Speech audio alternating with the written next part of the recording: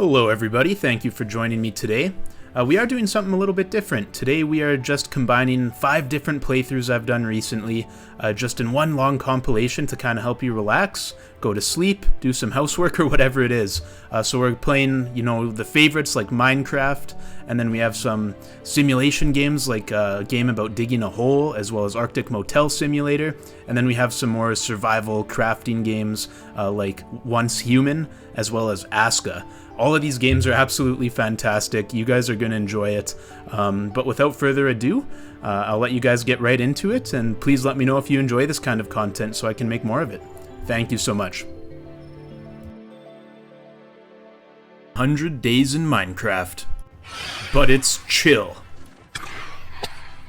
Today what we're going to be doing is obviously playing 100 Days in Minecraft, but instead of racing to defeat the Ender Dragon and always being in a rush and not enjoying the little things about the game, we're going to take a more relaxed approach, a more chill approach, and we're going to have a lot of fun doing it. One rule I've set for myself in line with the chill philosophy is that we will not be abusing villagers. This means no iron farms, no trading posts, no farms that use villagers as slaves, none of that. So that should make things a little bit more interesting and a little bit more relaxed. But anyways, let's get into it. On day 1 we get a lay for the land, have a look around. I am using some shader packs which makes the game look really nice. And then we get to work. We craft ourselves our first workbench, and of course we're going to craft some tools to go along with it. Number 1, we get the trusty old wooden pickaxe, and then we also grab an axe as well. And then we mine some birchwood. And we take out some fish, as we are already starting to lose some hunger.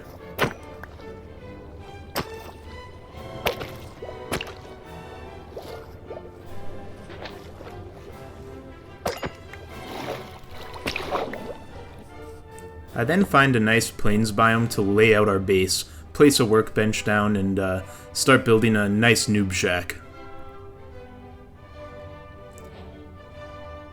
Grab as many planks as I can, and get to work on the construction.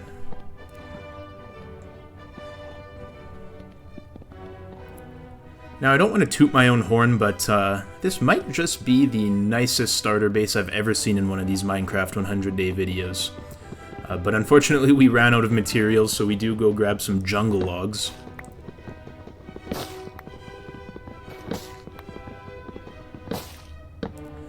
And we place a door in. Then we grab our first stone of the game. And we find some coal as well.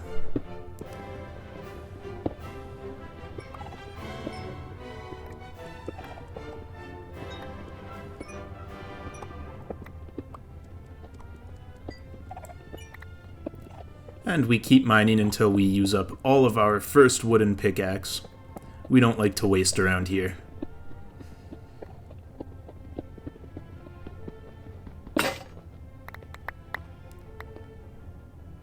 And we get back to our glorious noob shack, craft a furnace, craft another one, grab some stone picks, start cooking up some fish as our hunger is getting dangerously low. And of course this is survival mode, again just trying to align myself with the kind of chill theme I'm going for in this video. If you guys do want to see a hardcore playthrough, let me know, maybe we can make that happen. And we get back to work mining.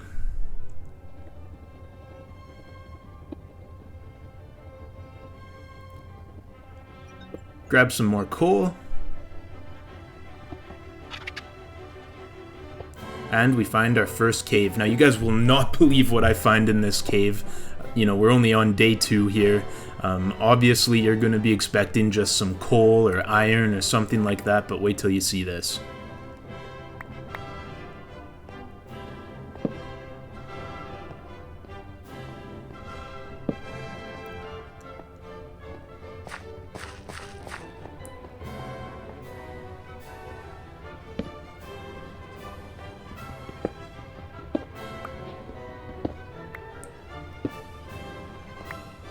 And if you guessed nothing other than some copper, you'd be correct. Brutal. Could not find any decent ores in there, but hey, what can you do?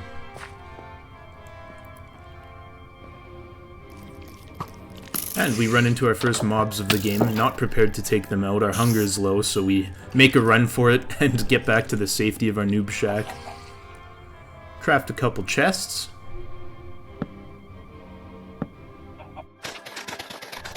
Then we get to work flattening the area around our noob shack, give ourselves a little room to work with.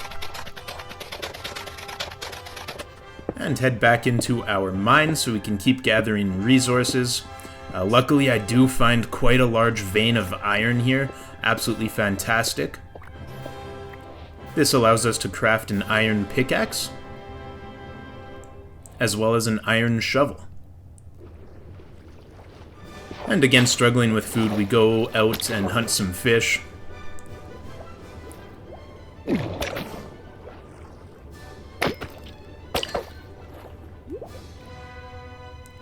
We then make a bucket, as well as a hoe, and get to work flattening some more of the land around us.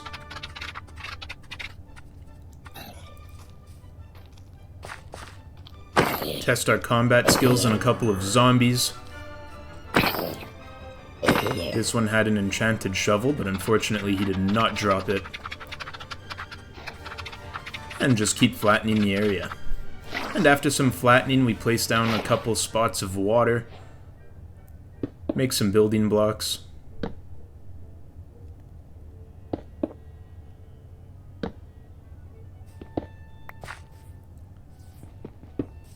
And then we just get a small starter farm going.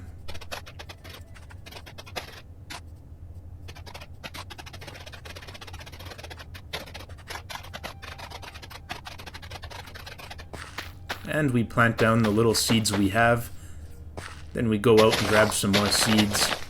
Give ourselves a bit of a head start with this farm. And plant those seeds as well. Next up, we decide to place some flowers around our noob shack just to brighten it up, make the colors pop a little bit more.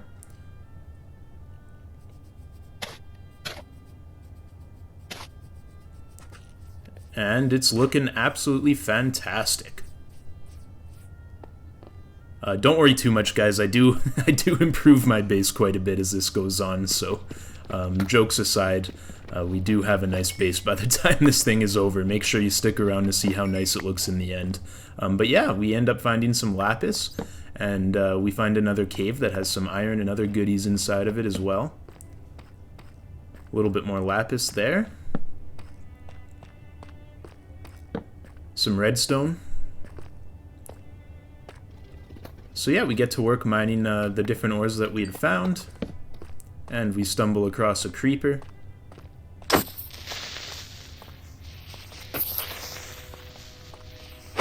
Take him out with our axe.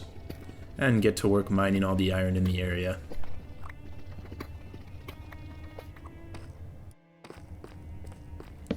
And then we find this massive cave. Completely opens up inside as we take out a couple zombies.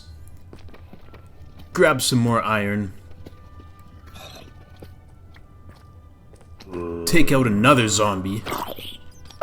Really hoping these guys drop some carrots or potatoes or something, but no such luck yet.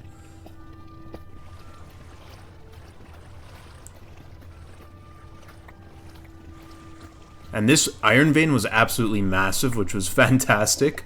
And then I found even more iron. Creeper snuck up on me, but we were able to get out of the way, at least for the time being, but then a skeleton sneaks up from me from the other side. I run away, peek the corner, and that was a huge mistake, as the skeleton, of course, has aimbot and does not miss from there, so I do end up dying. And we make our way back towards our base camp.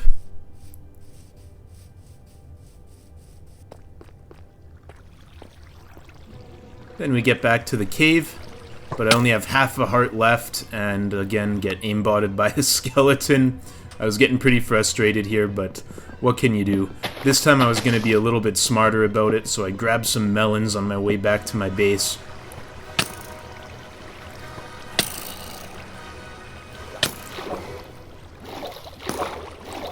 The skeleton almost took me out. I only had half a heart left, but I got away.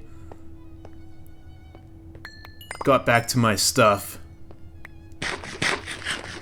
Ate some of those melons. And then waited patiently for the skeleton, but luckily he was not following me anymore, so we were safe. So I continued mining out the rest of the cave, grabbing as much coal and iron as I possibly could.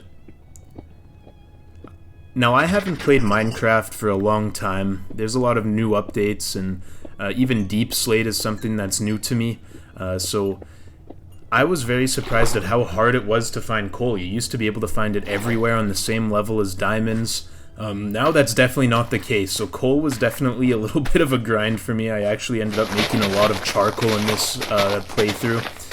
But yeah, let me know, if any tips on finding coal. I heard mountain ranges were good, but yeah, if you guys have any tips, let me know. So we continued farming.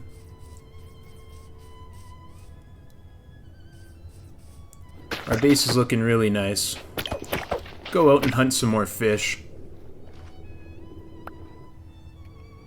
And then we make some more iron pickaxes, as well as an iron axe, and an iron sword. We also decide to craft up some iron armor due to our recent string of 3 deaths in a row. So now we're all kitted up in iron armor and ready to go. So we head back down into the mine, now feeling more confident than ever.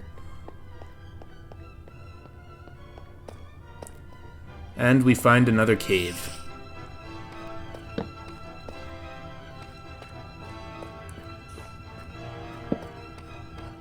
So we explore around, and luckily we find some diamonds. Obviously, we go ahead and grab those, and not only did we find diamonds for the first time, but it was an absolutely massive diamond vein. I believe there was 8 or 9 diamonds here, so yeah, just fantastic. And then we grab some redstone. I always grab redstone, even though I always end up with more of it than I'll ever need, just because it is pretty good for experience and leveling up. But yeah, we then find a skeleton spawner, which was really cool.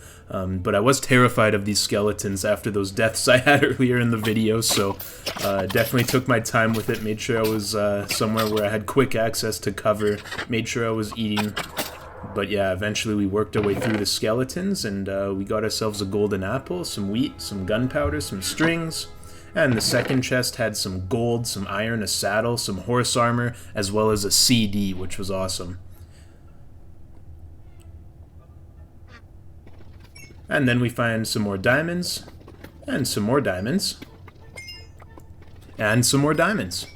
Grab some redstone, and head back up.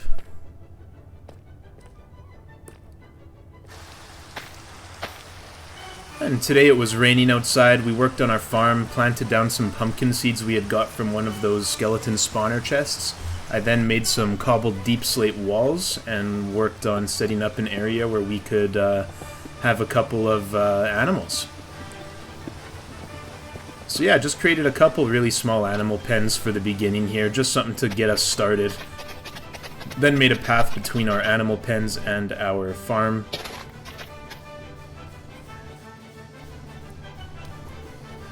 And then I found some sugarcane. Obviously this is very important for fireworks with an elytra in the future, but also to get our enchanting table going right now.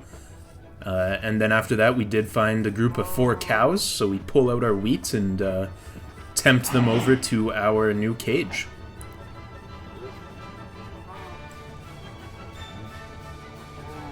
They're being a little bit difficult, but eventually we get them all the way back to our animal pen, and we lock them inside.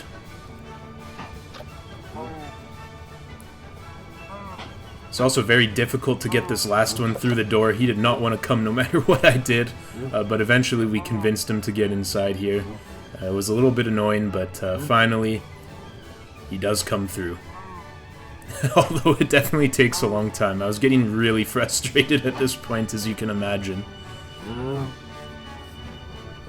Alright, and there we go. Now that we had some cows, next up was to find some sheep. This was not as easy as I thought. It took me multiple in-game days. I was running around everywhere. I could not find any sheep. as you can see, just exploring some different biomes, trying to look everywhere I can.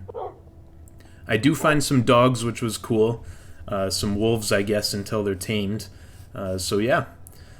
And then, looking for a sheep, I found 2 more dogs, except look what I found beside them.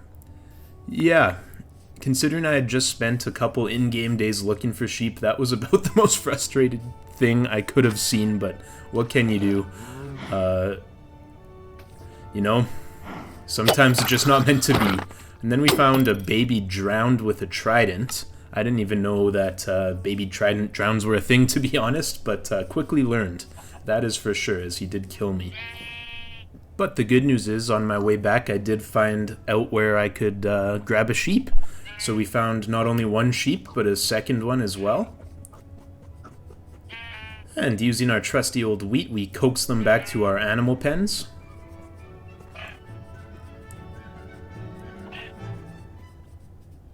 Lost one along the way, so we had to go back for him.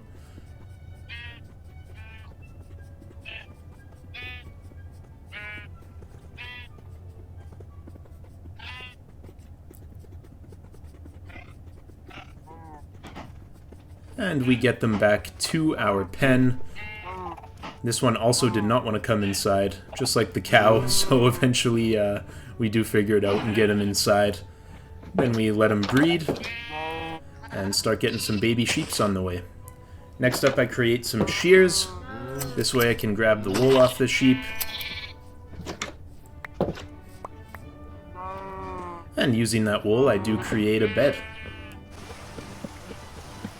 And at this point I decide it's time to move on from our noob shack.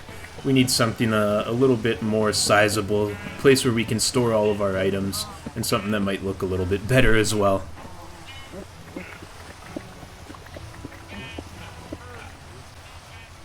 Alright, and after the demolition is complete, we get started on our... I guess this one would be like our proper starter base. The first one was just a little noob shack to get by the first little bit. This one is more of a proper starting base, decent size to it, and it did really well for us for quite a long time. But don't worry, we upgrade our base even much further past this one, so yeah, you'll definitely want to see the end of the video to see what I'm talking about. But yeah, we start off with some jungle log pillars,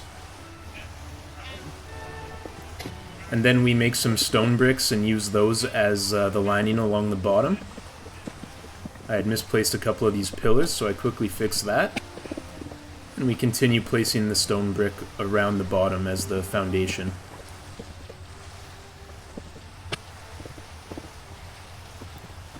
We then used cobbled deep slate as the middle layer. I think it looks really good with the jungle logs as well as the stone bricks.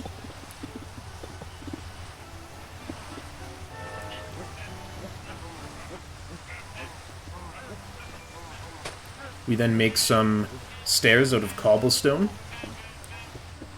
And along the top layer, we place those down.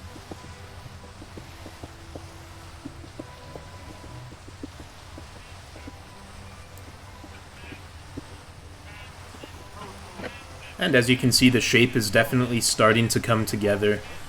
Next up, we do make some wooden slabs for the roof.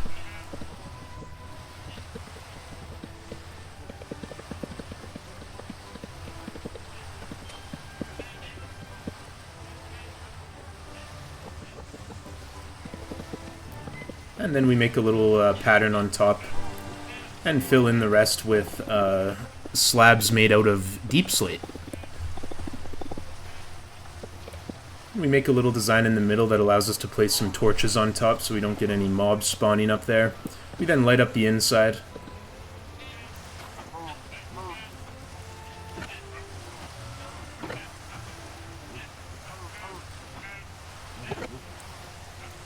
And then we work on the floor of the interior.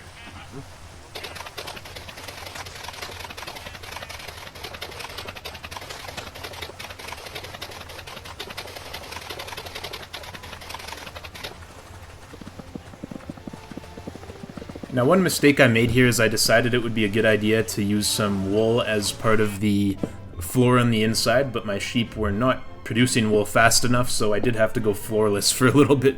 But that's okay, we managed. You know, floor of dirt in your house isn't ideal, but we slowly got enough wool and started filling in the floor properly. But in the meantime, we went and grabbed some coal and found a nice mountain. Really nice view around here, as you can see, with the mesa biome in the distance, as well as a savanna biome. And we found a couple more caves and just kept grabbing as much coal as we could.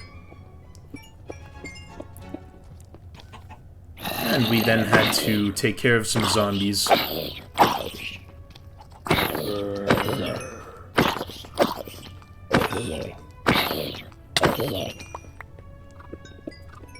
And grab some more coal.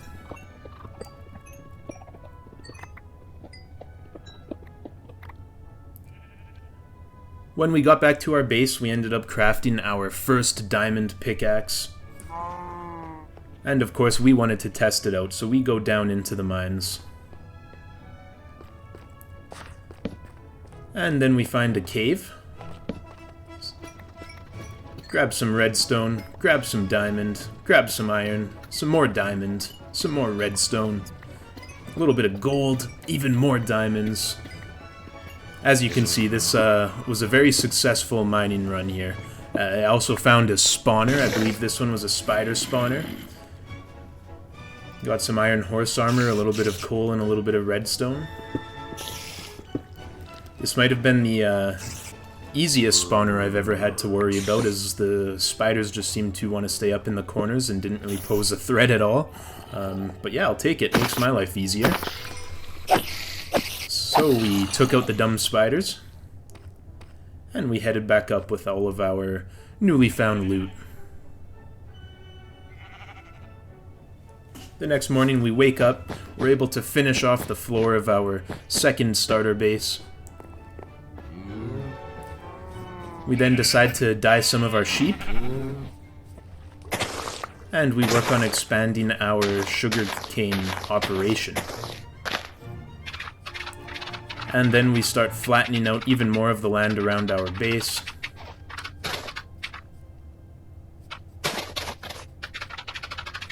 Really just wanted to give myself as much room as possible to work with. Next up, we do craft a diamond axe as well as a diamond shovel. And then we place down some birch trees.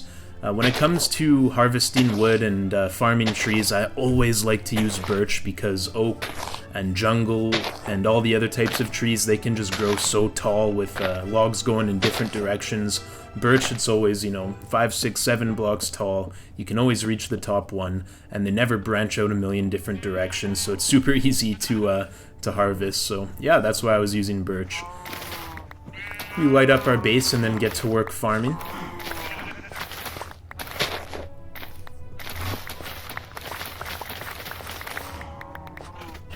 At this point, we finally have enough seeds to cover the entirety of the farm.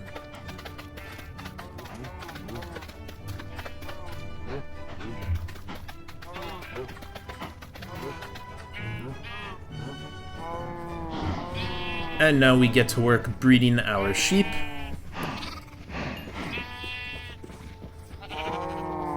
And our cows. Accidentally let one escape there.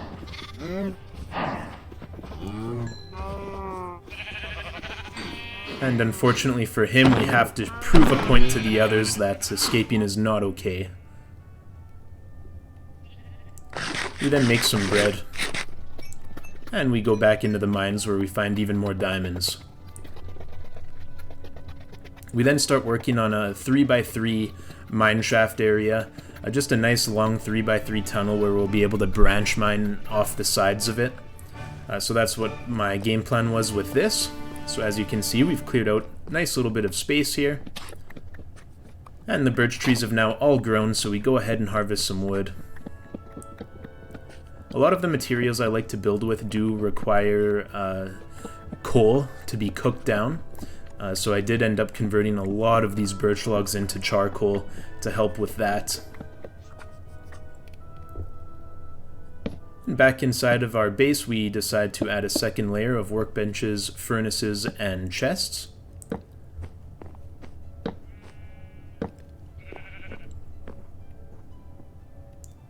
And then we go to bed for a good night's rest. The next morning we wake up and we get started on building a wall. For the wall I decide to go with deep slate bricks. I find it's a really good looking block, especially for a structure like this. And yeah, we just keep placing them down. And we decide that the best way to do it is going to be to follow the natural coastline of the river/lake that runs adjacent with our base. So yeah, I just kind of follow the natural water line and it ends up looking really good. So a lot more work to do, but I'll give you a quick peek of where we're standing, and yeah, this is what it looks like so far. And I definitely want to get my enchanting setup going ASAP at this point, so I do work on expanding the sugarcane farm further. In the future, we're definitely going to automate all of these farms, but it is a relaxed playthrough, so we don't worry about it too much in the beginning. And then we grab some iron and some lapis and some more iron.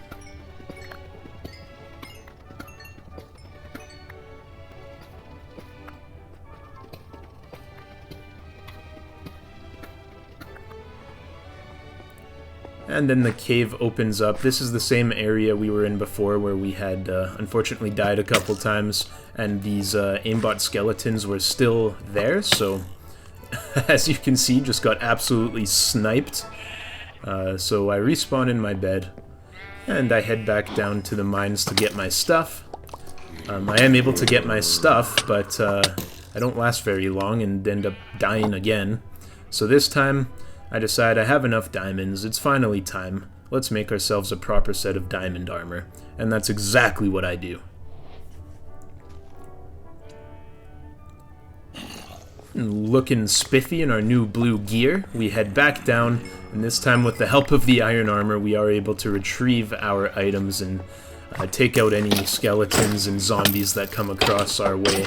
This guy literally just drop-shotted me from the roof. Pretty crazy, but luckily we were able to finish him off. Then we run into a creeper, use him to damage these zombies a little bit, move in to take out the zombies, tactfully retreat, and then I have a nice little vantage point up here where I can just finish taking out these last 3 remaining zombies. There goes one. There goes 2, and there goes the 3rd one.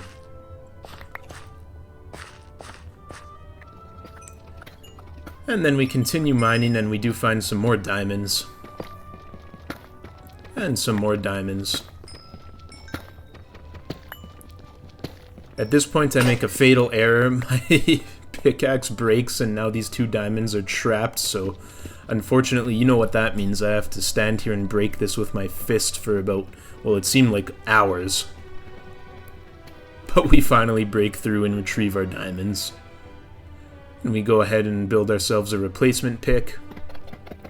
And then we continue working on our wall.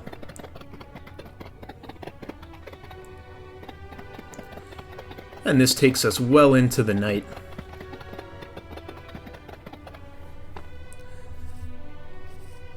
And as you can see, the wall's coming along nicely. This is what it now looks like from across the river. Looking really good. And then I decide I'm going to mark out the rest of our area using some dirt.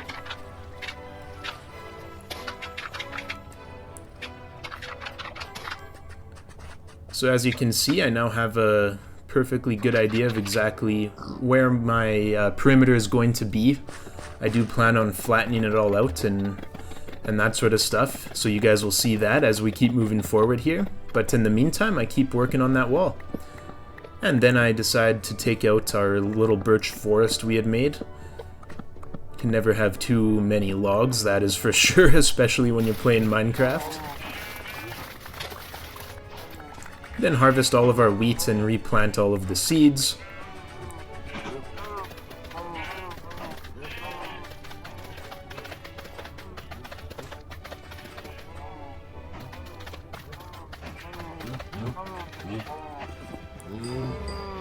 And then we work on breeding our sheep again. As you can see, we have a light blue baby now. It is pretty cool how the white sheep and the blue sheep will combine their genetics and make for a light blue baby.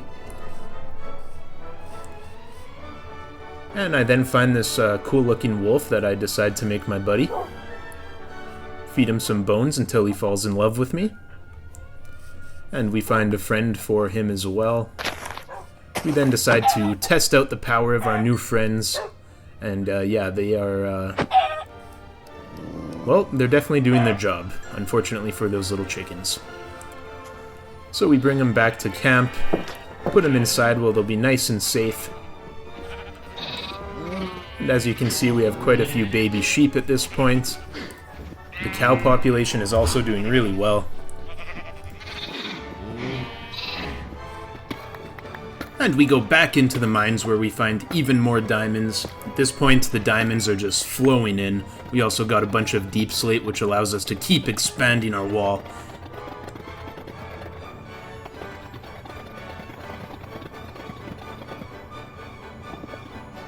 And then I accidentally placed down a couple of the wrong blocks, so I have to go and rectify that and then find my way back up to the top of the wall.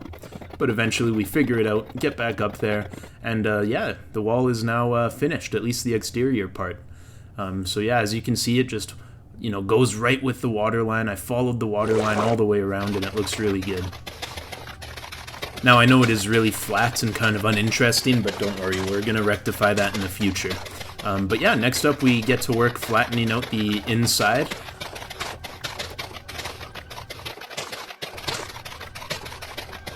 My plan is to bring the grass level all the way up to meet the top of the wall, as well as dig out underneath completely down to water level. That way we'll have a nice large underground area we can make use of as well. So yeah, I continue just digging my way through all of this dirt and grass. Eventually we go through my entire diamond pickaxe. As you can see, we did clear out a nice little area, but really just scratching the surface is, you know, it's probably only about 10% of the area we need cleared out. But using all that dirt we had got, we then begin flattening out the top as well.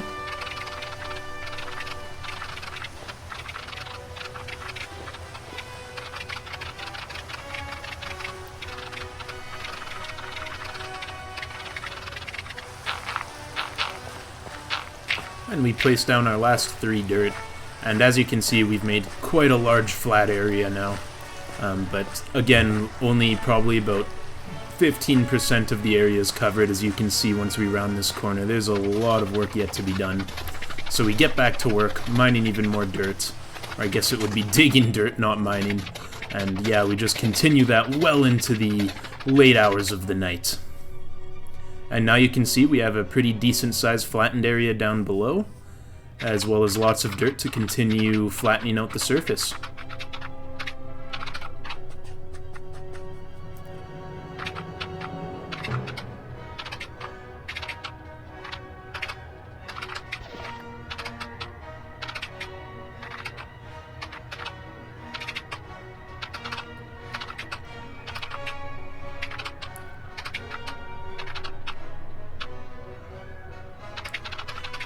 And we again work into the long hours of the night, just flattening the area as much as possible until we're completely out of dirt. But yeah, as you can see, got a nice chunk done there. Everything's starting to take shape. I know it definitely looks like a work in progress at this point, but don't worry. Have a little faith. It'll look a lot better. Just give me a little bit of time here. But yeah, basically over the next couple days here, we just keep repeating the process, flattening out the bottom, taking all the dirt, and using it to build a flat surface up on top.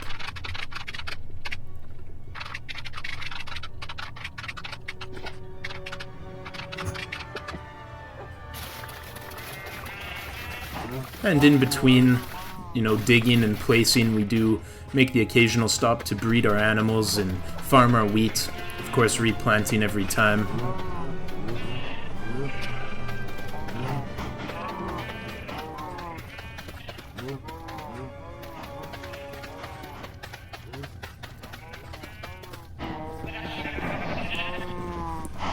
So we go ahead and breed some more sheep.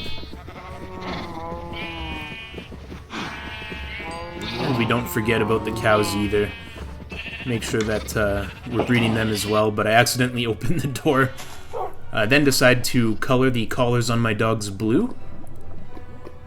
And at this point I decide it's time we get some obsidian. So I use some water to create a bunch of obsidian on this, this exposed lava pit up on the surface here.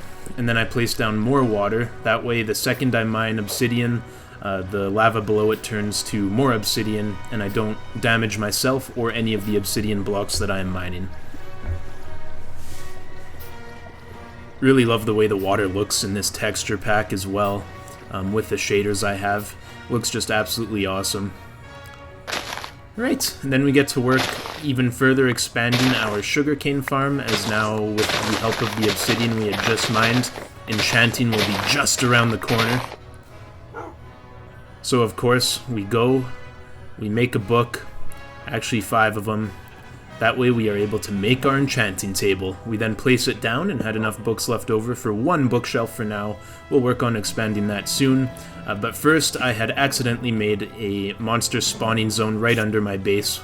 With all the dirt I had been placing, it had gotten really dark down here, so I make sure to place down some torches. And then we take out the spider.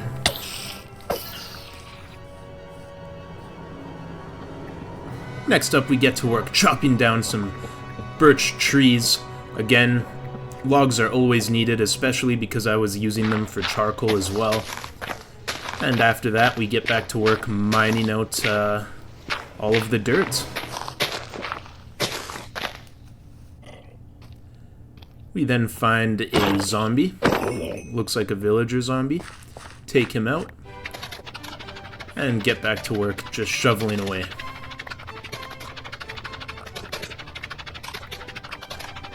There's just something I find about these sped up clips where I'm either placing down blocks or digging dirt or mining stone. I just find it like super serene almost, you know? It's just very relaxing, very therapeutic, so satisfying, just awesome. So yeah, I'll let you enjoy with the classical music in the background.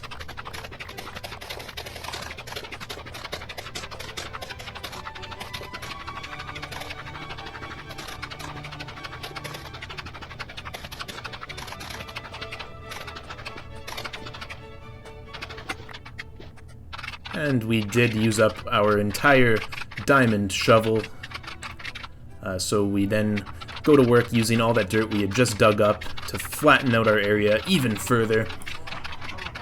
A little more than halfway done at this point.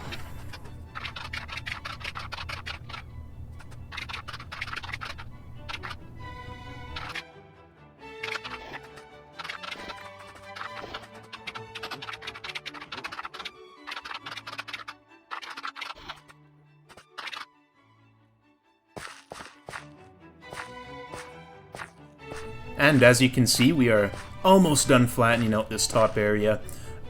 And at this point I decide to make a nice cozy little fishing area. Because I don't have the ability to use villagers in this playthrough, it's going to be very hard to get mending books. One of the only ways I'm aware of that you can do it without the use of trading villagers is by fishing. So I definitely wanted to have a nice cozy little area where I could spend my time fishing, as fishing was definitely something that we were going to be doing a lot of in this video.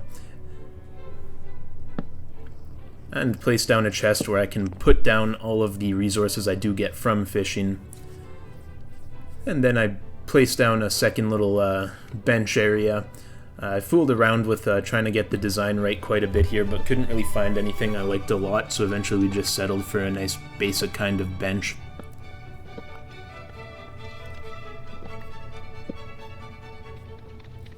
And we put down some torches to make sure there's no mobs spawning at night, and then we start fishing.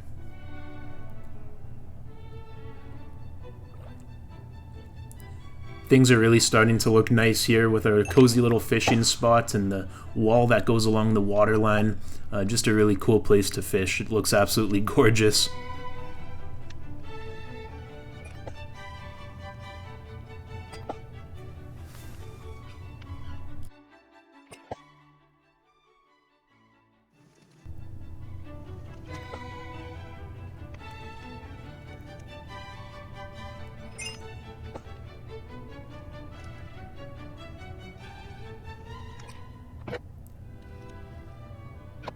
Alright, and after the quick little fishing break, we do get back to clearing out the underside of our platform we have built up here.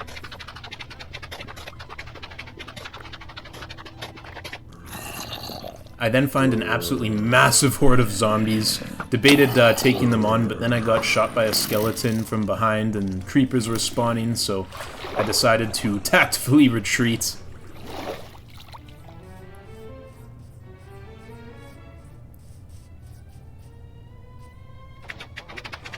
And back to work digging dirt.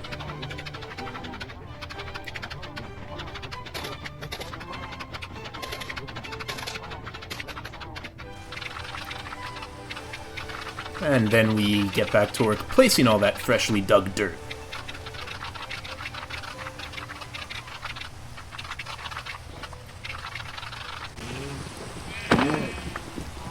We then had to make an example of some escapees, as well as take out some zombies.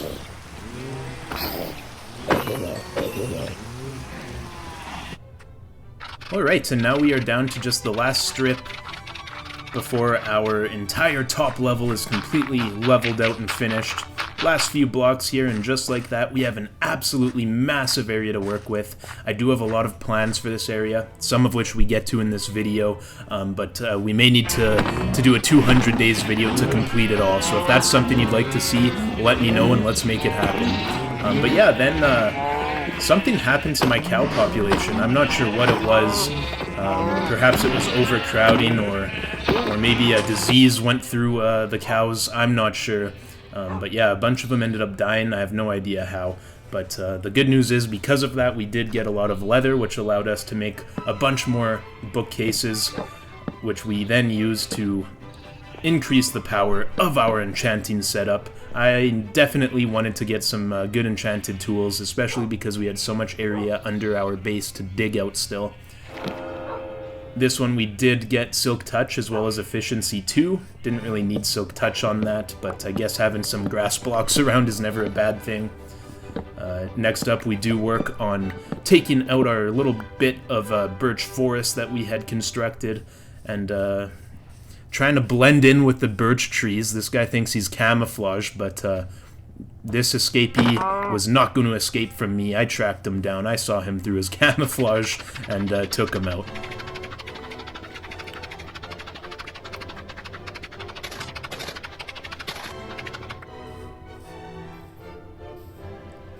Alright, and as you can see down below, we do have a pretty large-sized area cleared out. I then do place some chests down here as well, because we were getting a lot of dirt from digging out this place. And my chests in my, starter house up top, they were quickly becoming full of dirt. And then we head back down to the mines, grab as much deep slate as possible for future construction projects.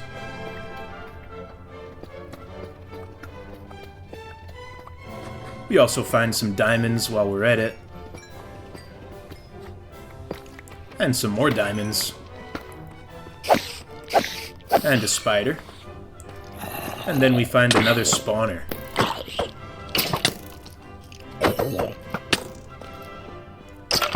Eventually we take out the skeleton and the zombie around the zombie spawner.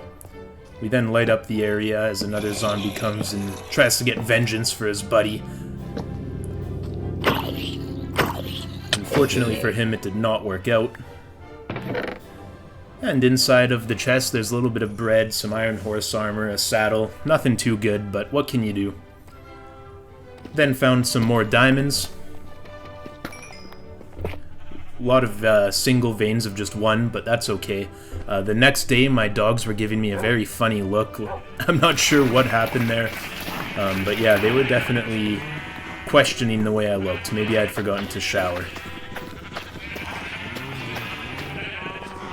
Alright, and in the morning we do a little bit more farming. Of course, we do some more breeding of the sheep.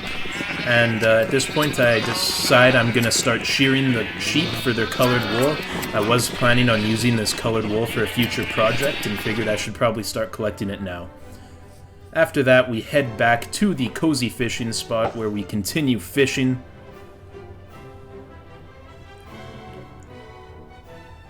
Another nice thing about fishing, other than the chance of getting a mending book, is the fact that you do get experience from it as well.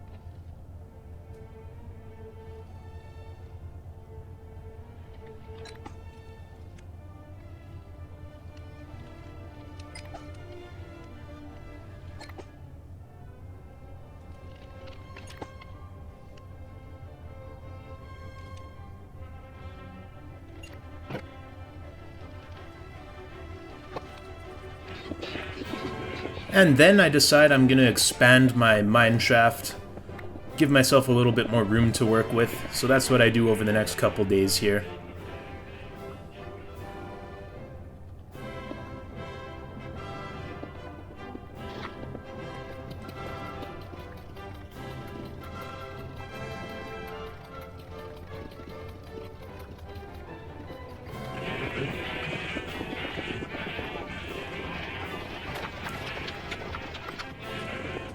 And I got really sick and tired of just the stone and dirt and granite and diorite, so I wanted to give myself a proper mine shaft, something that looked good.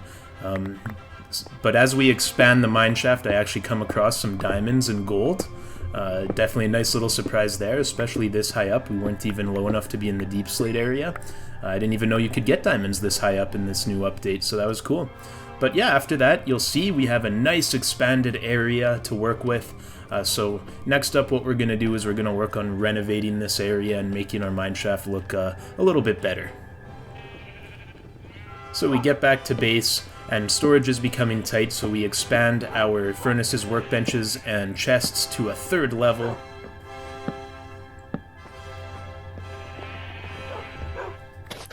I then decide to place down a bunch of birch saplings, as I am going to need a lot of birch for the construction of the mine shaft.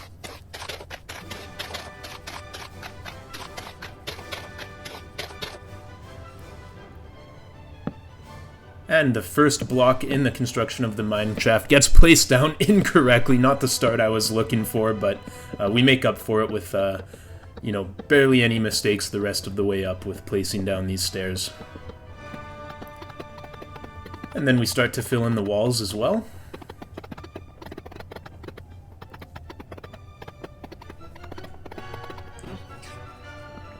Grab some more birchwood.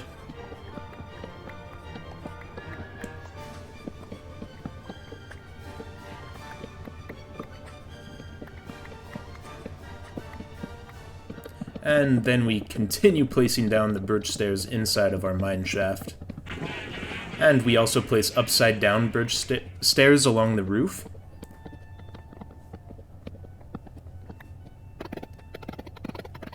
And we finish off building the walls.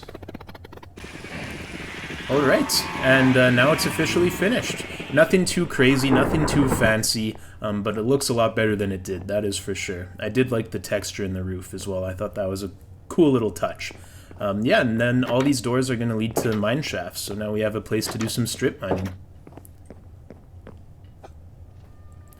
So to celebrate the renovation being completed of our mine shaft, we decide to have a nice relaxing day of fishing.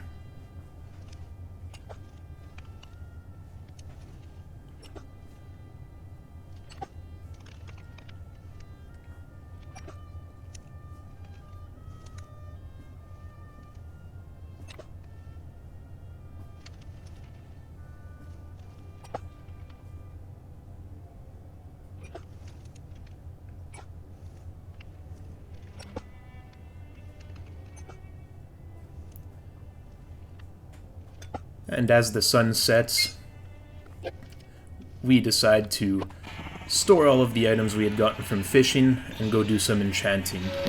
So we enchant a diamond pickaxe and we get efficiency 4 on breaking 3, so not too shabby.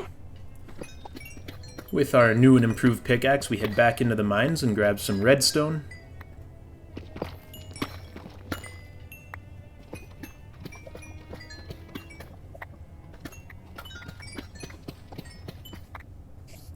And then we find a little bit of iron,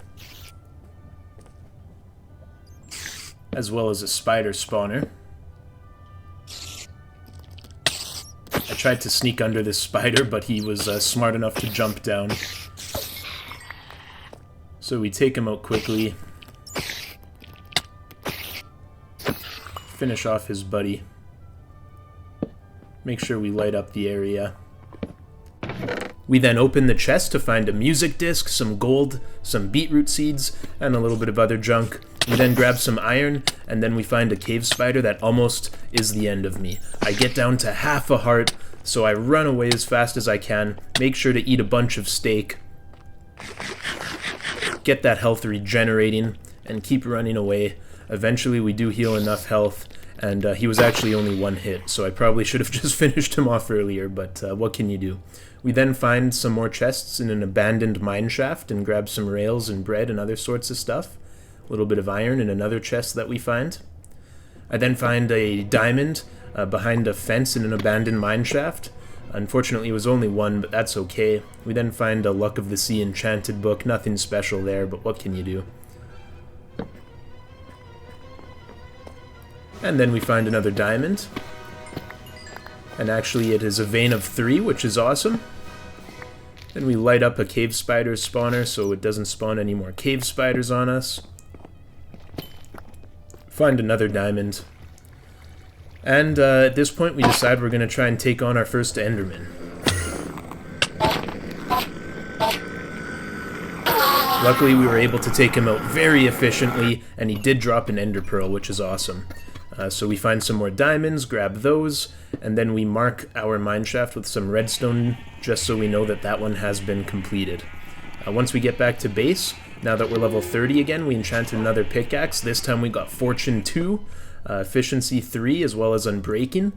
So yeah, pretty good little pickaxe there. And then just to get some more levels and some more food, we do some more fishing the next day.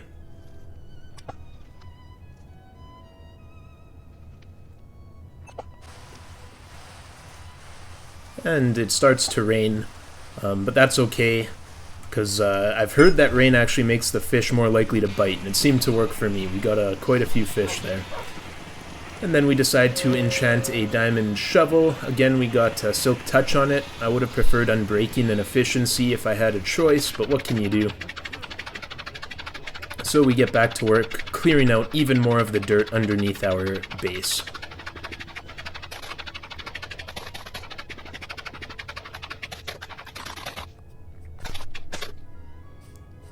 Alright, and as you can see, we've made some pretty good progress.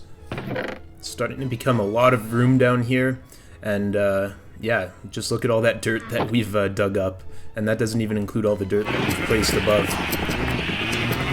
Next up, I damaged my ears by going and shearing some sheep. Find an escapee, so of course we have to prove a lesson. And then we start taking out some of the stone down here.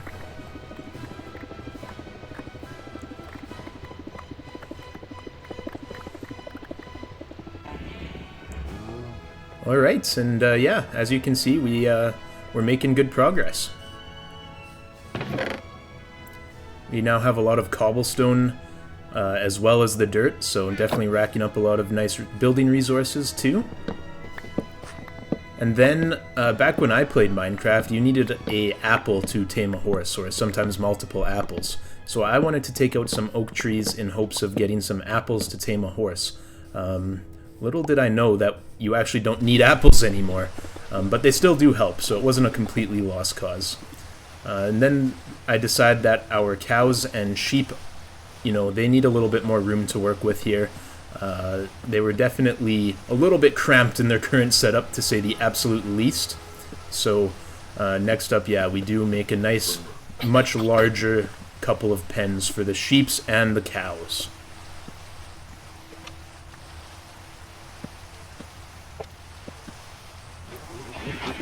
Alright, so we'll start off with the cows, and we grab them and haul them over. I'm not sure how a sheep got mixed in with them, but one did, but that's okay. We get as many of them in as possible, put the door behind us, and then take out all of the, well, all of the cows that weren't chosen for relocation, we'll say.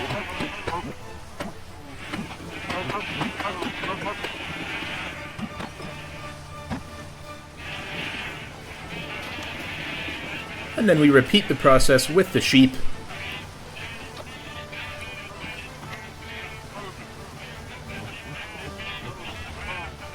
Get as many of them over here as possible. Place the door down. Start breeding them. And again, we take out the less fortunate ones that were not chosen for the relocation.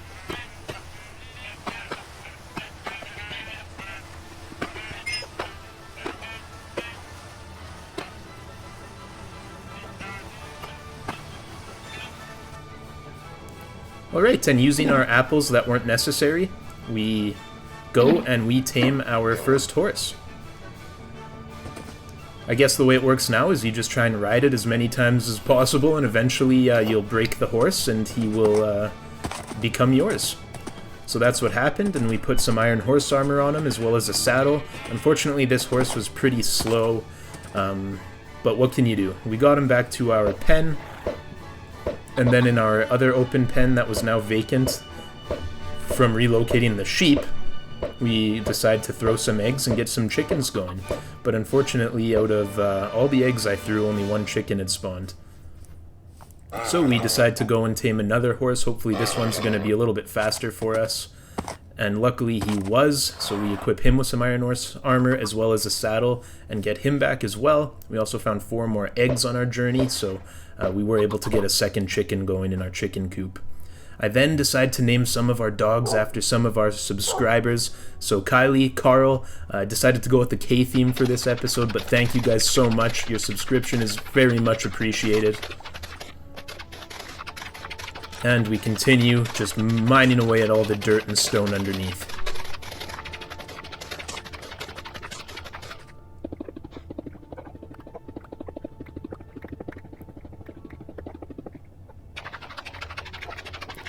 You can see the floor of our starter house up above there too. Alright, so the next day I wake up to find a trader has invaded our chicken coop. So he didn't have anything good to trade, so to punish him for not giving us anything good, we do take him out. Now, obviously, I said that we were not going to be abusing villagers, but I never said anything about traders, so I think we're safe there.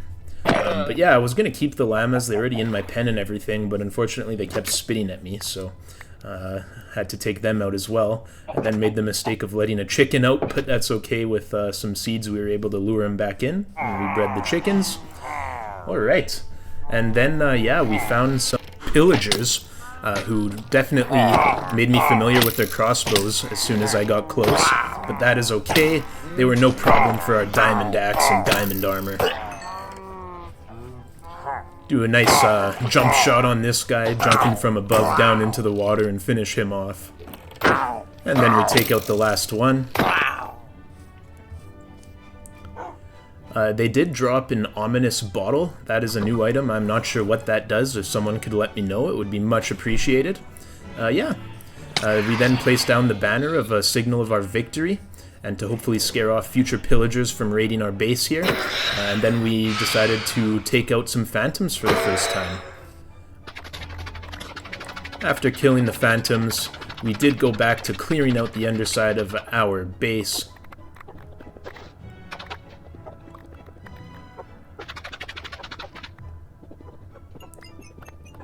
Got some coal while we were doing it, which was a nice little bonus.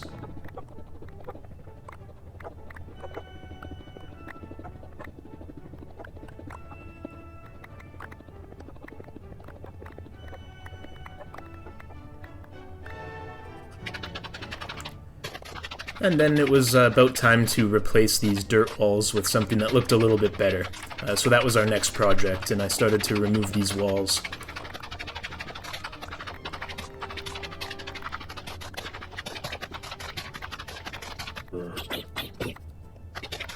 Had to kill a butterboot zombie, but that was no problem at all. And just, yeah, back to taking out these ugly dirt walls.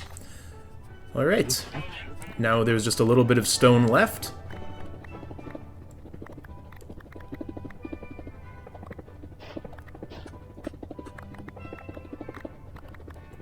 So we finish mining all the stone, a couple little pieces of gravel, and then we get to work placing down some deep slate bricks.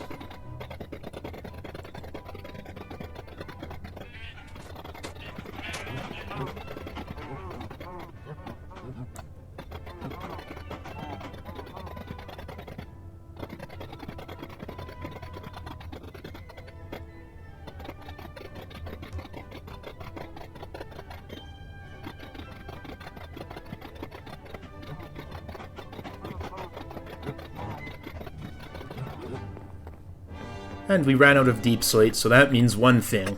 Back to the mines we go.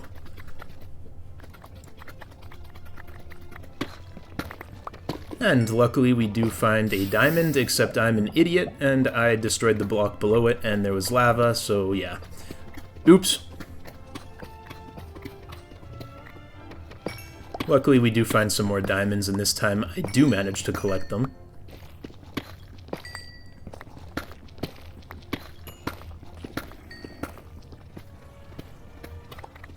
Also grab some gold while we're here. And then I find a lush forest, so of course we grab a bunch of moss blocks. There was a diamond here as well, so we're not going to pass that up. But yeah, we keep exploring the lush cave. It looks really cool. And of course, while we're here, I did have a bucket on me, so we were definitely going to grab an axolotl. I then found a geode, so I collected some amethyst.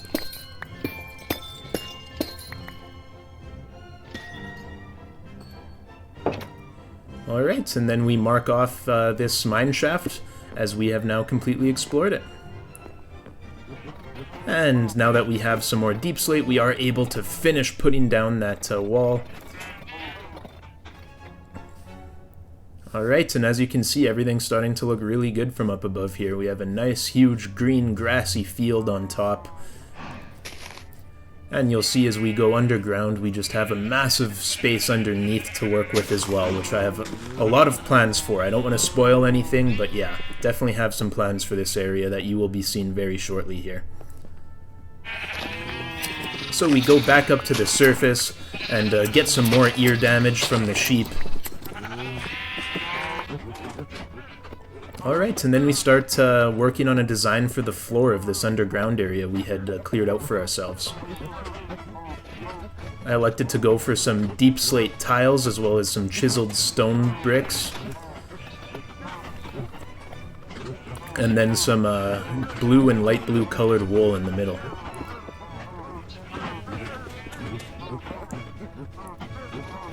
And overall, I thought it looked really good, but it was missing something. It just looked like a little bit too plain. So I ended up making a decision to change this just slightly, and you'll see that coming up right away.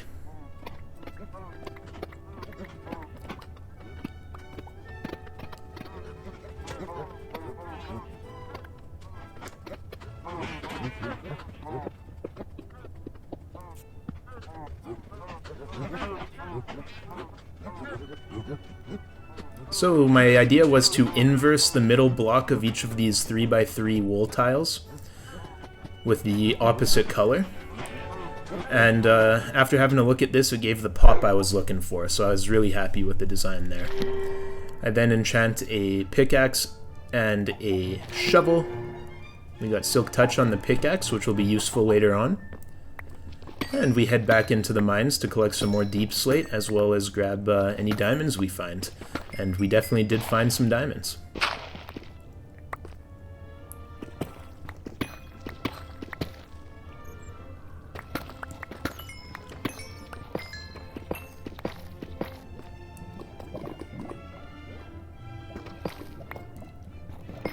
And this time I am very careful to ensure my diamond does not fall in the lava. Was not about to make the same mistake twice. And then we grab some iron and some more diamonds. At this point I had more diamonds than I knew what to do with.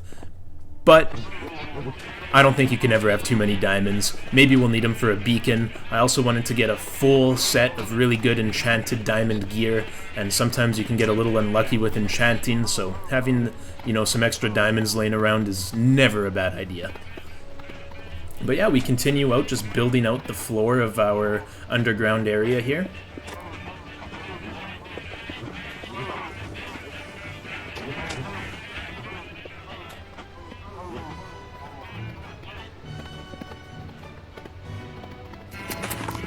And then we go and grab some more wool from our sheep, as we are going to need a lot of wool for that floor down there.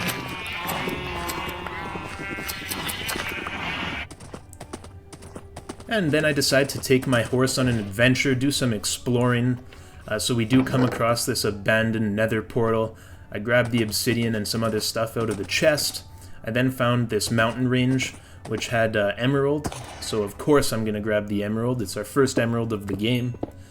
Without a trading post it's not as useful, but still definitely does not hurt. And we also grab as much coal as I can find. As I mentioned before, I just always felt like I never had enough coal in this playthrough, so anytime I saw some, I was definitely going to be digging it up.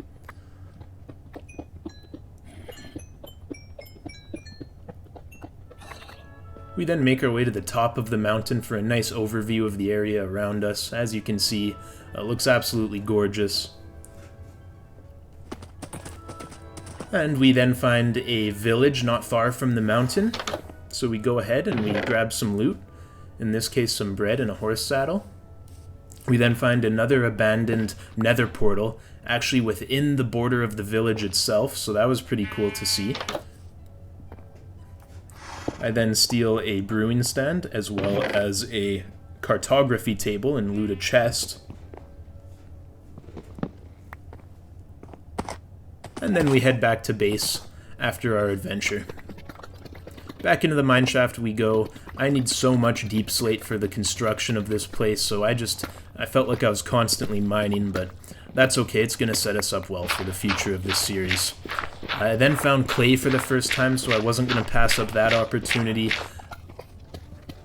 Found a little bit of gold. And we finished off that mineshaft. Back on the surface, we keep shearing sheep. We need so much wool, so anytime I had an extra second or two, this is where I would go. A lot of it I did put in the video, but way more of it, not even in the video. Yeah, there was a lot of shearing going on, let me tell you. So we get back down underground and just keep building out our floor.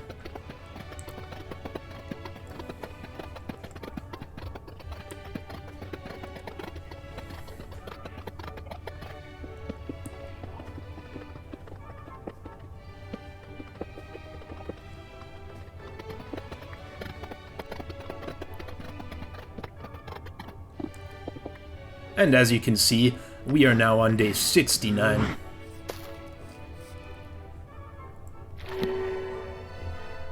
We then enchant another diamond pickaxe.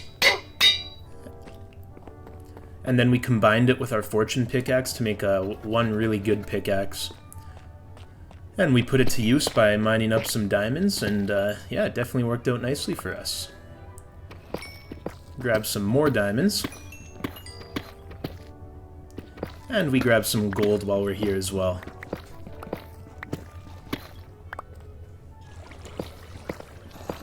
Alright, and then you guys will not believe what I found here. This is absolutely crazy. We end up finding a double spawner. It is a zombie spawner and a spider spawner right beside each other on the same level. Absolutely insane. I cannot believe that we managed to find this in our world here. I just used a random generated seed. I didn't pick out any seed or anything for this playthrough. I just wanted to play Minecraft as it is, out of the box other than the shaders, so yeah. Crazy luck here. Now unfortunately, it is kind of hard to work with spiders, so in terms of building an experience grinder of some sort, it wasn't an ideal combination. You know, 2 zombie spawners or a zombie spawner and a skeleton spawner would have been much better on that front, but I'm sure we can figure something out with this later. I'm sure there's a way that we can make it work, so perhaps that's a mission for a future episode. But yeah, we go ahead and loot the chests, and then take our loot, finish off that mine shaft, and head back to the surface. We put some diamond horse armor on our fast horse, and then we get back to work shearing sheep. And yeah, if anybody knows where I can get a good set of earplugs, let me know, because those sheep were driving me insane by this point in the video, that is for sure. Find a creeper down below, but took him out fairly easily as we continue constructing the floor of our underground area.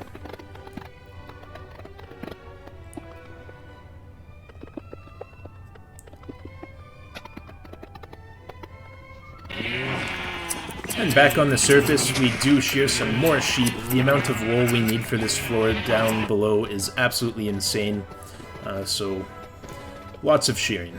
I think I may have mentioned that once or twice already, but it's definitely true.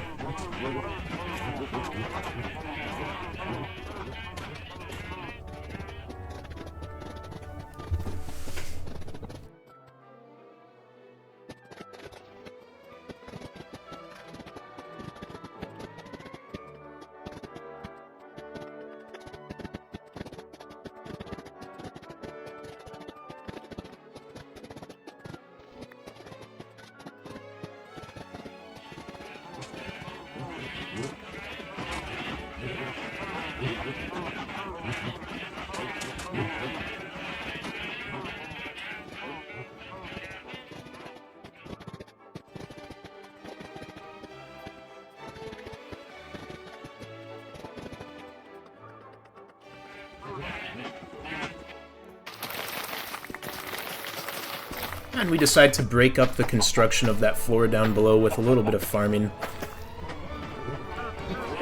And then we decide to start working out a design for the roof while we're waiting for enough wool to be able to finish the floor. I basically mimic the cross beams of the deep slate bricks as well as the chiseled stone. So it mimics the floor, but the center parts are going to be a lot different.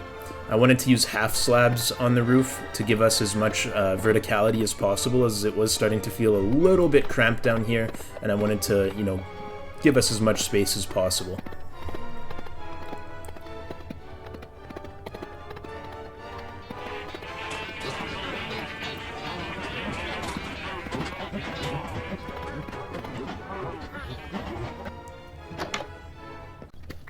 And I ran out of deep slate again, so back to the mines we go. But luckily we find some more diamonds, as well as one piece of iron there, and some more diamonds yet again. Grab a little bit more iron, grab some gold, and as much deep slate as possible. Then we find a couple more diamonds. And then I decide that I'm going to take out this Enderman inside of a geode. So we take him out and we get an ender pearl, so that's absolutely fantastic.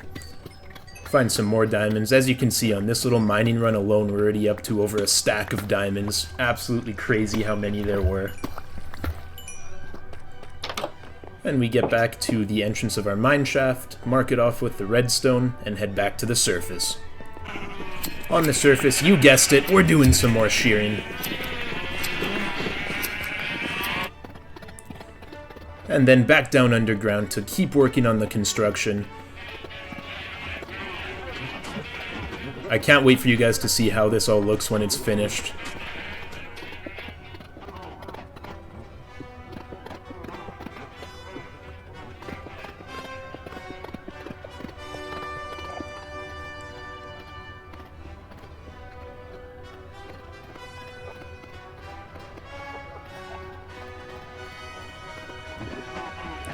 And then I ended up deciding on stone slabs to go in the middle. A nice neutral color palette. I thought it worked well since the floors were already so bright. And yeah, I definitely wanted a half slab up here, as I was saying before, because I wanted to give the illusion of as much vertical space as possible.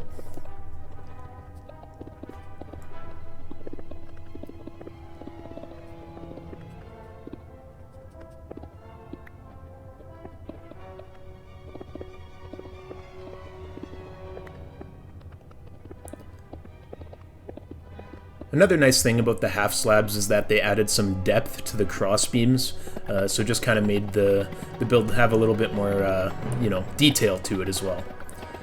But yeah, next up, I decide this wall is way too boring, way too plain. We're going to take out the middle section of it, and yeah, you'll see what I have planned for it later. I don't want to spoil anything, but I'm very happy with the way it turns out.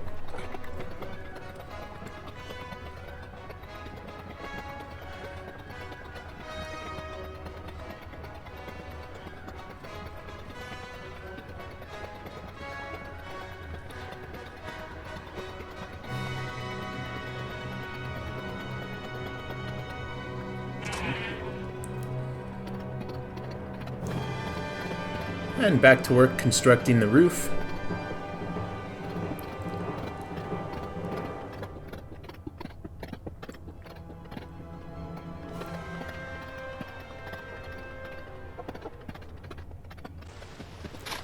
And then we keep working on the floors.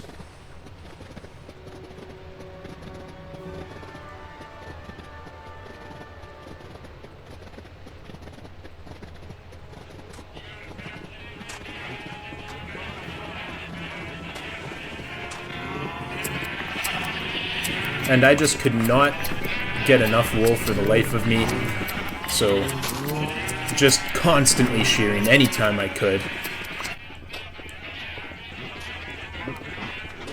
And as we wait for the sheep to regrow their wool, we continue working on the roof.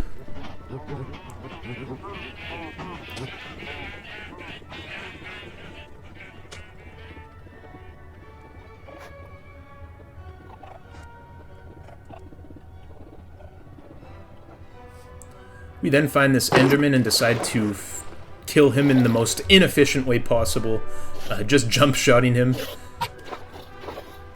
He did not want to teleport over to me, so it is what it is. And as you can see, we get this final shot in slow motion, finish him off.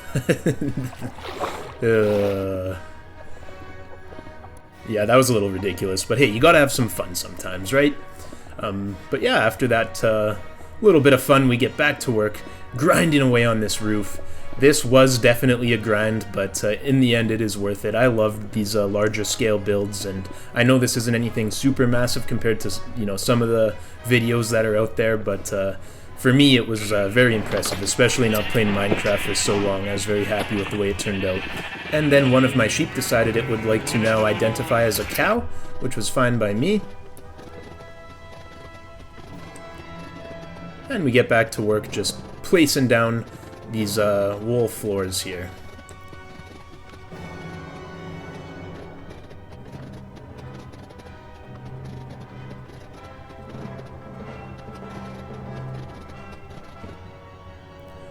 And as you can see, we've made quite a bit of progress. It's really starting to look good.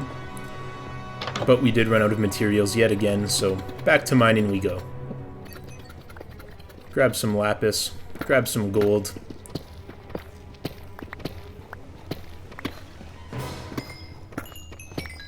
Find some more lapis. A little bit of redstone. And some more gold. Then we get some diamonds. Fortune pick is really paying its dividends at this point.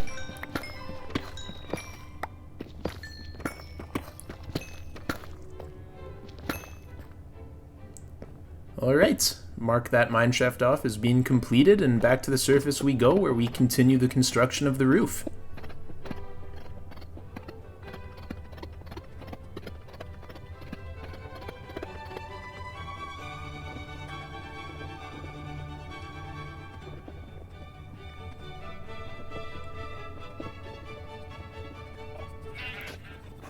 And at this point I was getting sick of waiting for enough wool to finish the floor, so I decided I was just gonna, you know, give the sheep farm a massive expansion. Unfortunately, we did have to take the life of one of the escapees, but that's okay. And then we decide to breed up our sheep and our cows.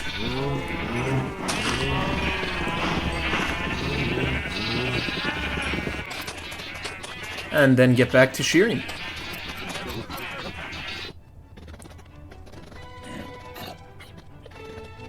At this point, we almost have enough wool to finish off our floor.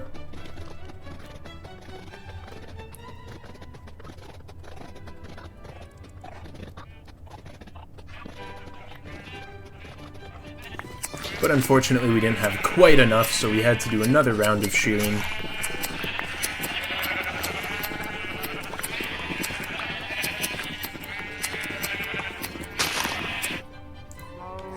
And then we found some more pillagers. They were hiding out in the water, which was kind of frustrating, but we didn't let that stop us from exacting vengeance upon them.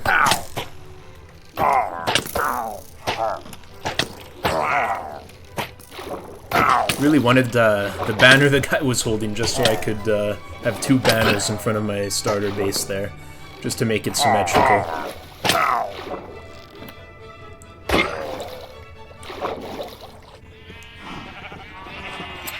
And back to shearing we go.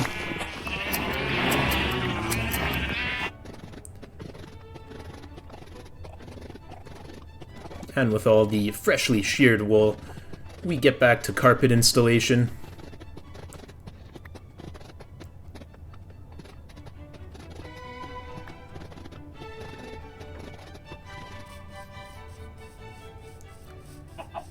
And then we set out on an adventure to find a desert biome. I needed a desert biome, number one for sand, but most importantly for cactus. And unfortunately, it was very difficult finding a desert biome. I did find this like beach area, lots of sand, which is great, but I still needed cactus. So we continue further. We go through a savanna biome. Then we find a beach with a lot of sand, so figured while we're here, you know, it's not a desert, there's no cactus, but we may as well grab some sand. And that's exactly what we do.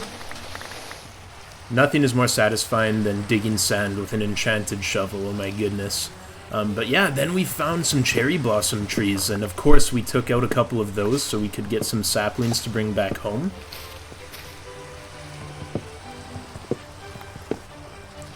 And then I found this snowy mountaintop. Now this must be new too, I've never had this happen to me in Minecraft before, but I was sinking into the snow and freezing to death. Yeah, that was interesting. But I found a wolf, made him a dog, tamed him with a bone, and then continued on through a jungle biome. I found another wolf, so of course we tamed him as well. This one looked really cool, I loved the colors on him. Tried to test out my new acquaintances with Spider, but unfortunately they were pretty useless against him.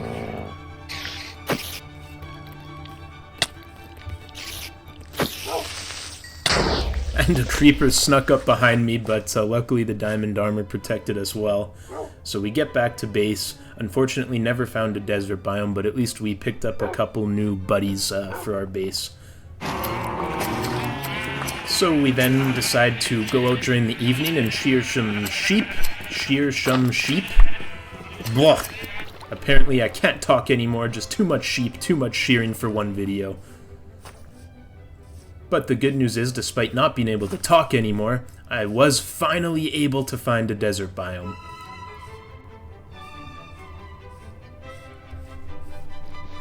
Alright, so we grab some long-anticipated cacti. Munch down on some mutton, and then we find another abandoned nether portal. This one had some crying obsidian on it, so of course we made sure to grab that. It was also a new block to me that I hadn't seen before, and it looked really cool, so...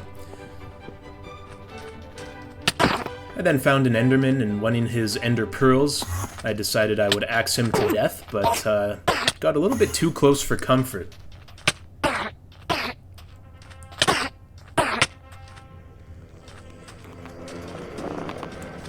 As you can see, I get down to half a heart here, but luckily he was one hit away, so we were able to finish him off by the skin of our teeth. And on the way back I found a bamboo forest, so I definitely made use of that and collected some bamboo. And yeah, you guessed it, we're back to shearing some sheep.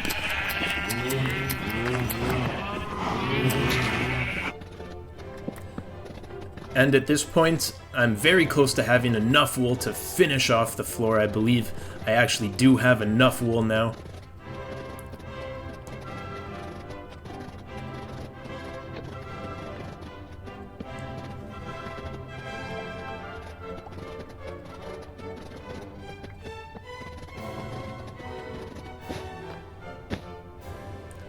And just like that, we have completely finished the floor of our underground area. So the roof is done, the floor is done, things are looking good. Now we just have to figure out what we want to do with that open wall.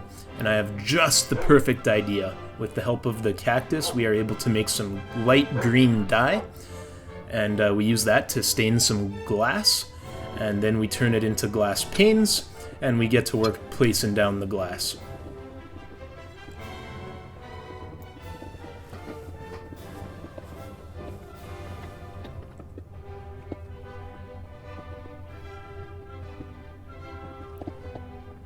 And as it becomes night, we finish up placing down the last couple pieces of glass panes.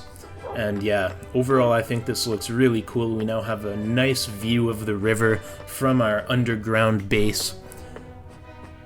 It's really coming together at this point. And from outside it looks really cool as well. It almost looks like a, futuristic evil base or something, I don't know. But I'm really happy with the way it's turned out. And as we're getting a nice view, 4 phantoms come out of nowhere, knock me off a tree, so I run back to our base and get some cover. And as you saw, we're now on day 87, so just 13 days away until day 100. We go to the desert, kill a phantom, and then collect a bunch more sand for some more glass for another project I have in mind for our base. So back at the base, I decide to flatten out an area just outside of our retaining wall here.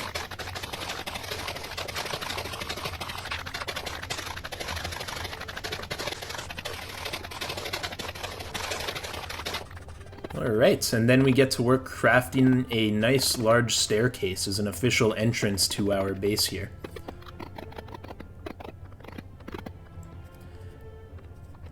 Now, I didn't completely finish this project. I still want to add some more depth to it, and I still have a couple ideas for it, but I did want to get the staircase down as soon as possible just so we had a proper entrance.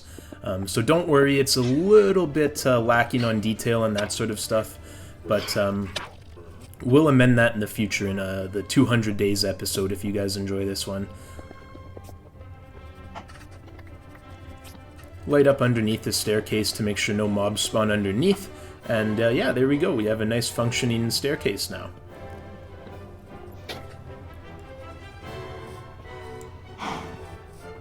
I like the look of the stairs themselves, the slabs with the chiseled stone. I think it's a really good look.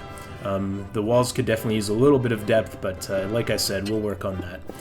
Yeah, and then with all that sand we had collected from the desert, we turn it into glass and we stain it light blue, and then we use that as like a railing to kind of go around the top level of our base here.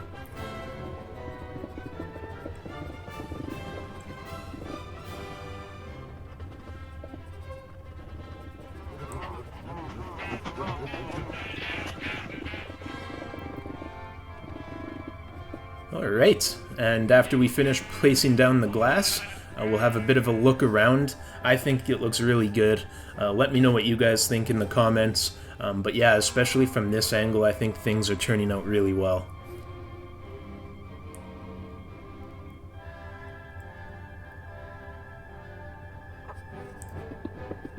And then do a little bit of housekeeping stuff. There's a little bit of stone still in our grass field, so I got rid of that and planted some dirt down.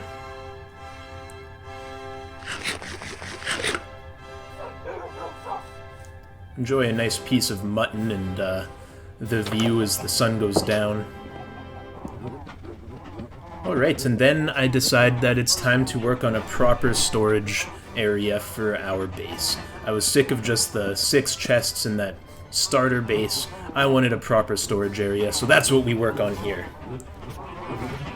Using a combination of obviously chests and workbenches and furnaces, we come up with a little design that I think looks, pretty good. And it's very functional as well. We then plant down some birch saplings as the amount of wood I needed for all of the chests was pretty crazy.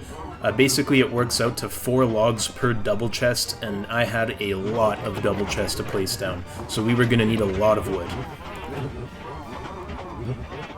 But yeah, you'll see I just kind of continue working on setting up our storage area here with the furnaces and the workbenches while we're waiting for the trees to grow so I have enough wood for more chests.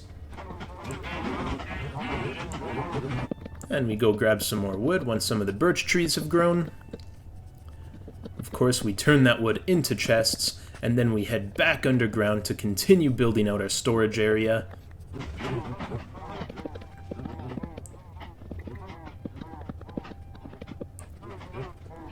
But we still need a lot more wood, unfortunately, so off-screen I took out a bunch more birch trees and made a bunch more chests. But even that wasn't enough, we still had some more to go, so back to getting some more birch trees we go.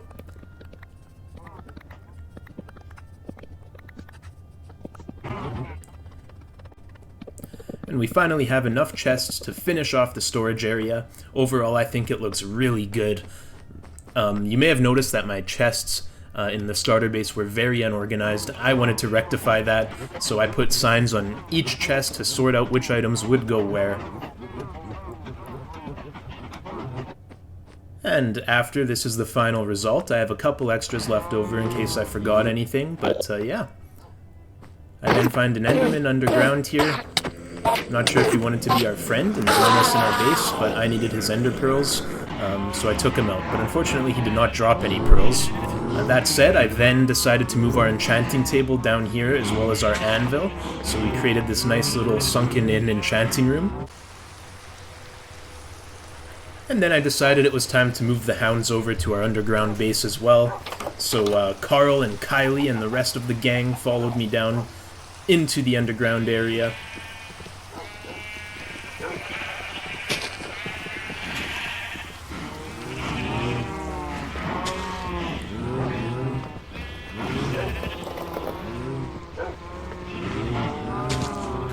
And we make them sit down.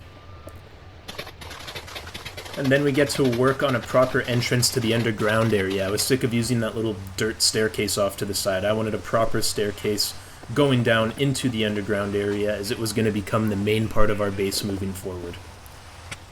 So we add a railing out of the blue tinted glass panes, and then we did the same kind of staircase design as we did for the outer staircase. Had to modify the roof in this area a little bit to make sure that you don't bump your head on the way down and lose your speed. And once that was done, I started working on a design for the supports. Ended up just encasing the entire staircase in deep slate tiles, which I thought looked really good. I also added some stairs here and there as a little bit of a tasteful look. And in the back, I made it all out of stairs to add some texture to it.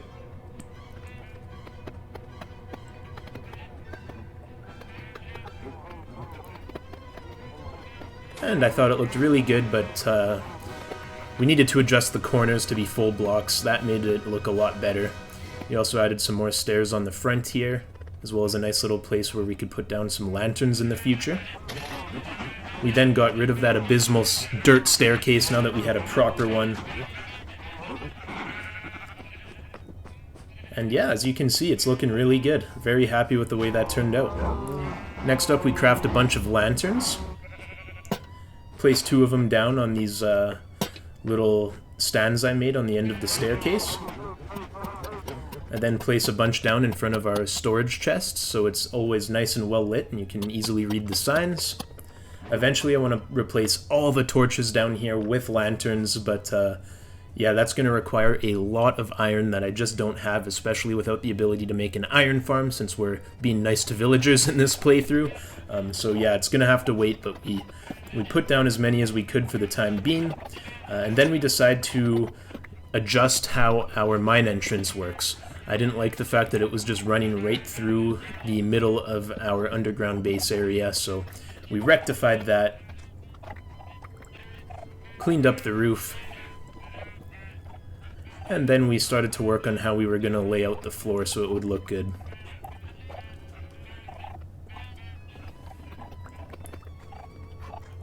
Eventually I decided on just like a secret little ladder entrance that wasn't very noticeable from up top.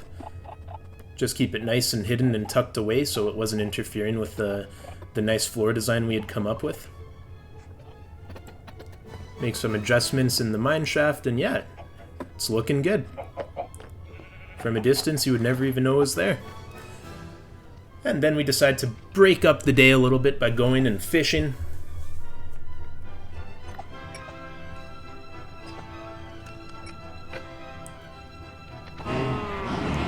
And we decide to enchant our fishing rod. We get Luck of the Sea 2, Lure 2, and Unbreaking 3. I had also fished up a Mending fishing rod earlier, so we combine those two and name it the Chill Rod. And back to fishing we go.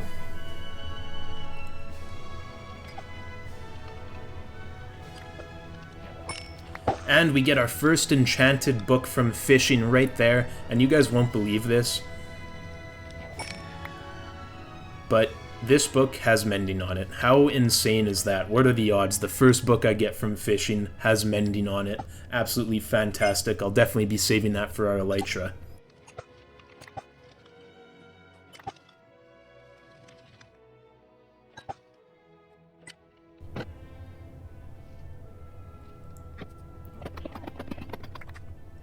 And then I decide to do some renovations to the area underneath of our staircase. I decide to make it a bedroom, kind of like Harry Potter sleeping under the staircase. I figured it'd be a cool little idea to make a Harry Potter type of bedroom here. So that's exactly what I do. It took me a little bit of time to figure out a design that looked half decent, and I'm still not 100% satisfied with it, but overall I think it looks pretty good the way it ended up here. I was going to try and place down like a chair somewhere, but I just couldn't get it to fit in a way I liked.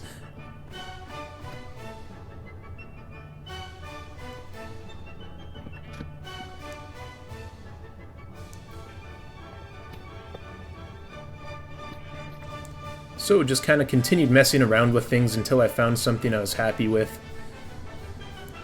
Using a workbench, I created a nice little like bedside table. I then created like a little cluster of storage containers in the corner, which looked pretty cool. Then an upside down staircase is a little table to put a lantern on.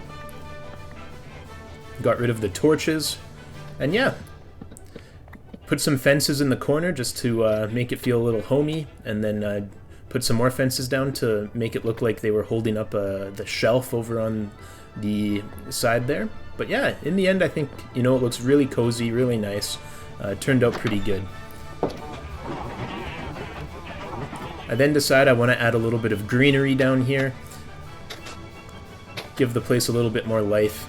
It took me a while to decide on a design I liked. At first I used these deep slate walls as little posts with leaves on top. But overall I wasn't very happy with that, so I ended up replacing the deep slate walls with composters. And I think that made a big difference. It looks much better with the composters. I then put down some more lanterns, just kind of filling in this storage area. That way I can get rid of all the torches here as well and make it look a lot more clean.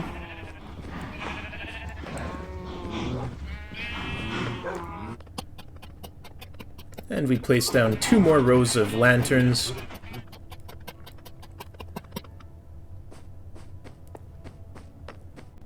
I then decided to replace some of the leaves with moss blocks in an alternating pattern. Just to add some variety. And then we decide to go fishing.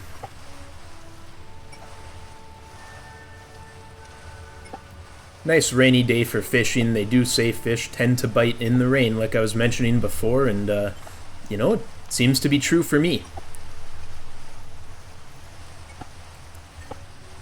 And as it becomes night, we finish up our fishing, go to our Harry Potter themed bedroom, then we get a good night's sleep, and you won't believe it, but today is day 100.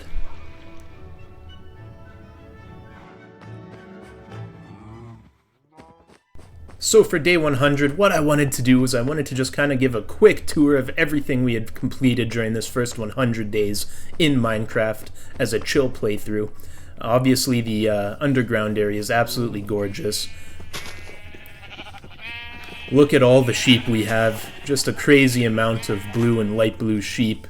We still have our basic farms. That's something I definitely want to upgrade if we continue this series. We have our 2 banners signifying our victory against the pillagers. Our nice starting area. I did move some of the furniture down below. Our nice blue railings going around the entire build. Our cozy little fishing area overlooking the lake, with a nice campfire to keep us warm and to cook our fish. And we jump into the water and go across the lake for a view from the other side. And yeah, overall, I'm just loving the way this turned out. I might add some supports mixed in with the green glass panes on that middle floor there, the underground layer. I'm undecided on that. I do think it looks really good the way it is now, too. But yeah, just super happy with the way it all turned out, and the floor below with the light blue and dark blue wool. Everything about it. So we go for one last swim of our 100 Days series.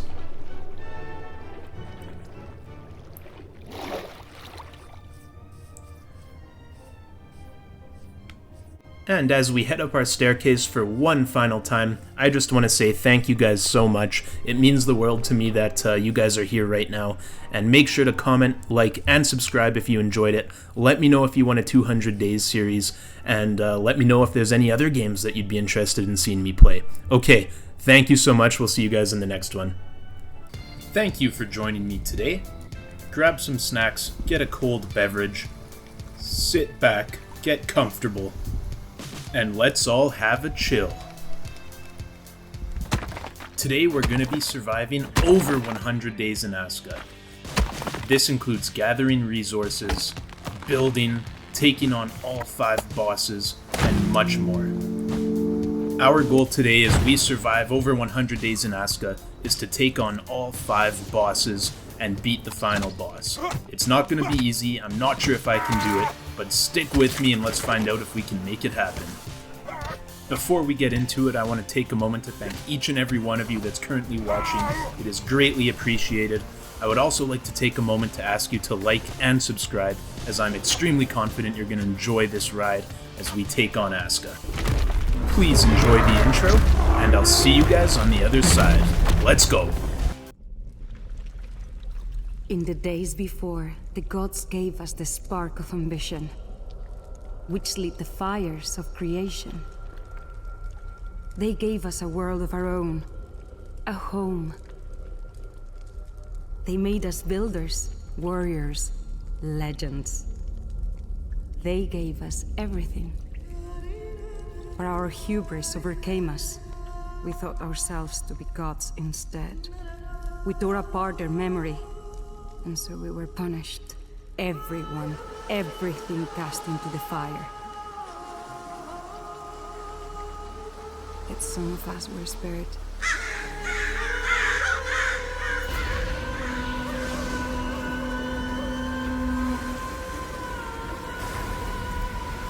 To start again.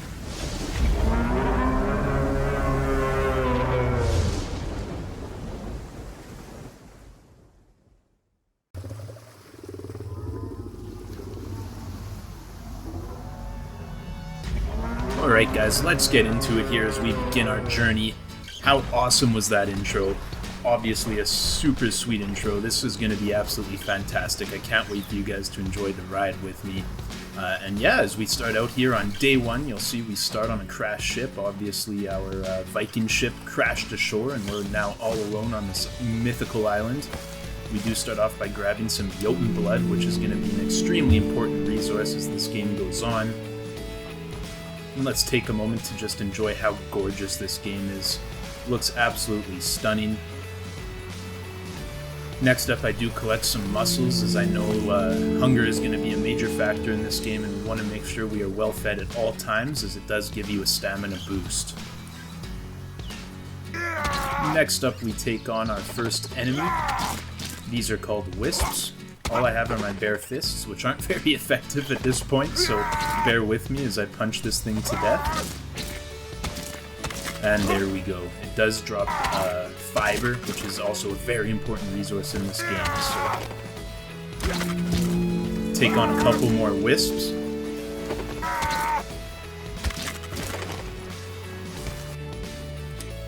And now we're ready to start crafting some tools. I craft a wooden hoe as well as a stone axe. Unfortunately, I don't have the resources for the pickaxe quite yet. Next up, I work on flattening some ground. The terraforming in this game is extremely satisfying. And boom, just like that, we have a nice flat area to work with. So next up, I do place down a simple fire. Right away, I go ahead and complete that, and then I'm going to upgrade it to a campfire.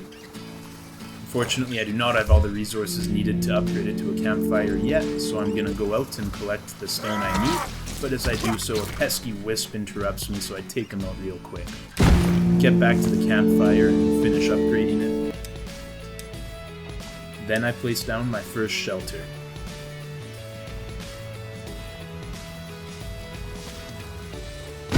Alright, that's the perfect spot for it. Next up, I do get to work chopping down some trees. It wouldn't be a survival game if you weren't chopping down trees. Unlike Valheim, when the trees fall, they can't kill you in this game, which I was very thankful for. And with the resources we collect from the tree, including a long stick, we are able to slowly work our way up to building our shelter. I thought it would auto-complete here, but nope, it actually builds in 3 separate stages. So back to resource gathering we go, and then we come back, get the second stage finished, but there's still a third stage and we need bark for that, so chop down another tree, get the bark, and now we've finished off our very first shelter. Alright, and next up, hydration is another thing you're going to be constantly focused on in this game, so I do place down a rainwater collector, and then I do place down an Eye of Odin as well. That's what we're going to be using to spawn in our villagers. In order to use the Eye of Odin, you need Jotun blood. That's what these rocks I'm mining now drop, the little blue orbs you see on screen. So I collect some of those, collect some more long sticks, get to work building the Eye of Odin. Unfortunately, this one also builds in multiple stages, and now I need some large stone. Some of the Jotun blood rocks that I had demolished did drop large stones, so I picked those up and took them back to the Eye of Odin to complete the construction. Looking good. So now at this point I am able to put 5 Jotun blood into the Eye of Odin and activate it in order to spawn a villager. Big choice here, as this is going to be our first villager. Each tribesperson does show you 2 of their 5 traits when you spawn them in. Unfortunately, both those guys were feeble loggers, so they're not going to be doing much logging for us. But anyways, we choose Knut, and off we go. You are going to need a lot of Jotun blood, so it's a constant grind of mining that Jotun blood. And then we do take down another tree, so we can work on finishing up our rainwater collector. This thing needs a lot of long sticks, so take down a couple more trees, keep coming back with some more long sticks, and finally we're at a point where we're able to complete the rainwater collector, so yeah, nobody's gonna dehydrate themselves to death anymore. Then I do work on plotting out some areas to flatten as we expand our tribe and our village. Go collect some more Jotun blood. As I was saying before, it is a constant grind in this game. And just like that, Knut does spawn in, so we have our first villager, and just like that, he runs over. It's a good thing we placed down that rainwater collector, as he was extremely thirsty, goes and gulps down a bunch of water, and actually he gets to work right away for us flattening some land, so hard worker there. I'm glad I picked Knut.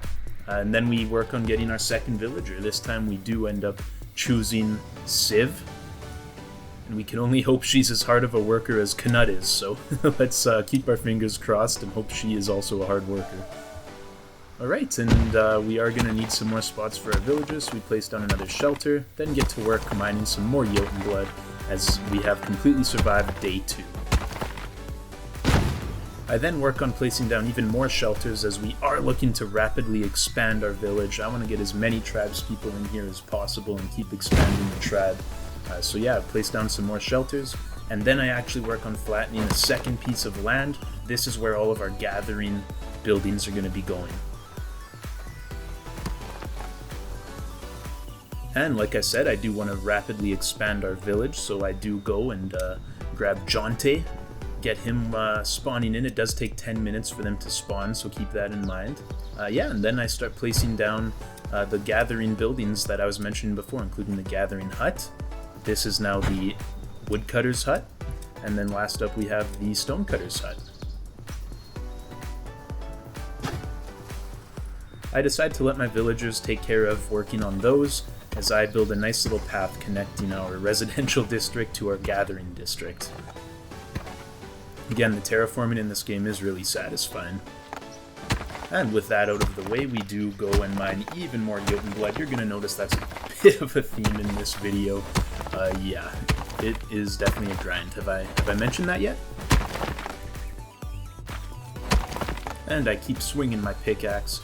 Then I stumble across this freaky looking rabbit. Decide I'm gonna try and take it out, get some meat for my villagers, but unfortunately it does escape. They do run away from you. I thought maybe with this cliff he would get stuck and I could finish him off, but he takes off the other direction, and yeah, it wasn't gonna happen. And back to mining more Jotun blood. We do get an achievement for our third villager spawning in. Let's go. And then we help our villagers with the construction of the Gatherer's Pit. I do bring some resources over to it. Then we decide to bring Hedvig into our clan. And next up we craft ourselves our first weapon, a flimsy club. And we have now survived 3 full days in Aska, well on our way to our goal of over 100. Grab some more Jotun blood. Then we bring Bodil into our tribe. Gotta wait 10 minutes for her to arrive, but in the meantime, our gathering pit did finish, so I'm gonna go ahead and assign a worker to it. Now, Knut does have some gathering proficiency already, so we assign him. So hopefully he goes and gathers a bunch of berries and onions and carrots and that sort of stuff to help feed our tribe that is rapidly growing. And speaking of rapidly growing, we do place down a bunch more shelters to make room for all of our future tribespeople. Place down the barbecue. These Vikings do seem to be very hungry, so cooking up some meat and some vegetables is definitely a good idea. Next up, our woodcutter's hut is finished, so we unfortunately don't have anybody with logging proficiency. We end up choosing Hedvig, as they do not have that feeble logger trait the other two had. Take out a wisp that's already trying to invade our base. And the stonecutter's hut finishes up, so we assign a worker to work on that. Jonte does have mining proficiency, so we put him there. And now we have automatic resource gathering, which is absolutely fantastic. Unfortunately, they do not collect very much Jotun blood, so that's up to me. Then I get a notification that a pack of hungry smokers is invading the base. That's those rabbit things, but they didn't really do anything. We spawn in another villager as we get the notification that the blood moon rises. What the blood moon is it's basically during nighttime, waves of enemies come and they attack your base. So this is the first one here. We have some zombies come in and try and take out one of our shelters. I am able to take out the zombies, luckily. The club does make a big difference. The main issue I'm running into at this point is my stamina depleting very quickly. But that's okay. These guys actually stand on top of each other. It makes for some nice collateral damage. And you're going to see here we do take them out at the same time, and they both just kind of get knocked out in unison, and we complete the first blood moon. As I'm adventuring the areas near our base, I do find this huge stone monument, as well as a crazy looking deer. Pretty cool looking rune site, almost like Stonehenge. Later on in this video, this site does become extremely important. You'll have to stick around to see what I mean by that, but yeah. And that does it for our 4th day, which is now completely finished. So yeah, 4 days already. Time is flying by as we spawn in Yilva. I did flatten out another area. I plan to make this our industrial district. Our trusty builders get to work for me, which is absolutely awesome. Give me a little wave as they're going by as well.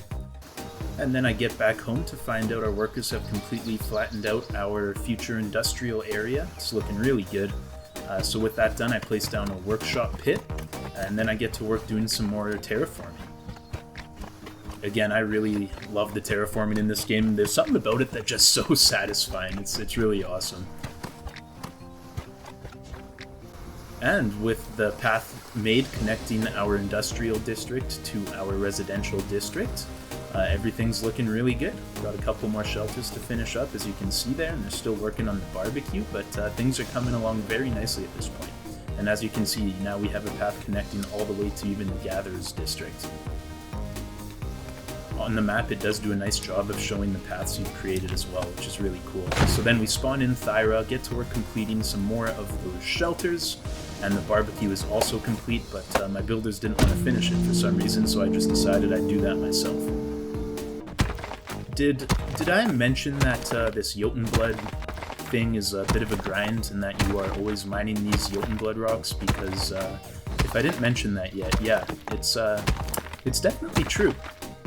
So yeah, that's what we spend the next little while doing, is just going around finding these Jotunbloods and mining them up. We survived day 5, as you can see there, and then we decide to go ahead and spawn Bjorn into our trap. You are able to assign a worker to the barbecue. I want someone cooking up some scrumptious food for our Vikings, so I assigned Thyra to do that. I get her to cook one of each, that way no matter what food's available, she's going to be cooking it. I then flattened out another area to kind of expand the residential district.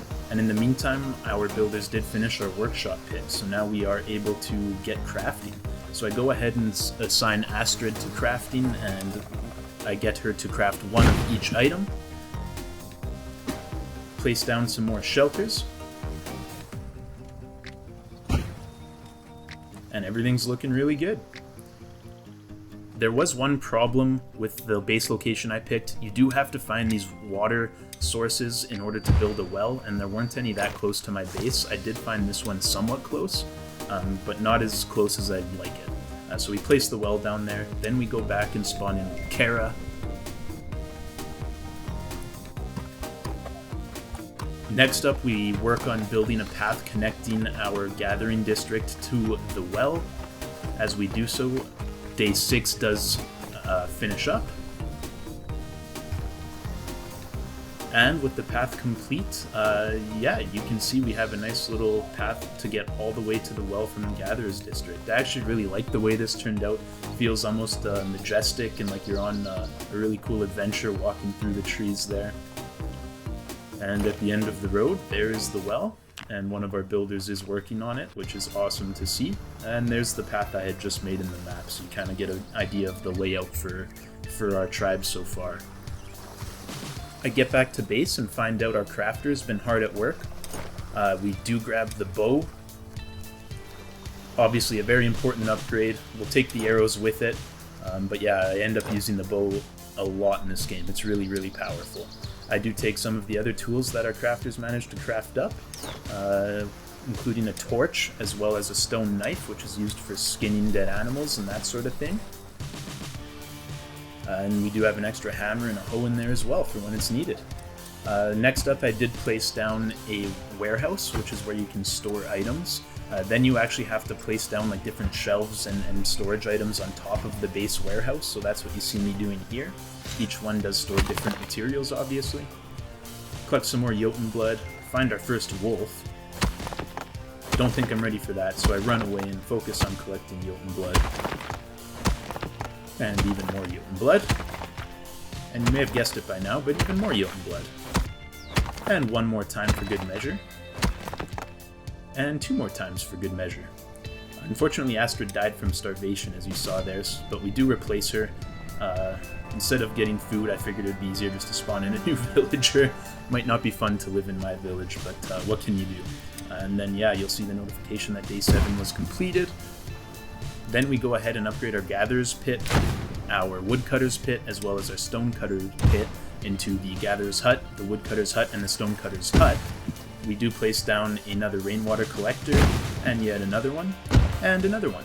All of my tribespeople were hungry, they were all thirsty. I figured at least I could get rid of the thirsty factor by placing down 1 billion of these things, so yeah, place them down all over our base. Get a notification that a pack of hungry smokers is coming, but they didn't bother me at all. And then I go ahead and collect some reeds. One bottleneck I'm having is that I do not have enough fiber, but luckily you are able to convert thatch into fiber by shift-clicking it in your inventory. So there you go, bunch of fiber. And then I decide to place down the wooden altar. Funny thing about this is you do get a Steam achievement for placing it down, but I never got the achievement, which is a little bit strange because as you can see I 100% placed one down here. Then we have a pesky wisp trying to infiltrate our base yet again, so we test out the bow and arrow, which is very effective. And more Jotun blood. Then we do bring on Sigrid. And that does it for day 8. Unfortunately, Bjorn starves to death. But the good news is our crafter had been hard at work and we did get an upgrade to our pickaxe and our axe. Now we have the large axe and the large pickaxe. Definitely a more efficient tool.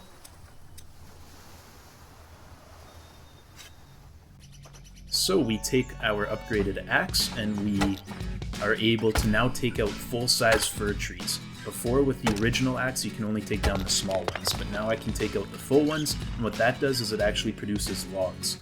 I do need logs at this stage to upgrade the Stonecutter's Pit and the Gatherer's Pit and all those buildings, so the ability to get logs was absolutely huge, and now we have it. So you'll see the logs there. And then we keep harvesting away. You'll see my wood harvesting has got up to level 10. Another thing I really do enjoy about this game is the fact that pretty much everything you do has a proficiency level attached with it. I love seeing numbers go up, so absolutely ecstatic to see that in the game. And with the freshly acquired logs, we were able to finish upgrading the Gatherer's Hut, which now is able to hold 2 workers, which is awesome.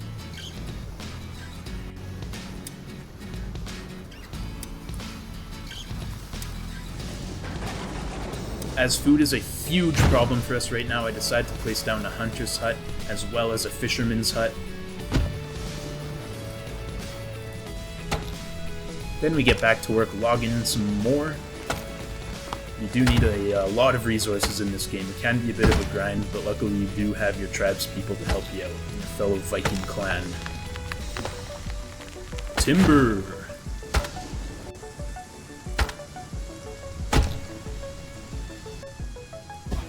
Alright, next up I do place down a bunch of flags. So basically what these do is they designate a zone for gathering. So there's a flag associated with each of the gathering types: woodcutting, stone cutting, hunting, as well as gathering like berries, that sort of stuff. And I had run out of resources in my area, so I had to place down a bunch of these flags all over the place. I didn't want to have to worry about that anymore in the future. And back to some more logging. Then I noticed our villagers are all having a party without me. A little bit upset I wasn't invited, but that's okay. I'm going to be starving a lot of them to death later anyways, so joke's on them, I guess. They all take a swig of water and get to work, and we bring in Aldous to join the party. As you can see, our villagers are starving still. I'm trying to rectify this, but it is not easy. The grind for food in this game is absolutely constant. Jotun blood and food. I've been going to bed dreaming about those 2 things the last couple nights. It's just insane. So yeah, then we do go on an adventure, and with our flimsy club, I feel confident I can take out some wolves. This would also be a great way to get some food back to our base, as they do drop meat. So I end up taking out the first one, get an achievement for it. Second one's putting up a pretty good fight, but we are able to take him out as well. The only thing is my stamina keeps depleting. But there we go. And then using a skinning knife, you are able to skin them, and as I'm about to start doing that, a third wolf runs up on me, so you know what? More meat, can't complain. So then we do take him out as well.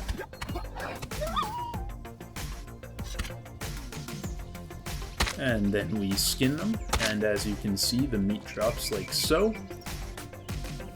Now you can either pick them up in these large hunks like so, but it's not very efficient to do it that way. You can actually use the skinning knife again on these meat hunks to break them down further into small individual pieces of meat. So that's what I end up doing, and that way I can carry a lot more back to our base.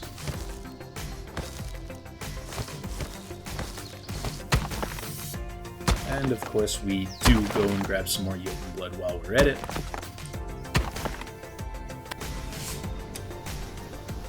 Get back to camp, and as you can see, our barbecuer is already frying up some meat. I noticed a 0 out of 3 indicator on our wooden altar, was trying to figure out what that did. Then we spawn in Ursula. Decide to work on our bow and arrow proficiency by taking out another wisp. I then place down a raven altar. And we bring Roar into the tribe. Work on finishing up that hunter's hut. Unfortunately, this thing also has 3 stages, so it does take a while. Decide to join my tribespeople around the wooden altar for a little bit of gossip. And then, yeah, we have our first upgrade when it comes to housing. These are called cottages. They can house a lot more than a single shelter, and they also come with a fireplace in them to keep the tribespeople warm during winter. And, yeah, a little bit more Jotun blood. Then we spawn in Ragnar, absolutely classic Viking name right there. Gotta have a Ragnar on your squad for sure. Then I test out the range of how far these bows can go, and it's actually not too bad.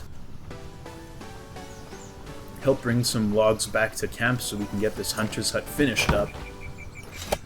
But unfortunately we're still only on stage 2 out of 3 at that point, now on stage 3 out of 3. And at this point I do decide to take a nap. We do have dead zombies still in the shelter. It was a little bit smelly, but that's okay, we had a good rest anyways. Except for the fact that this weird rabbit woke me up in the middle of the night, so I wake up and I decided to give it a couple good whacks. It tries to run away, but this time it does get stuck and we are able to finish it off, so joke's on him. If he thinks he can be funny and wake me up in the middle of my sleep, I'm gonna wake up and end your life. And obviously we are gonna collect the meat so we can bring it back to our hungry Vikings. And hungry is probably an understatement at this point.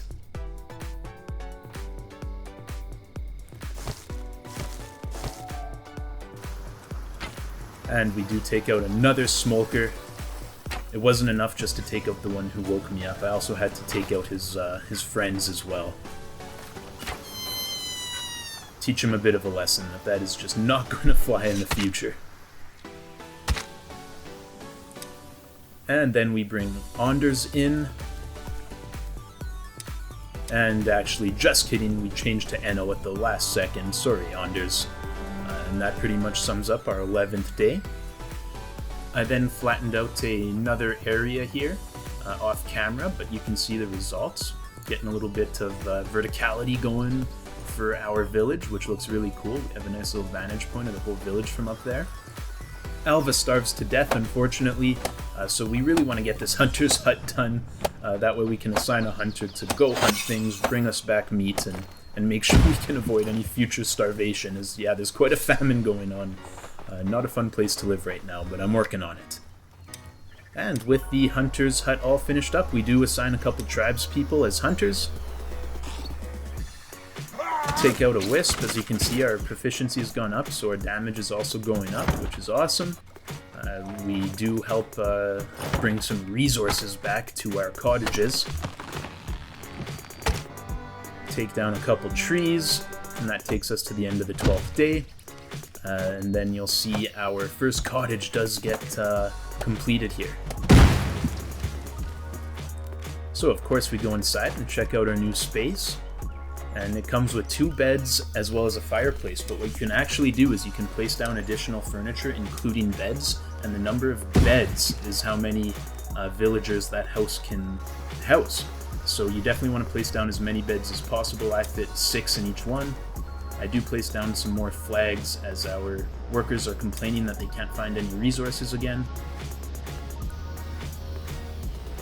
So yeah, just go on a massive spree, placing down a bunch of flags all over the place. You can see them on the map there. We have quite a few different zones going.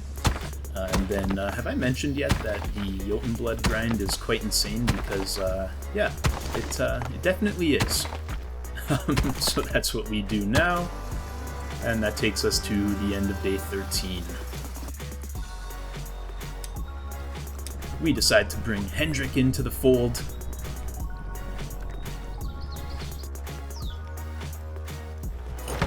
Help bring some resources to that second cottage. I do find another place I'm able to place down a well, which is awesome. We then bring Frederick into the tribe. A pack of hungry smokers is approaching, but yet again, they don't really seem to do anything. End up cutting down some more trees. And Ursula unfortunately starved to death. Jonte now starves to death.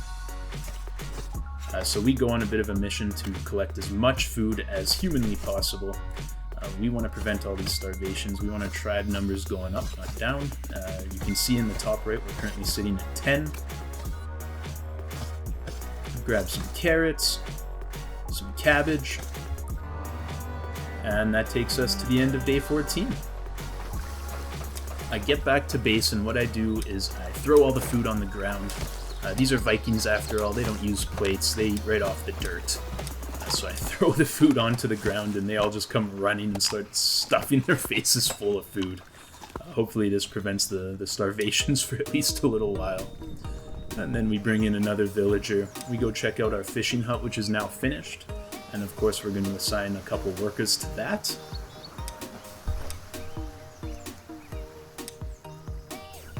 And hopefully that also does help with our famine situation. And when a villager dies, you do see a little cross type thing, so that's what that was there. Rest up real quick.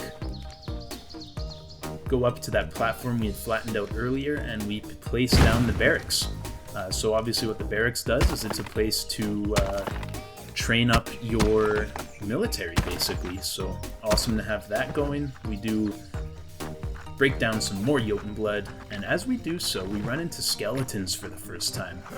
These guys can do a lot of damage if they hit you with their swords. As you see there, 24 damage. It's definitely a big step up from the wisps and wolves from earlier.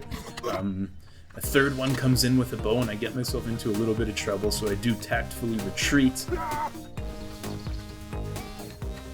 But it works out just fine. We isolate the one with the bow, stun him, and finish him off. And then we're able to take the other ones out one at a time, which is no problem. It's just when they gang up on you that it's a bit of an issue. And just like that, we take out 3 skeletons. Back to getting some Jotun blood. Did I mention the Jotun blood is a bit of a grind in this game? Because if I didn't mention that, I'm just kidding. Except I'm not actually kidding, it really is a grind. Really is a grind.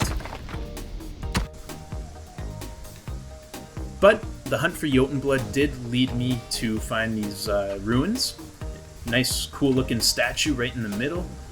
It was just skeletons that were guarding the area, so not a new enemy type. But I did want to train up my bow proficiency. As you can see, we got up to ranged combat level 2 there. And I keep firing arrows and keep missing. My health gets down, I almost die, so I do have to retreat. Of course, as I'm trying to get back to base unscathed, the wolf does track me down, but I was able to outrun it, thank goodness. Get back and spawn in Tove. And here's a look at my levels so far. As you can see, my gathering and stone harvesting have been really good, thanks to the need for food and Jotun blood. And it turns out these ugly-looking smokers have not learned their lesson from last time. They're trying to disturb our sleep again, so I don't know how many lessons it's going to take, but we give that one another lesson. And that takes us to the end of day 15. So to start off day 16, we place down another campfire. Sigrid did starve to death, unfortunately, but that's okay because we do have Nora to replace her. Work on that bow proficiency some more by taking out another wisp. You can see our fishers working in the background. Take out a nice looking tree. And we get to our second blood moon on day 15. This time they send a bit more of a formidable squad at us, not just the easy zombies, but some skeletons. Our villagers do help out, which is really great. The shields were a bit annoying, but they do break eventually if you hit them enough. And yeah, we took out the skeletons. Then we decide to spawn in Halvar. And another wave comes, so this time we're going to train up our bow. This thing was a new enemy type. I hadn't seen them yet in this run-through. They're called Draugrs.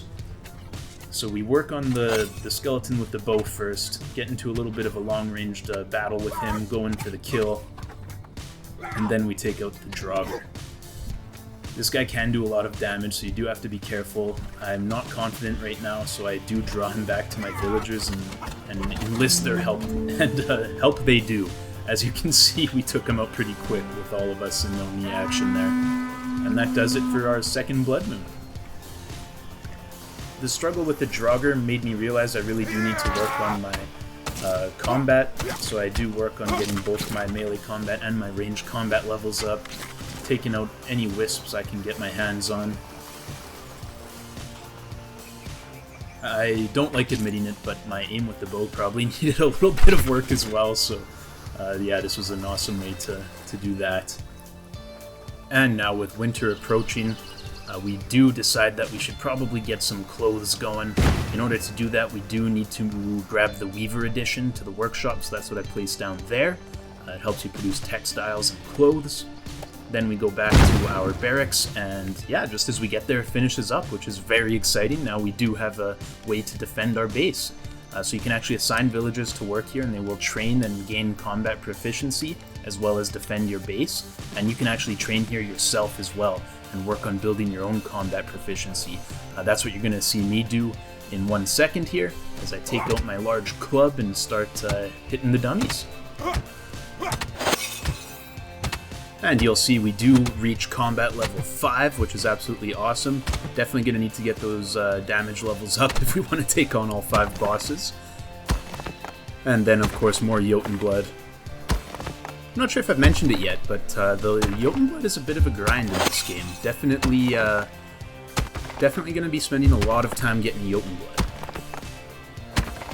And the problem with Jotun blood is the more you mine it, the further and further you have to go from your base to collect it the next time, as it does not respawn. So, but yeah, we've survived the 17th day, continuing to grab as much Jotun blood as humanly possible.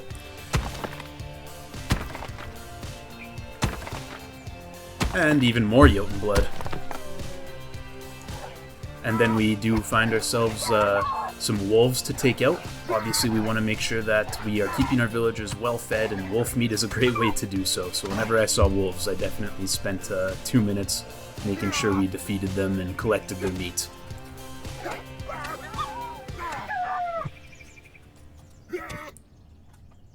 As you can see, my damage has gone up quite significantly from when this video started. Between training my melee combat proficiency and upgrading to the large club, definitely a significant damage increase. Then we go ahead and we spawn in Grow, as our tribe grows, no pun intended. Do a little bit more training.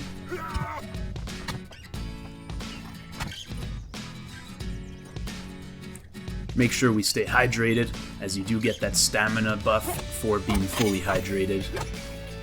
And we get up to melee combat level 6. Now, one of the Draugrs we killed during one of the earlier Blood Moons is just lying in the middle of our base here, so I do take it out. You actually have to mine him, as his body's made of rock. get a notification that a Wolfar attack is coming. I actually like these Wolfar attacks because they're a great way to get meat and the wolves come to your village, so out of all the different types of raids there are in this game, this is definitely my favorite. They can throw as many wolves at me as they want. And then we take out the last wolf. This one looked a little bit scary with its glowing red eyes, so definitely didn't want him haunting our village, and yeah, defeat him and the attack is over. So we then spawn in Ari, and then we decide to test out the Raven Altar. What it does is it produces these Raven potions. You turn Jotun blood into a Raven potion, and basically what that does is you take the form of a Raven and you're able to fly around. Now, I thought that we would just be taking control of an existing Raven and our body was still on the ground, but unfortunately that's not what happens. You actually turn into the Raven itself, and you'll notice the blue bar at the bottom. That's how long you have before the potion runs out, and yeah, that wasn't ideal. Lesson learned, definitely make sure that you keep an eye on that bar at the bottom of the screen when you go into Raven mode, because you will drop out of the sky and die if not. This game does give you two options when you respawn. You can either respawn as a ghost. This lets you keep all of your items and all of your levels, but you do have to sacrifice a tribesperson. Or you can respawn the other way, which does not force you to sacrifice a tribesperson, but unfortunately you do lose levels and you do lose your items. So I decided to respawn as a ghost and sacrifice one of my tribespeople. Unfortunately, Grow was not able to stick with us very long, but his sacrifice is definitely not forgotten. Alright, and next up here on the 18th day, we do have a bear invading us. This actually worked out really well for us. It's pretty funny. Our villagers inside of the cottage were able to attack the bear through the wall. Definitely not something I was expecting, and probably something that's not intended, but it works for me, as we were able to easily take out this bear. I didn't even have to do much. And just like the wolves, it's actually not a bad raid, because now we do have a plethora of meat right at our base, so it definitely helps with the food situation. So we go out again and fight some more wolves, again just training that combat up and grabbing as much meat as possible, and that's how we complete the 18th day. We then spawn in Vigo, and I assign a worker to the barracks. As you can see, he trains quite interestingly. I guess his strategy is to jump up on the enemy's shoulders and hit him in the head. Not a style I'm familiar with, but I guess that's the Viking way of combat. Then we get notification that some of our villagers starved to death, unfortunately. We take on a dragger for the first time.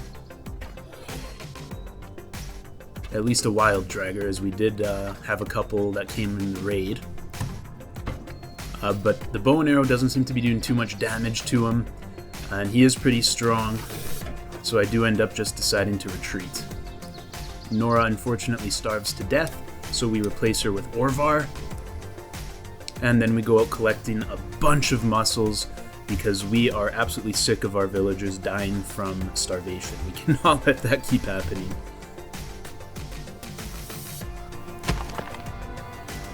And we grab some Jotun blood as day 19 comes to an end. Then we bring the mussels back to camp, and obviously we're very hygienic here at our Viking tribe, so I do just drop them on the dirt. The dirt does add some good flavor.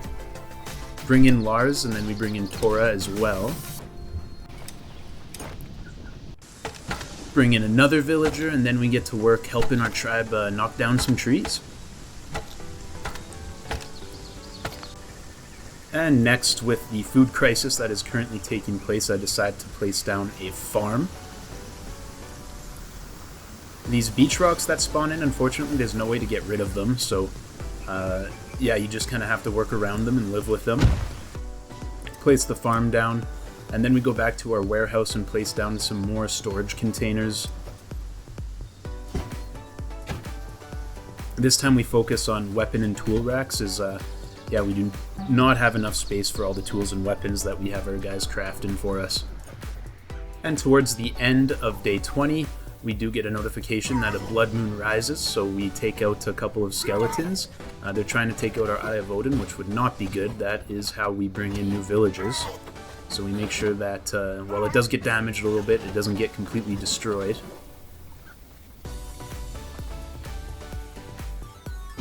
And the second wave comes in and they start attacking the Raven altar, so make sure that they aren't able to destroy that. My tribe's people are all sleeping, so not many of them are up to help me, so I tried driving them back to camp.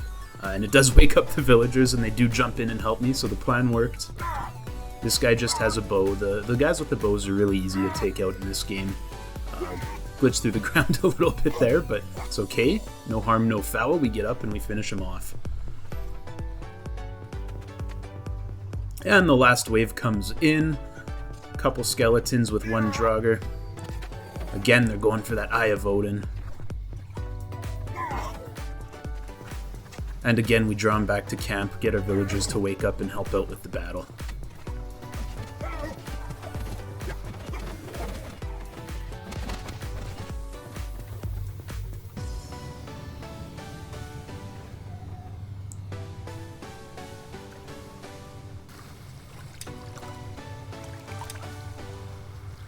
I then decide to place down a healing hut. What the healing hut does is exactly what it sounds like. It's a place where you can go, lie down, sleep, and as you sleep, you get healed. The manner in which you get healed is quite interesting, but we'll get to that later. And then unfortunately, to start off day 21, we enter this glitch spot that there was no way to get out of. I was completely stuck. I spent probably 3 minutes trying to get out of here, and there was just no way. So a little bit unfortunate. And in the end, what we have to do is we do have to hit the unstuck button on the menu, which is going to take us all the way back to the crashed ship in which we spawned in originally, which is a bit of a distance away from my tribe, so definitely not ideal, but you know what can you do? The game still is in early access, and it's an absolutely awesome game, so can't complain too much, but yeah, we spawn in and then run back to camp. Once we get back, of course, I did collect some food on the way. So I drop that food onto the sanitary dirt. Go out and collect some more Jotun blood. And then take on some more wolves. Now you'll see I'm hitting like up to 22 damage, again just improving that melee combat skill.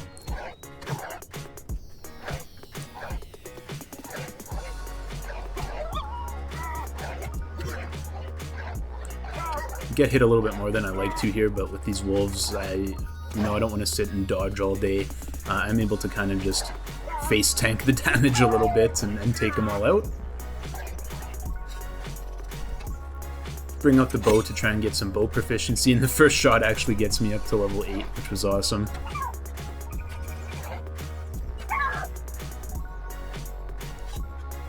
Have a drink of water, and then go collect some more Jotun blood. Yeah, in this game, believe it or not, you do have to get a lot of Jotun blood. It is a constant grind. So just so you guys are prepared for that, I wanted to mention it.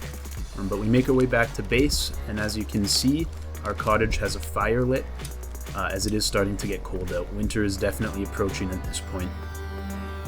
And that does it for day 22, so on to day 23 we go, and it wouldn't be appropriate to start it any other way other than going on a Jotun blood mission yet again.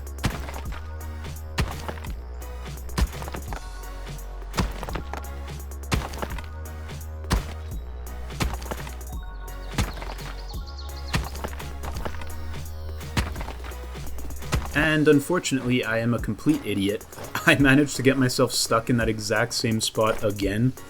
Please don't judge me too harshly, I'm sorry. What can you do, though? On the way back, we do take out a couple wisps and train up that bow proficiency. And then we decide to spawn in nude.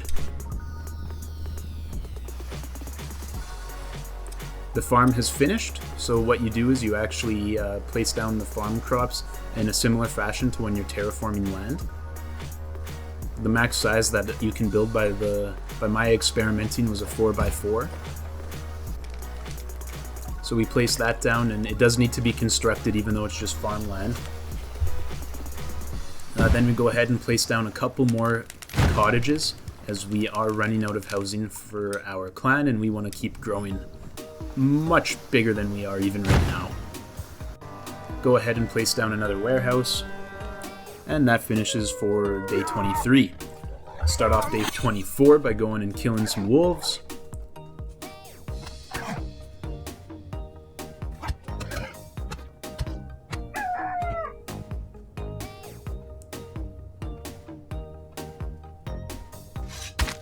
You'll notice in the top right the temperature is now down to negative, and you'll see my cold health bar at the bottom left corner there, a little snowflake. It did start to deplete. Now when you're by a fire, obviously this does go back up, but if you let it deplete too much, you start taking damage. Here I almost died and just made it back in the nick of time. And here's another instance where I was very close to dying because of the cold, and I literally get to the fireplace just in the nick. Just kidding, I die. Yeah. Not exactly a fun way to lose a villager, but what can you do? So we respawn as a ghost again, and unfortunately for Jasper, his time with us comes to an end.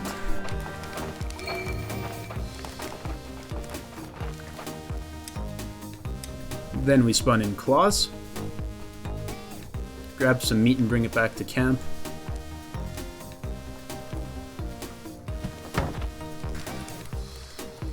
Ragnar unfortunately starves to death.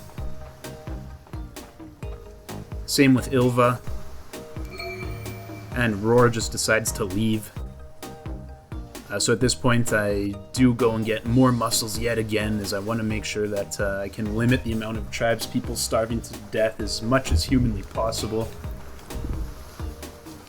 And again, I do cut it a little bit too close with the cold temperatures outside.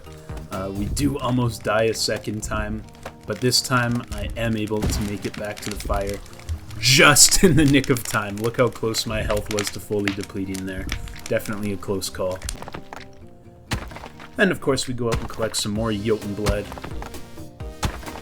The Jotun blood in this game is really grindy. Yeah, I don't know how else to describe it, but yeah, believe it or not, it's quite a grind to get the Jotun blood. You're constantly going to be doing it. Anyway, we then spawn in Gerd.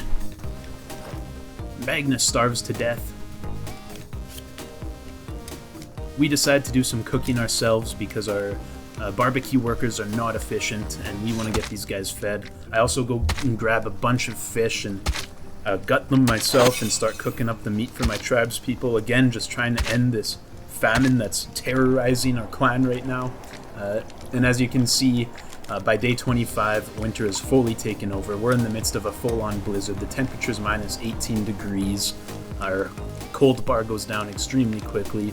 And for food, we're not doing too great. So definitely a little bit of a concern here. Being into the winter months, food situation's not looking great, but we're gonna fight through it. Unfortunately, the tribespeople that sleep in the basic shelters do freeze during the night, so that's what you saw there, was them all getting gathered around the fire. Definitely need to build some more cottages to avoid that. And yeah, we go ahead and start cooking some more meat for our tribe. That takes us to the end of day 27. Start off day 28 by grabbing some Jotun blood. Yeah, the Jotun blood in this game it's really grindy. Then we spawn in Matilda, take out a smoker. The nice thing about the smokers is once you hit them a couple times, they do get injured and slow down. So as long as you get a good first hit or two, you are able to take them out without them running away. Unfortunately, my aim still needs a lot of work, as you guys can see. But there you go, he gets injured and then the rest is easy. We do have a pesky little wisp chasing us down, but that's nothing to really worry about. And that takes us to the end of day 28, where we yet again all gather around the campfire at midnight. We did have another starvation. Aldous decides to leave. And then I find this rock, which what this is it's a place where you can build a mine. So what a mine allows you to do is collect iron, which is going to be the next tier of items and tools and weapons and armor that I can create. So I'm definitely going to want to set up a mine ASAP. And then we get back to work collecting some Jotun blood, spawn in Folk. And now that it's springtime, we get our farm up and running. We decide to put some berries down. The way this works is really interesting. As you can see, I have a replica of our 4x4 farm on screen here, and you can select which spots you want to grow which seeds. In this case, I end up going all with berries, as obviously starvation has been an issue, and I want to fix that. And on the night of the 29th day, we do work on our combat skill, spawn in another villager, and just like that, we have survived 29 days.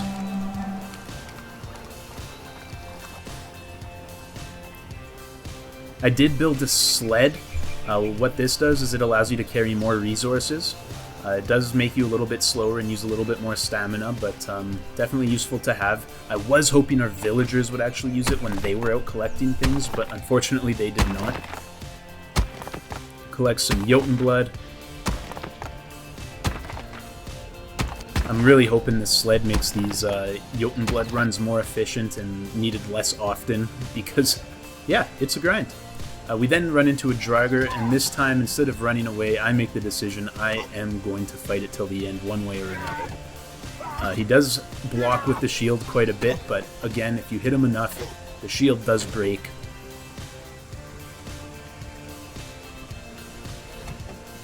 Dodge a couple of his attacks. Go in for some leg hits.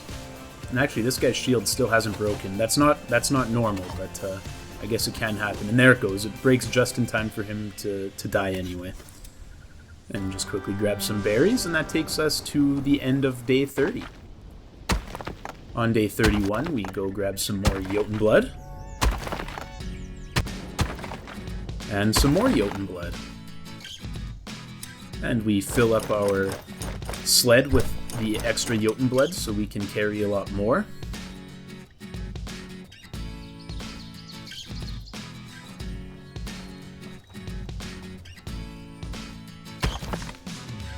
And we grab some more Jotun blood. And then we get some more Jotun blood. And a little bit more Jotun blood. And then we get some Jotun blood. To break up the Jotun blood, we do decide that we're going to fight a wolf, but he runs away. Probably the best decision for his life, but his friend doesn't make the smart decision and ends up paying for it.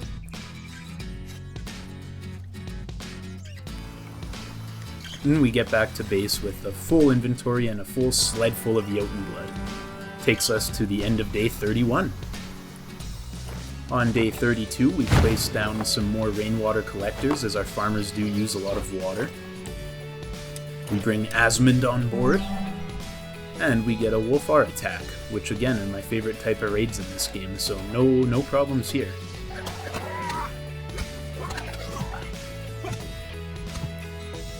Got them both stunned at the same time. It was pretty convenient. Make a mistake there, but it's okay. Able to take them out fairly easily.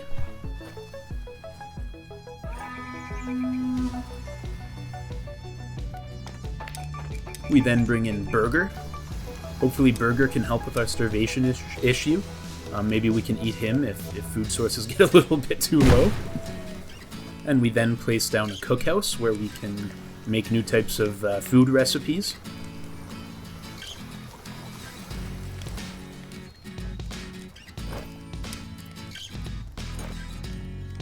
We then do decide to bring Hannah on board. Check out our farm, and as you can see, the crops are coming along nicely. They were at over 60%. So we decided to place down another farm crop. This time we go with a smaller 4x2. My plan is to use this spot for fiber. And our crafter did end up making us some shoes, which is awesome. They do provide a bit of cold resistance as well, which will be great for next winter. We placed down a bunch more storage items. It's kind of like a jigsaw puzzle, trying to place these down in a pattern that's efficient and can hold the most.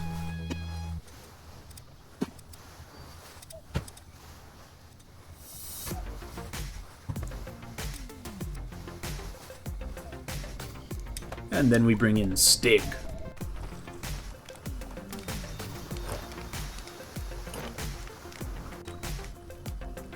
As you can see, our farms are producing quite a few berries, which is absolutely fantastic.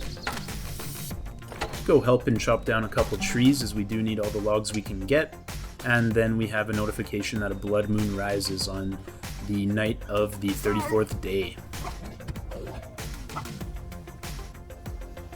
At this point, the blood moons weren't too much of a threat. It was pretty consistently 3 waves of 2 skeletons and 1 Draugr, or 1 skeleton and 1 Draugr. Then we get a notification that a portal has spawned and an attack is coming in 23 days. So this was the first time, obviously, that this had happened to me. I decided to go check out the portal. Unfortunately, I cannot go through it and take out the enemy at their own spawn. Although this wolf almost looks like he spawns out of it, even though he didn't. He was just from a nearby wolf den. Make sure to take him out. And his buddy comes for vengeance, but obviously it's not going to work. No match for the big club. This thing scared me. I thought it was alive, but no, it was just standing up, but dead. And there's where the attack is going to be coming in from. You can see the marker on the map. So I decide I need to start setting up some defenses. So I place down a bunch of walls, mainly in the direction where the portal is from, just to make sure that we do have some defenses going. I do place down a couple of watchtowers as well. It's a little tricky placing these, but once you get the hang of it, it's not too bad. Sometimes you just have to mess with it and rotate it a little bit until you find that sweet spot. They can be a little bit finicky, but yeah. Just place down an absolute crap load of these. I do not want to underestimate this attack coming in 23 days. We are definitely going to be prepared. We spawn in another villager and then go check on the farm. At this point, I decide to plant fiber, or I believe, what's the plant name called here? Flax seeds. So we plant flax, and what it does is it produces fiber. Astrid leaves our tribe. Traitor. And then I am getting a notification that a lot of my clan members are getting a debuff because they don't feel well protected. So what I do is I place down a bunch of these patrol flags everywhere around our camp. And what that does is it allows you to set your workers that are working either at the barracks or the archery range to go to those patrol points and kind of watch over your base. So that's what I do, and it does seem to solve the issue we were having there. See, it says 96% of our structures are defenseless, so we go to the barracks and we assign our barracks worker Halvar, who's actually up to combat level 45 already from all his training. Yeah, we take him and we decide to assign him to all of those patrol markers, and now you'll see that the debuff is gone. Then we bring in Asmund, then Njord, place down another watchtower,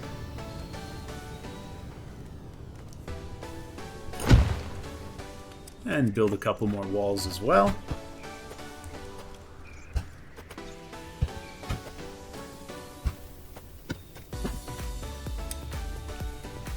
And you can now see all the grinding we have been doing is paying off. Gathering up to 35, stone harvest 33, wood harvest 22, melee combat up to 13, and so on. That takes us to the end of day 37. And then we spawn in Odd.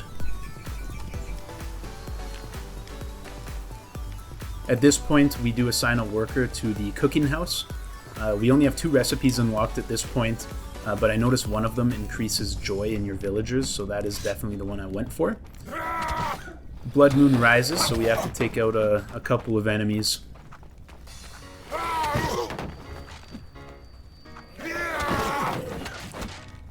Luckily, some of my villagers join in and help me take them out.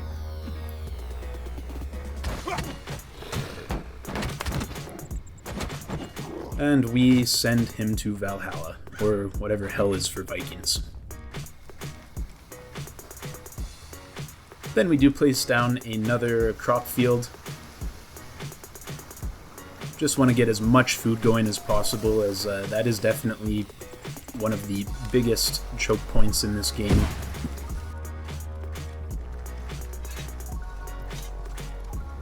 Take out the bow and arrow and get a couple shots in on the next wave of the Blood Moon.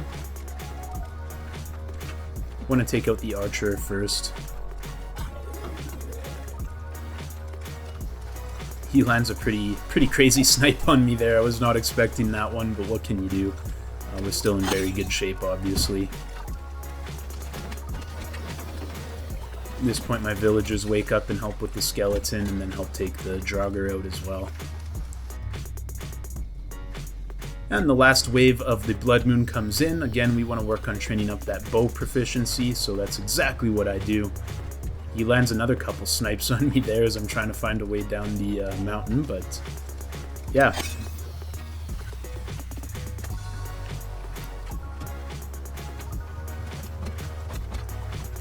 Skeleton's trying to take out our healing hut, which I did not appreciate, so I had to show him his end. And this guy's trying to take out our barracks, so we definitely want to finish him off as well. We go in to just take him out with the club. Break down his shield, and now it's game over.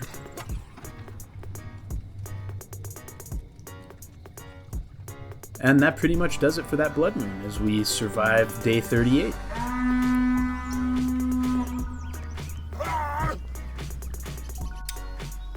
To start off day 39, we decide to summon Ulfhild. Then we place down the archery building. This is the same as the barracks, except for people that are going to be using the bow and arrow, obviously. And then I decide to do the terraforming myself on this one. Very satisfying. I love the way the ground just evens out like that. Then we add the leatherworking addition to our crafting house. And this is actually the healing hut. This is how you get healed. They just beat you with a bush. It doesn't look comfortable. It doesn't look like it would heal you, but somehow it just works. I found that absolutely hilarious. As we bring in another tribe member, I then place down a kennel, which is going to allow us to trap some wolves and raise some wolves of our own. Then we bring in Kjell. Takes us to the end of day 40. As I grab a quick mushroom on my expedition. Get back to base and spawn in Revna. Then we notice a flimsy cap has been produced by our craftspeople, so we throw that on. Go and take out some wolves now that we do have a little bit of armor. And yeah, you can see again our damage is increasing. We got a 24 in on that last wolf. Another 24, a 25 there. Yeah, really fun just kind of seeing the progression of the melee in this game, and those damage numbers go up and up. It's becoming very efficient to take out these wolves. And of course we do grab their meat. So, now that we have the kennel back home, we need to set a couple of Wolfar pup traps so we can trap some Wolfar pups, bring them back to base, and then raise them as our own. They will defend your village, and they can actually go hunting and go out on missions with you, so a pretty cool addition there. You do have to put some meat in it, and then press Q to activate the trap, and then you just have to wait. Decide to place down another one just to increase our chances of getting a Wolfar pup. And we head back to base and wait for them to do their thing.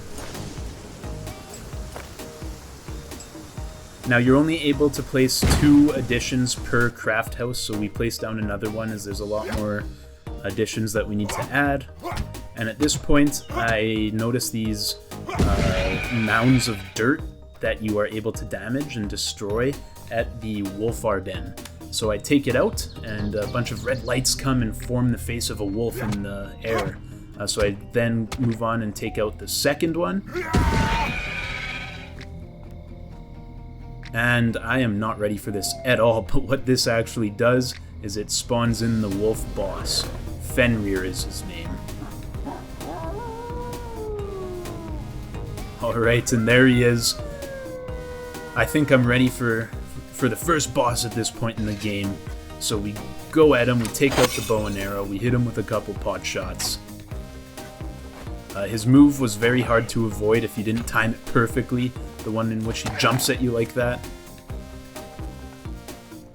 And as the fight moves on, we'll get a couple more shots in, and you can see we actually get him to about half health. Things are looking like we're in decent shape here.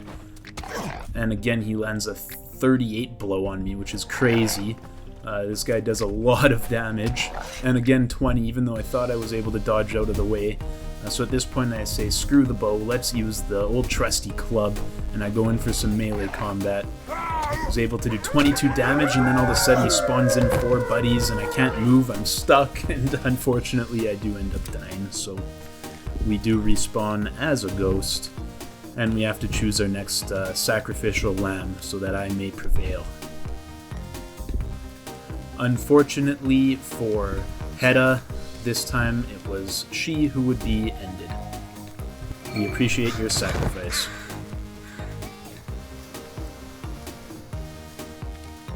Next we bring in Idun. Then we train up our bow proficiency at the archery range. Up to level 19 now, which is just fantastic. And then we decide to train our melee combat as well.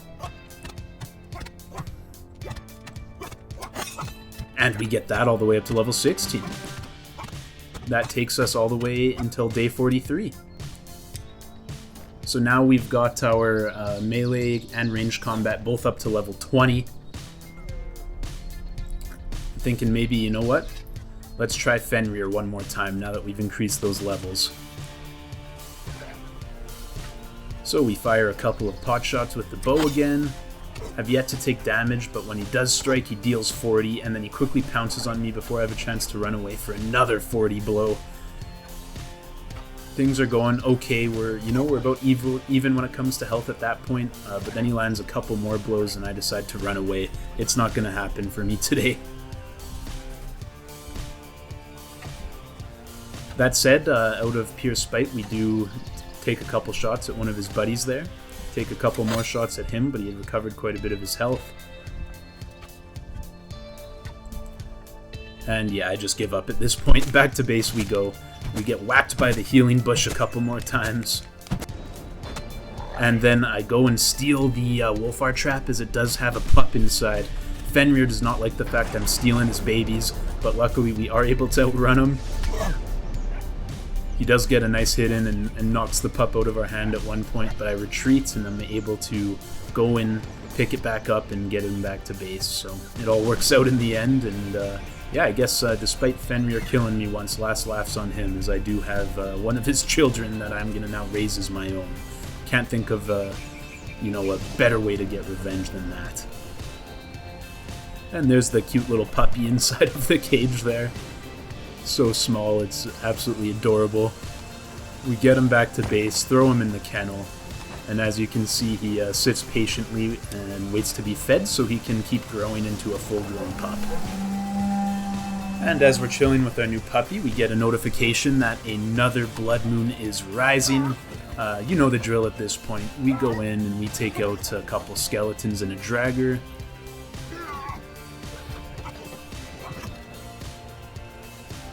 Now that we have an archery range, we do have the help of villagers using bow and arrows, which definitely helped out a lot. This guy scared the crap out of me again. It looked like he was still alive, but no, he was dead one that just was propped upright. I bait these guys back to camp so I can enlist the help of my tribe's people. Got a 35 damage off on that guy. So damage is still going up. The training is definitely paying off.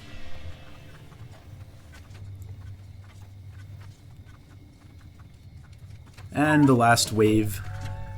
Again, we just try and draw them all the way back to our camp so that our villagers can help out and finish these guys off. Take out the skeleton with the bow. Go find the Draugr with the bow. And take him out as well. And that does it for the Blood Moon. That takes us to day 44.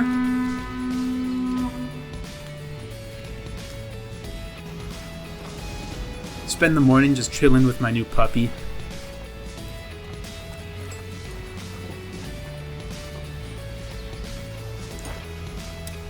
And then I do upgrade our new workshop hut, or workshop pit, sorry, into a workshop hut. And as you can see, our farm is producing a crap load of berries. I'm starting to think that our famine issues might be over.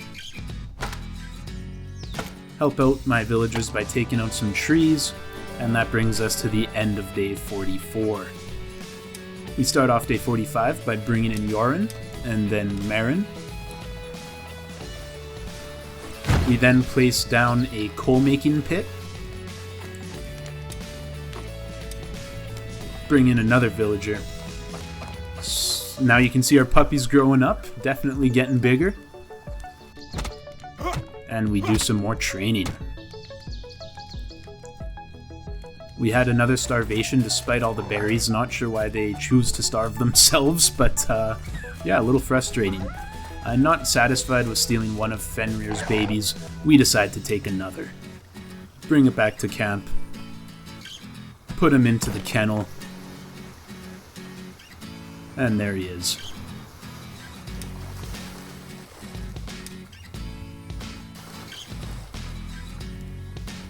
At this point I realized that there is an option to pet the dogs, which is really cool. So I spent some time petting, what is this one's name? Fjarrorhorn. Pretty cool Viking dog name right there if you ask me. And as you can see they can get perks as well as status effects. This one's a menace, so I have to keep him well fed, but he is very good at combat. At this point I have him join my party, which basically means he's going to follow me. So he now escapes the kennel as he is fully grown. And that takes us to the end of day 46. To start off day 45, we spawn in Lauritz. Then we place down a bloomery. This is where you take coal as well as iron ore and turn it into more refined metal that you can use to create iron tools, iron weapons, and iron armor. I was depressed by all the memorial signs everywhere of our lost villagers, so from this point on, anytime I saw one, I took it out. We don't want to be reminded of the failures of our past, especially as another blood moon rises. And you wouldn't believe it, but I end up getting stuck in that same glitch spot for a third time, so yeah, definitely not ideal. Especially in the middle of a blood moon. We get back to base just in time for, I believe, the last or second last wave. Take out a skeleton. Take out the Draugr archer. The one problem I was still having when it comes to combat in this game is my stamina bar running low. It does not take much for you to run out of stamina. A couple swings and a couple rolls and all of a sudden you're out, so it is something you always want to be watching, and if there's any way you can give yourself a stamina buff, definitely do it. But yeah, I draw the last couple invaders back towards camp, enlist the help of my tribes people, and then we take them out.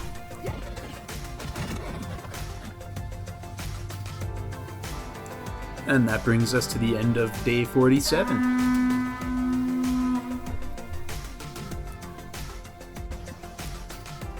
Starting out on day 48, we are able to get a shirt. Then I go around and check my villagers for pants, because I still have no pants. So I want to see if any of my villagers are stealing my clothes from me. Obviously, as the tribe leader, my needs should come first. Greedy Vikings everywhere in this game, let me tell ya. And then we end up finishing upgrading our second workshop, so we add the metalworker expansion. We bring in Hakan. And I find one wearing pants, so in the middle of the night I sneak up to him as he's sleeping, open up the inventory, steal the pants in the middle of the night, and run off before they know what hit him. And then we do go and decide to check up on our wolf. As you can see, our second pup is growing nicely. Give Grenmar a couple of pets for being such a good boy.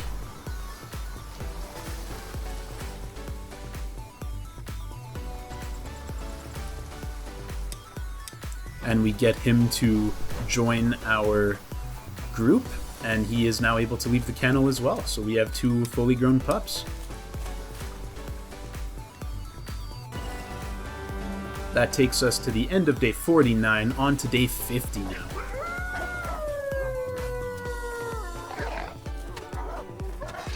So I enlist the help of my dogs to take out some wolves.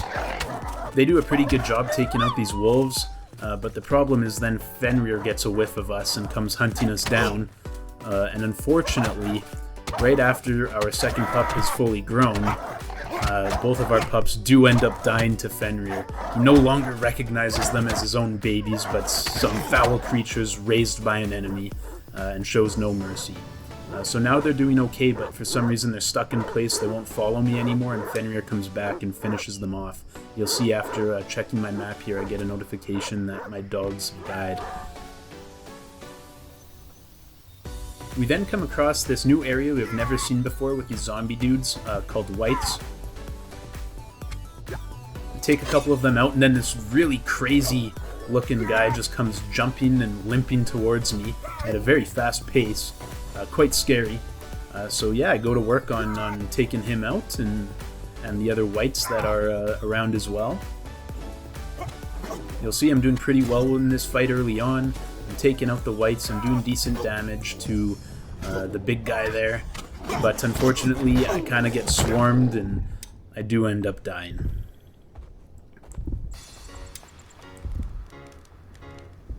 And unfortunately for my Vikings, that means one of them is going to be chosen as a sacrifice.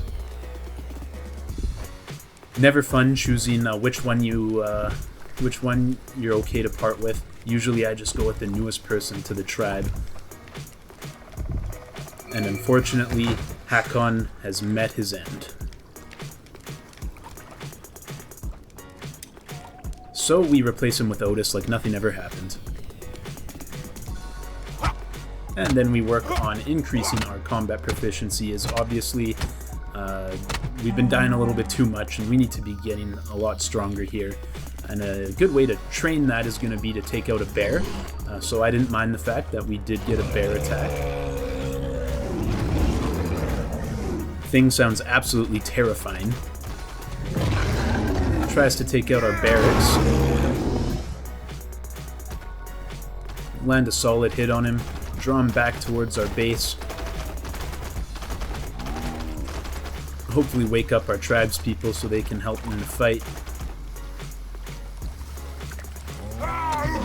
Hit him right on the nose, and that wakes up all my tribespeople, and they all join in, and we are able to quickly take out the bear.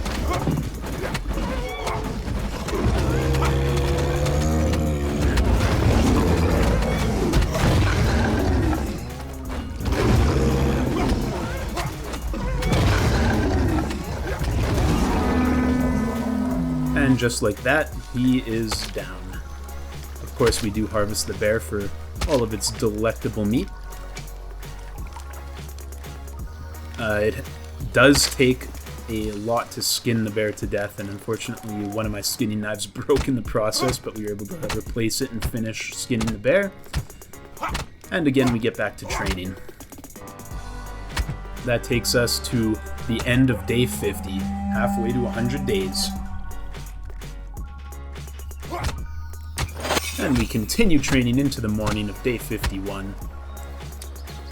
Then we spawn in Niall.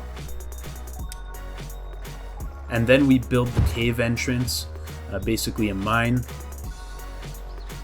Now, since this is so far away from our base, I pretty much had to do most of the construction myself.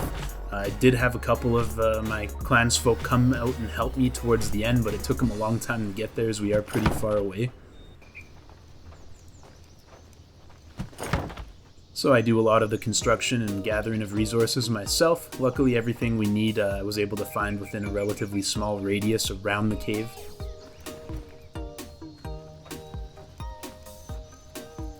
Just hauling some logs back, and there we go, we are able to complete it. Alright, so we go in and see what this thing's all about. It does get super dark, and then we're met by this wall, which is destructible. So what you do is you take out your pickaxe and you start swinging away at the cave wall. There are certain weak spots you can find that are going to do more damage, so you want to keep an eye out for the weak spots. Like there I did an 83. Yeah, and I just kept swinging my way and breaking down these walls. And the walls actually do drop iron ore. So I collected as much iron ore as I could, and I bring it all back to base. I drop it off in front of the bloomery so our workers can get to work smelting it down.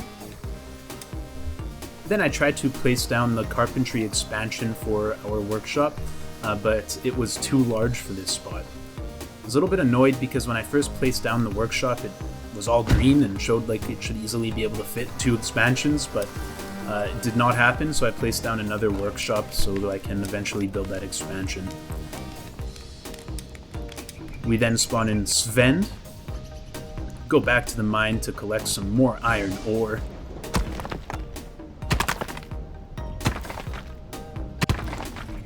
And then I start hearing some weird noises from deep within the mine.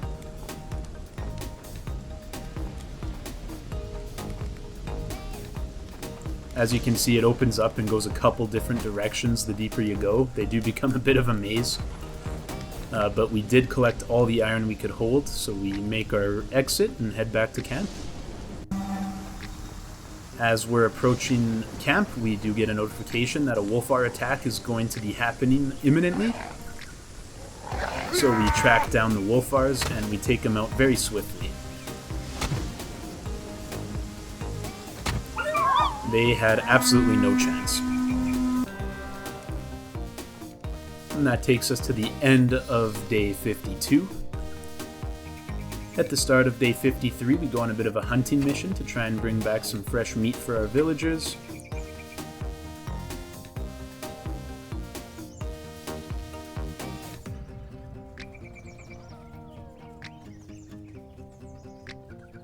And this rabbit makes the mistake of running straight for me. Definitely a big mistake for him, as we do get our ranged combat level up to 24 and finish taking out the smoker. This guy completely dodged me.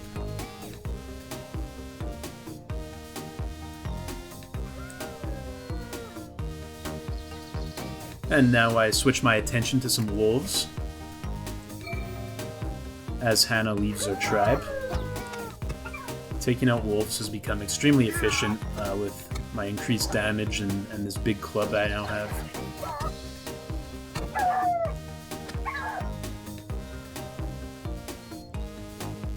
Just waiting for the 4th one to come and attack me. He's being very elusive. Not sure where he's going.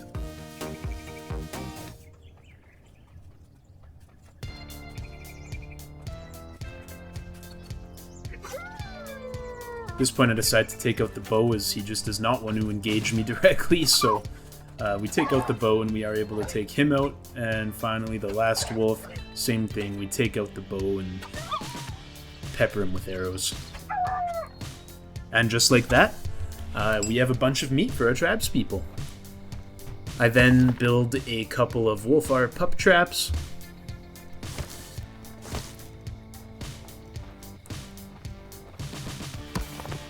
Replacing our fallen comrades. I did have to find a new wolf den as well because Fenrir was still guarding the one I had spawned him in at. Yeah, and that takes us to the end of day 53. Now that we have entered autumn, we do have to replace our berries with beetroot. Beetroot does grow through both autumn and the winter. And I don't like having to micromanage the farms, so the berries were good in spring and summer. Then the other 2 seasons, the beetroot covered, so that's what we focused on. We were able to get a thick linen cap.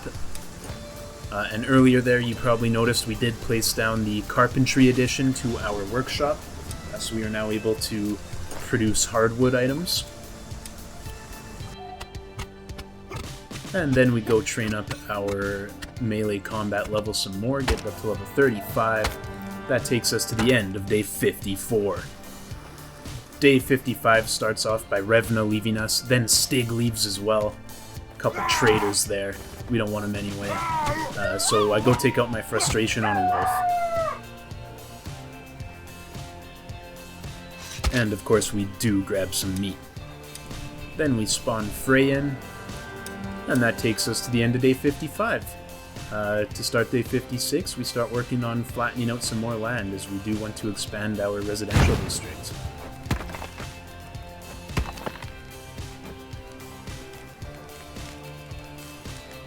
So I had flattened out this new area at the top of the hill here, right by the walls that are guarding our village, and I placed down a couple more cottages.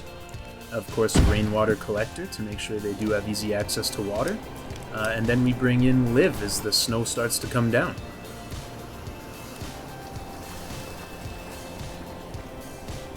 As you can see, our food situation's doing relatively good this winter. We do have quite a bit of meat and mushrooms. Our crafters are hard at work crafting a bunch of different tools and weapons for us, as you can see there as well. Yeah, and we enter winter now better clothed and better equipped to handle the cold, so we go and take out some wolves.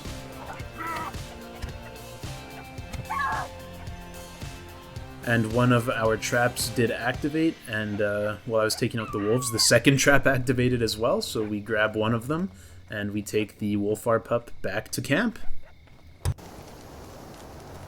Finally get him back after a treacherous trek through the snow. Spawn him in, and there's our newest pup. He immediately gets buried by snow, but that's okay. He's used to the winter, so he's doing just fine. And that takes us to the end of day 56. Marin starves to death at the start of day 57. We go back and grab our second Wolfar pup, bring him back to camp, plop him in the kennel, and now we've got two little pups.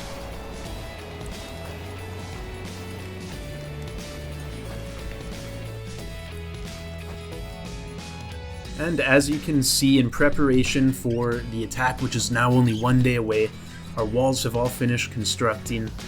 We do have some decent fortifications going, a couple watchtowers as well. That's where we are now. And the portal's going to be over in that direction. So yeah, we should be pretty well covered for this attack. I do go and inspect the portal on the day of the attack to see if I can scout anything interesting out. Unfortunately, not much is going on here. I didn't really gain any intel from this little mission at all, but we did take out a wolf just for the fun of it. Get our confidence up before the big war later today. I then do a little bit of just thinking, overlooking the field in which this war is about to take place. And then last but not least, I do some training, and I run out of preparation time as the war is now beginning. So I hop onto one of the watchtowers and start slinging some bows right away. And as you can see, this is not a normal Blood Moon attack. This is something much different and much more threatening. This is going to be quite the battle that you're about to witness here. So yeah, sit back, relax, and enjoy the next couple minutes as it's complete chaos.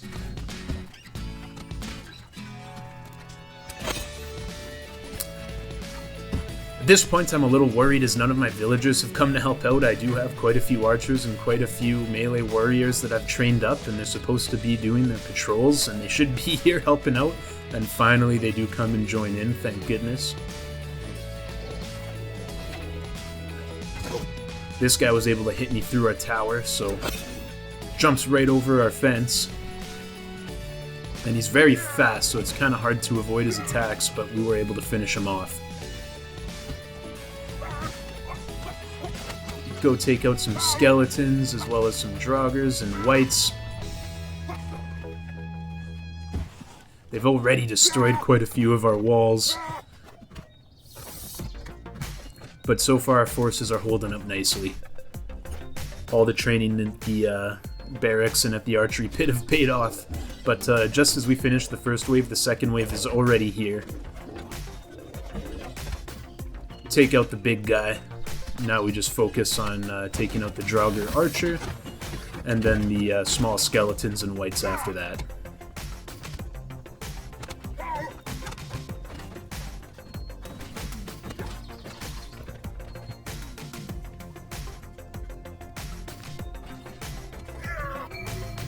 Unfortunately, during all the chaos, Joran did freeze to death. The onslaught continues as they keep sending in more troops. On top of it all, they decide now is a good time to send a Wolfar raid at me too. Just really stacking up the raids. We do take quite a few hits here. At this point, we have to start being careful with our health. Wilhelmina unfortunately passes away in combat. We whip out the bow and start taking shots from a distance as health is becoming a concern. Trying to land those headshots.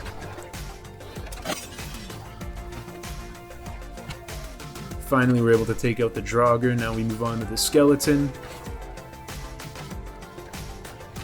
And he dies relatively easily, but at the same time, Halvar freezes to death. We're losing a lot of people at this point. And the onslaught is just endless. Endless starves to death. The famine comes to haunt us again. We defeat the last Wolfar, but there's still quite a few enemies around. They've taken out a huge amount of our walls at this point. Even more skeletons and Draugrs come to invade us. Another couple of our troops are taken out by skeletons.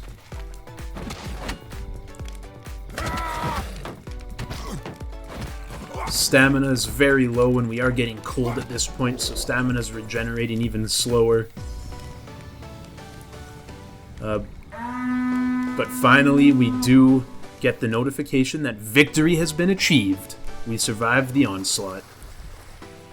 But a little bit too late for Odd to make it, as he does starve to death, and the same thing happens to Nude.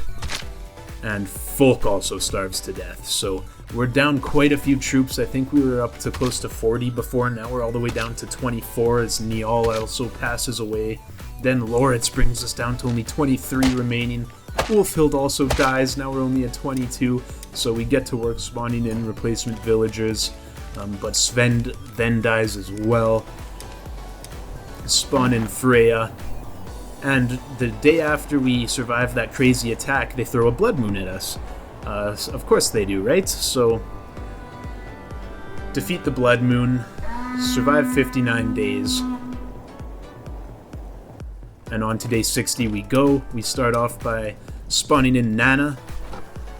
This isn't really the right climate, I'm sorry Grandma, but unfortunately we do need your help, so...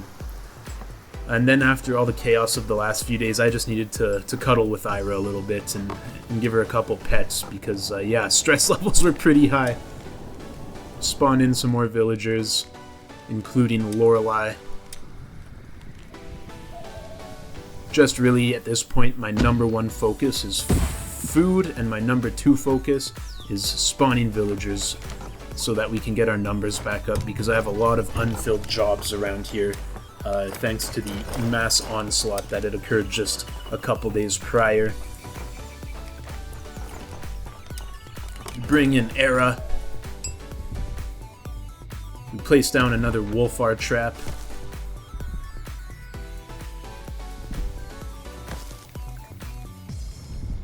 And then we decide to spawn in Viggo. That takes us to the end of day 61, as we catch some Z's. Spawn in Holger. And as you can see, some of our blueberry compote has been crafted. This was awesome, as it does increase joy in villagers, and God knows we need some joy at a moment like this. Spawn in another villager, and then, yeah, we take out some Jotunblood. Now, I don't know if I've mentioned it yet, but the Jotunblood in this game is a bit of a grind. Definitely something that you're going to be constantly doing. I just want to give you a fair warning that, yeah, you are going to be spending a lot of time getting Jotunblood. Get back to base, and with our freshly acquired Jotunblood, we bring in Ebba. A Wolfar pack is approaching, but that's okay. Fairly easy to take them out, and they provide meat, so you can't complain. And just like that, they are done.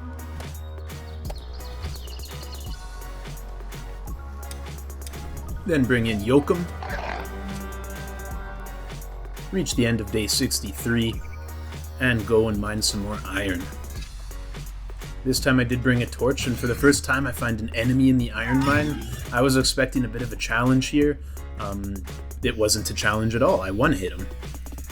So, yeah, I was a little bit disappointed by that, to be honest. I was thinking that, you know, deep down in the caves, a new mob appears, it's probably going to be something pretty intimidating and that puts up a pretty good fight. Unfortunately, just some sort of bug that only took one hit. But hey, I'll take it. I'll take it. It did give some meat as well. Then we do have some iron axes ready. This is huge because this means we can now chop down birch trees. Birch trees provide hardwood, and that is necessary for a lot of the iron tools, as well as the next tier of buildings that we're going to be unlocking. So definitely a major progression point when you get that first iron axe. So I get to work helping my villagers chop down some birch trees. I want to get into this next tier of progression as quick as possible. But unfortunately, we do have to take a bit of a break and deal with a blood moon. And as you guys watch the combat here during this blood moon, I just want to take a minute of your time to say thank you so much for being here right now. Obviously, I'm a brand new channel. As it stands right now, I'm sitting at 10 subscribers. I'm very appreciative of everyone here right now, and I can't wait for all of us to grow together. It's going to be absolutely awesome. I'm definitely going to remember you guys who were here in the very beginning. And yeah, just very appreciative, and let's keep it going. If you could leave a like and a subscription, that would be very, very, very much appreciated as well. But yeah, back to the blood moon. As you can see, we're just kind of grinding away. They do take out one of our walls. Not a big deal, as the blood moons are pretty tame. Really just using the bow. I want to get that bow proficiency as high as humanly possible. At this point, my melee weapon has started to do way more damage than my bow. Want to get that back to equal. And yeah, really just spend this blood moon sniping skeletons. Get to ranged combat level 30 with that shot there. Take out the Draugr. And with the help of a Trabs person, we take out the last skeleton.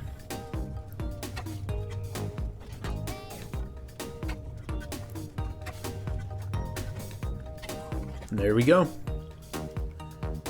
We then decide we're going to bring in Frode, and the blood moon finishes. Then we bring in Thyra, go back to the iron mine one more time.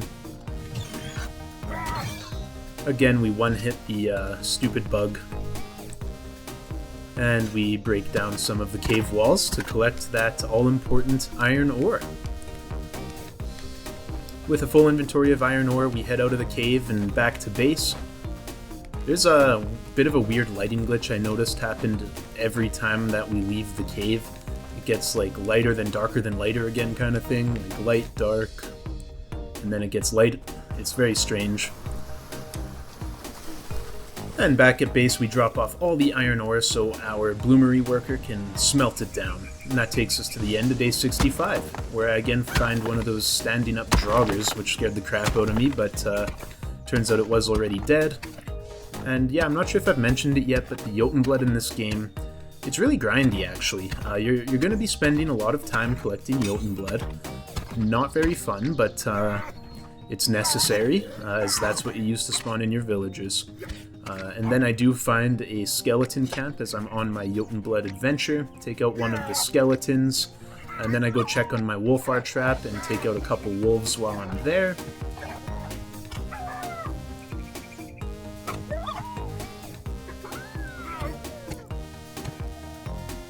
Make pretty quick work of them at this point. The damage is getting really solid. Not often you see me deal below 30 per hit. The Wolfar trap had been activated, so I pick it up and take our new pup all the way back to base. And there he is. They're so cute when they're young. And then we do spawn in Kara.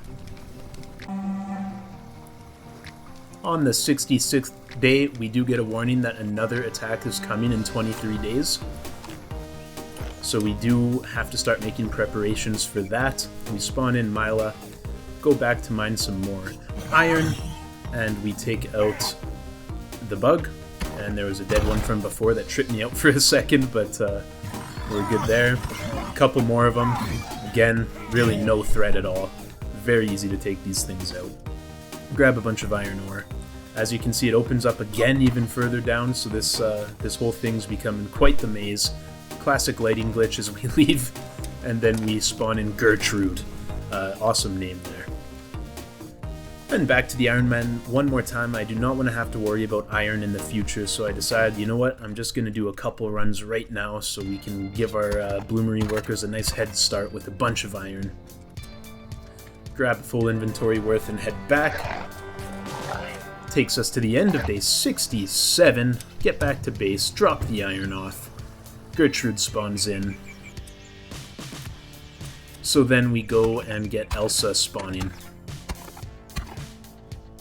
The Jotun blood in this game can be a bit of a grind, so that's what I'm doing here, is I'm grabbing some Jotun blood. And then the blood moon does rise yet again. At this point, the blood moons didn't seem to get significantly harder with each one. They were all pretty standard. Typically 3 waves, typically a Draugr with a couple skeletons, like I was mentioning before. Wasn't really changing, so yeah, they're fairly easy to deal with and did become fairly routine as we spawn Carl in. Unfortunately, Burger left the tribe. He may have got the message that we were planning on cannibalizing him, but, you know, how can you blame us? His name's Burger, so I'm not sure why he's so salty and why he decided to leave, but, yeah, missed opportunity there. Would have been nice to have some Burger for dinner tonight. Take out Draugr. And then the last wave comes. I just kind of wait to see what they're going to do here. They do go after the Eye of Odin. I don't like that idea, so of course I go in with my club swing.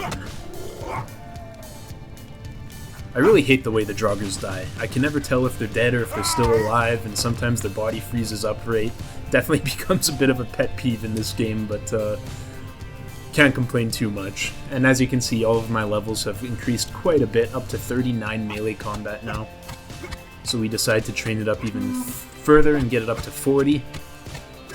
Blood Moon is done, and that takes us to the end of day 68. So yeah, day 69, my favorite day throughout this whole video actually, as we spawn in Ingrid. Just kidding, sorry Ingrid, we're going with Anvil. We then build roofs for our warehouse. What this does is it protects the items being stored within from weather events, like when it snows, storms, or rains. And then we did get a longbow, so this was a upgrade to the bow we had been using, now that we had the hardwood going. So I wanted to go test that out right away. And as you can see, the damage is definitely significantly increased. We were doing about 20, 25 with the bow before, now we're hitting in 30s.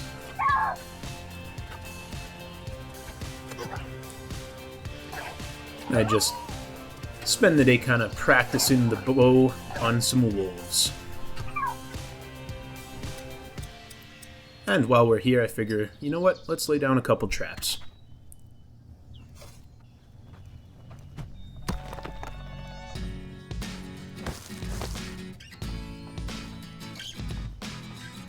Back to base we go, spawn in Mojvi, place down some more walls for the upcoming attack that is now only 20 days away.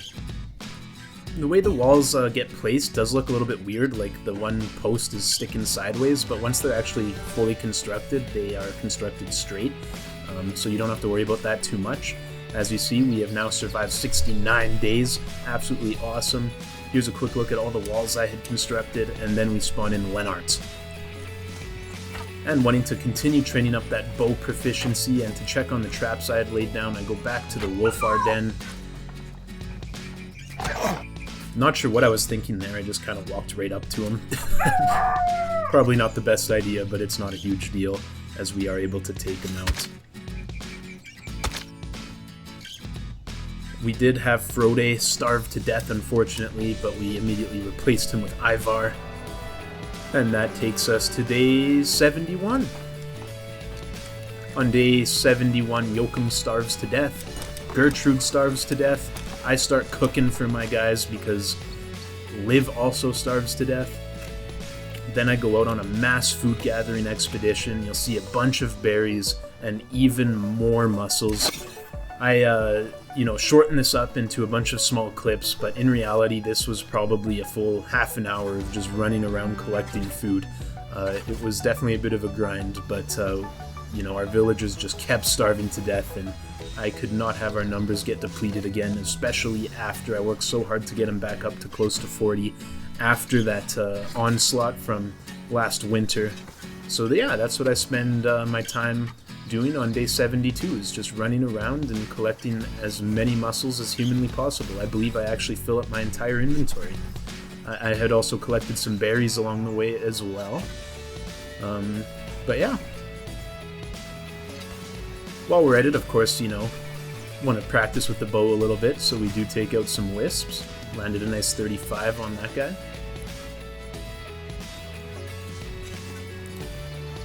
And just keep collecting those mussels.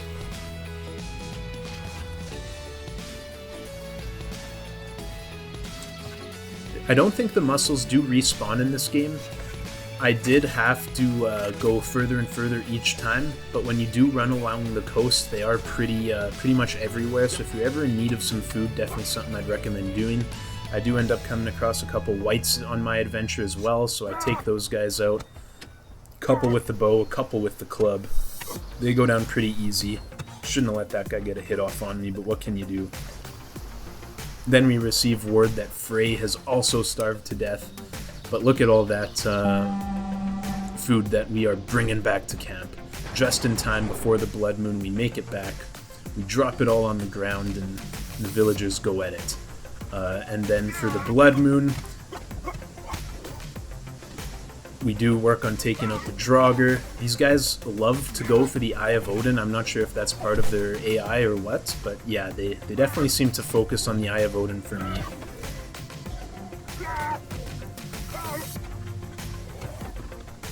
And just keep dwindling down their forces one at a time. Stupid shield definitely tanks a couple hits for this skeleton, but eventually I break the shield down and I'm able to finish the skelly off. Try and keep moving to avoid those arrow shots from the Draugr, but do a poor job of it. At this point, I get a little worried that I could potentially die, so I use the hunter's hut as a bit of protection, dodge a couple times, get in there, get him stunned, and then finish him off. And that takes us to the end of day 72 as we harvest the remains of some Draugrs. We go get whacked by a bush. And then I grab all 3 of my wolf pups and take them on a mission, and I want to see if we can finally beat Fenrir. With the help of my trusty wolves, we go and dodge an attack from Fenrir. They all swarm him. We're doing really well. Look at Fenrir's health just go down like crazy.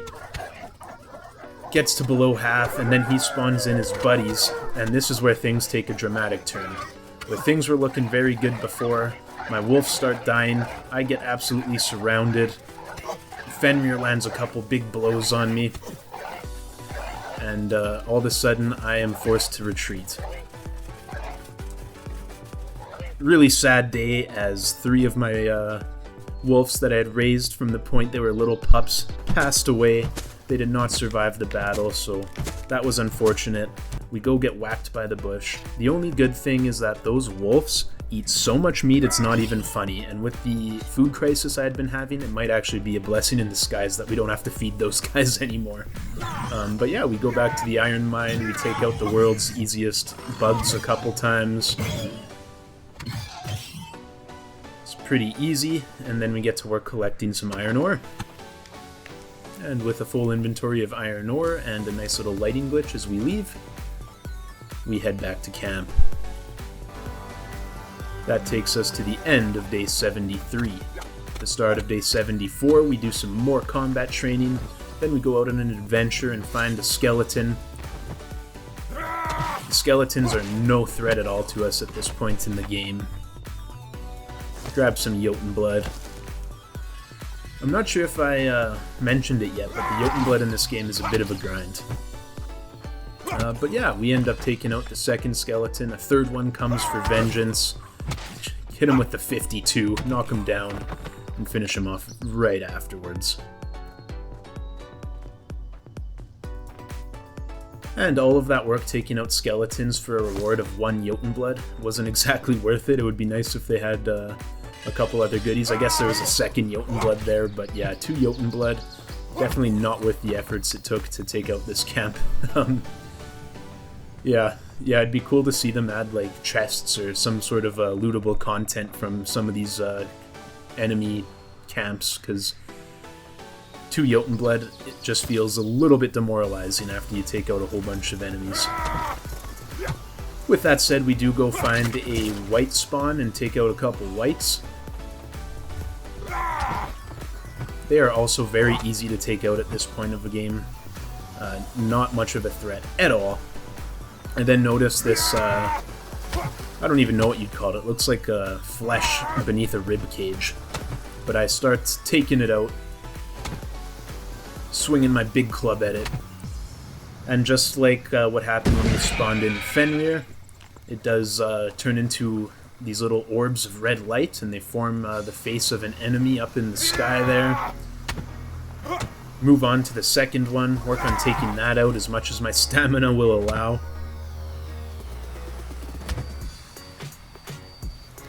And at this point I decide there's probably a boss coming. Let's let that stamina refill all the way at the top before I take one more swing at it.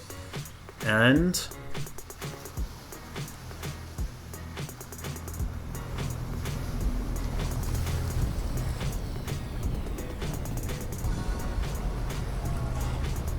Hogger the Relentless spawns in. So we take a nice juicy swing at him as soon as he spawns. It was hard to get distance on this guy.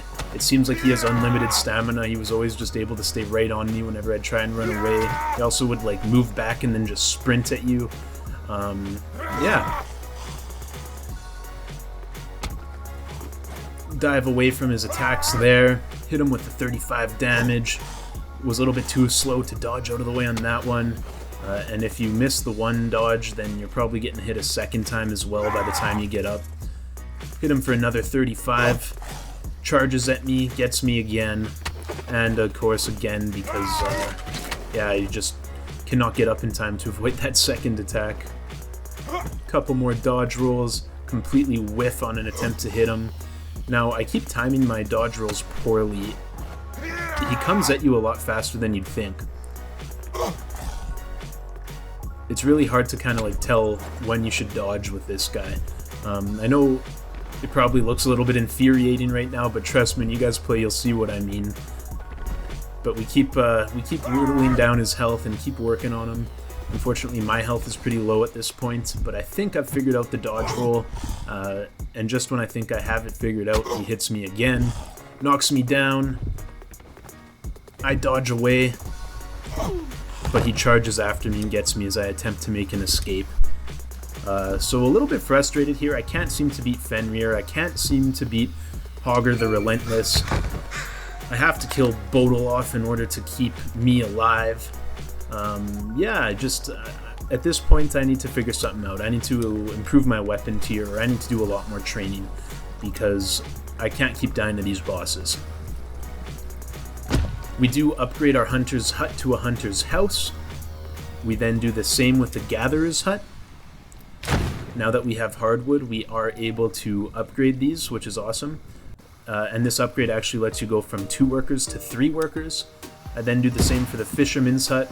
The reason I chose the Hunter's Hut, the Gatherer's Hut, and the Fisherman's Hut are because those are the 3 buildings that provide food, and obviously food is a battle that lasts forever in this game. But that takes us to the end of day 74, and we bring in a couple more troops. Not much happens on day 74. Complete day 75. Spawn in another clan member.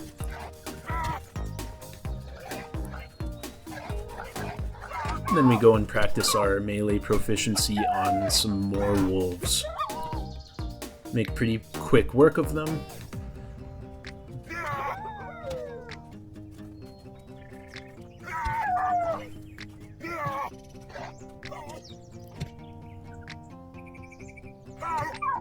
And that'll do it. Of course, we harvest them for their meat.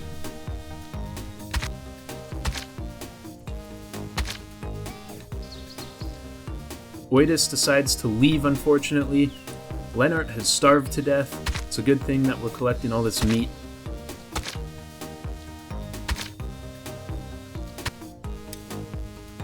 And as you can see, we've gathered quite a bit from that little wolf hunt.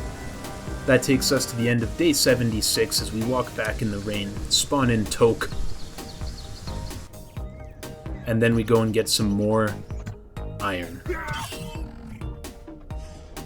One hit the bug yet again.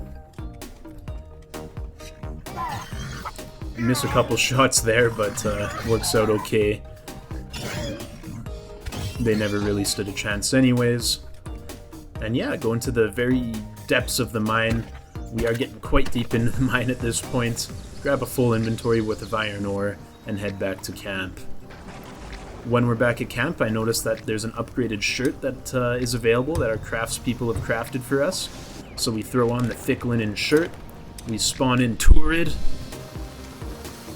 Our food situation now looks a lot better as we have 133 berries, 44 meat, and a bunch of other stuff. Get a notification that the blood moon rises, so of course we go and deal with that.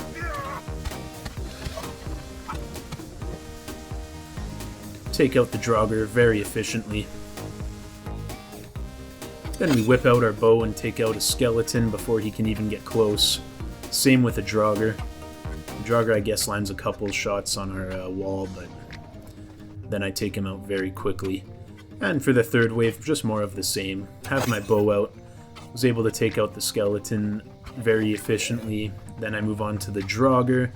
Was able to take him out very efficiently. And the last skeleton below me, I was able to hop up onto the ledge of our tower and finish him off. So yeah, it was a very smooth blood moon. Definitely handled it quite well.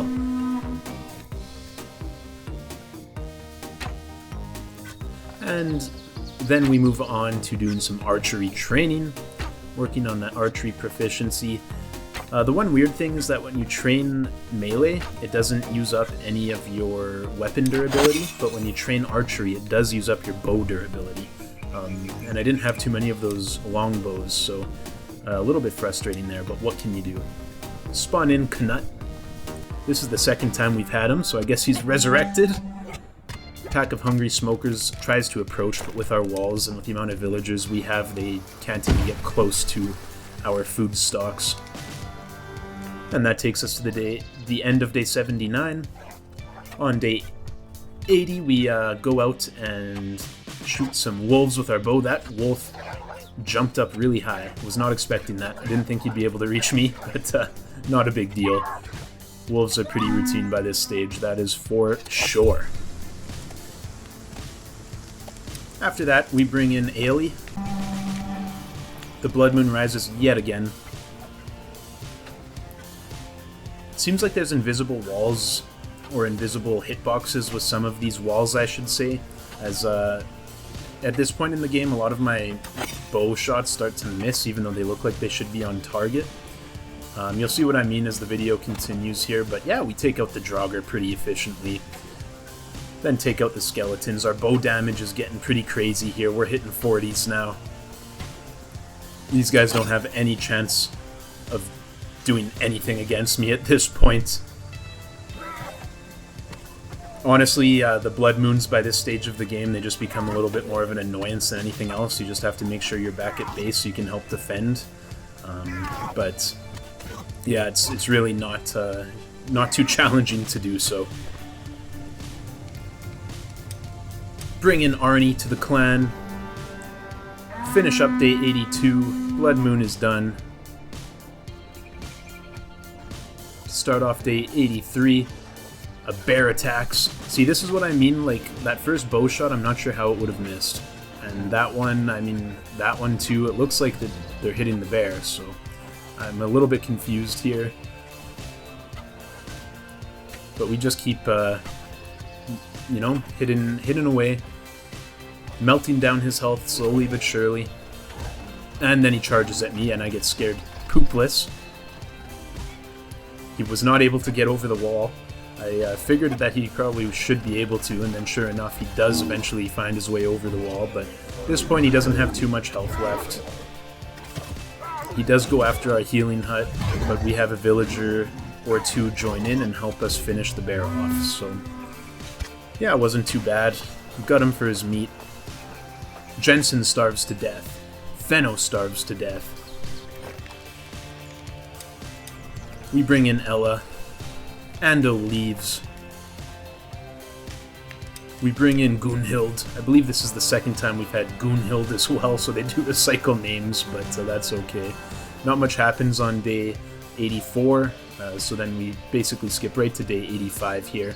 Now, I was able to build one of these larger watchtowers. They're pretty cool. You climb up them on a ladder, although it is a bit painfully slow how slow you do climb the ladder. But from the top, you get an awesome view. So our defenses are looking good as the attack, the invasion, is coming in 5 days now. You can see that the hunting hut, fisher's hut, and gatherer's hut have now all finished their upgrades, and they're now all houses. We do upgrade this workshop to be tier 3 so we can start making more advanced armor, and that takes us to the end of day 85. On day 86, we start off by hunting some deer for the first time. Land a shot, and now he's injured, so he's very easy to finish off. And the deer is actually a really good supply of meat, so I would definitely recommend maybe starting to go after deer a little earlier than I did. They were very elusive though, they do try and run away, so that's one thing to keep in mind. As we spawn in another villager, Holger decides to leave, and we get back to mining some more iron.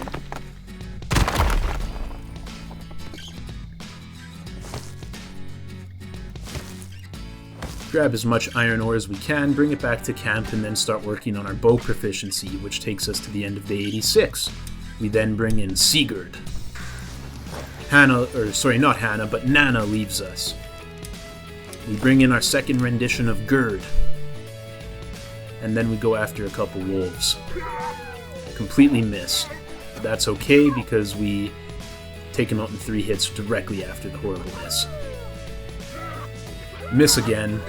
Get hit. It's a little bit sloppy here, but that's okay. I'm not too worried. I have a lot of health at this point in the game, and I do a lot of damage. There's no way that I'm going to lose to these guys, so not a big deal there. And finish taking them all out. As you can see, I collected a bunch of meat and some leather scraps. Bring all of that back to base. Nothing is better than a little bit of dirt-flavored meat, so I drop it on the ground for my tribespeople to cook up and eat, spawn in another tribesperson, and that takes us to the end of day 87. At the start of day 88, you'll notice the forest just outside of our base is absolutely littered with debris. I was mainly focusing on logs and long sticks, so the normal sticks and the resin and that sort of stuff was just being left behind. I believe it was actually causing quite a bit of lag in my game, so something to be weary of if you are playing this game yourself. Maybe set up enough storages that you can collect all that stuff, but you really don't need it. But anyway, that takes us to the end of day 88. I go on a little bit of a rabbit hunting mission to stock up on food as the invasion happens tomorrow. So I definitely want to make sure we avoid what happened during the last invasion where about half my clan starved to death or got killed or froze to death. So yeah, I want to make sure we have a huge reserve of food before this thing goes down tomorrow. Take out some rabbits for their meat, take out a wolf for their meat. One of our tribespeople leaves. That's okay. That deer completely dodged that arrow, just jumped right over it, but it didn't do him much good as we are able to take him down eventually. This one I hit a tree with the first shot, but the second shot lands well.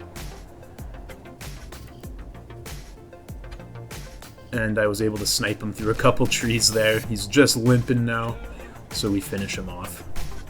This guy also jumped over one of my shots. Looks like he is able to get away, unfortunately, but I redeemed myself by landing a couple shots in a row on this one and eventually bleeds out.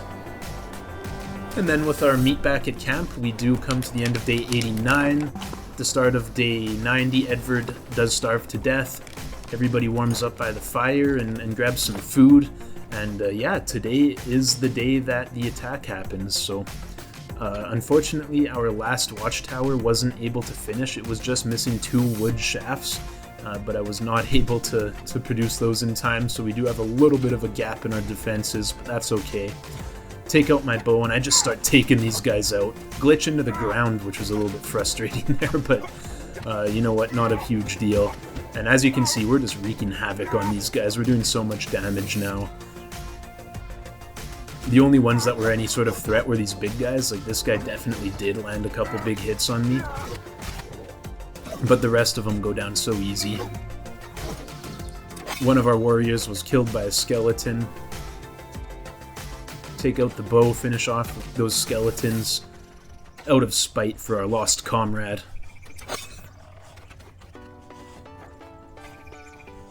Take out some more whites, then there's another one of those big dudes coming, so hit him with the bow. This guy actually goes down surprisingly easy compared to the first one.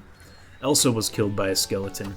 The weird thing is the Draugrs and those big crazy looking things, those large whites, they are definitely the tougher enemies, but it seems like the only ones that were killing my tribespeople were the skeletons, which definitely confused me a little bit, but what can you do? Just keep firing away those bow and arrow shots, building that bow proficiency, and taking out the enemy. Things are going relatively well so far. Land a 66 hit there, highest I've seen so far. Damage is getting really nice. And yeah, these guys weren't actually too hard other than that first one. To make things a little bit more interesting, the Blood Moon decides it's going to also show up on the same day as the invasion. Take out a skeleton, go in for the big boss white. Hit him a couple times. He's relentless, does not leave me any room to dodge or run away. Eventually he aggroes the Eye of Odin so I can jump in and finish him off.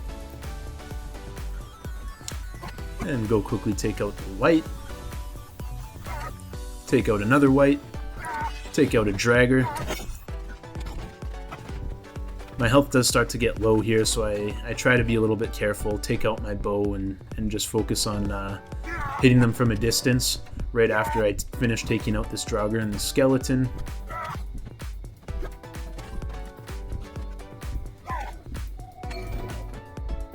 Unfortunately, Gird number 2 does die.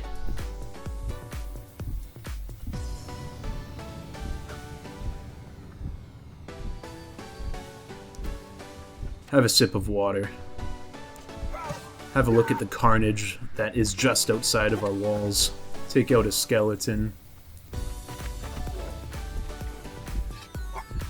Retreat a little bit. Whip out the bow. Decide to bring the club back out as it is more effective. Help my buddy who's about to die here. Finish the Draugr off for him to save his life. Go to a Draugr archer, take him out as well.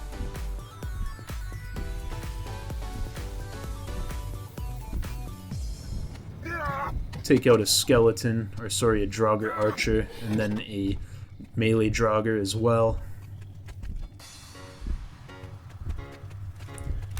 Run away because I do not want to die at this point. Just really careful about how I do this. He aggroes our wooden altar, so we end up finishing him off as soon as he makes that mistake. One more Draugr comes in, tries to take out our healing hut. Blocks a couple of my shots with his shield, but I have the help of a fellow tribesmate, and we end up taking out the Draugr. Unfortunately, Mila did die in the meantime. Find one more Draugr kind of hanging out, not really sure what he was doing out here, but we finish him off, and that finishes the Blood Moon as well as the invasion. After that we bring in Roar, complete surviving day 90, and then we make reparations to our defenses. The invasion did do quite a number on a lot of our defenses, but at the end of the day, we did not lose too many tribespeople, a lot more successful than the first time around, so I'm pretty satisfied, but I have a look at our food situation and it is pretty dire. So we decide to spawn in Fiet. We go grab some more Jotun blood. That takes us to the end of day 91, now on to day 92. On day 92 we have the chance to bring back Ragnar from death. We choose to do so as you cannot pass up on Ragnar. Like I said before, that is just the ultimate Viking name, so definitely gonna go with him. Place down a couple more storage buildings, then I make some bait and decide to fish for the first time. It took me a while to figure out how fishing works in this game. I was trying without bait at first, it did not work.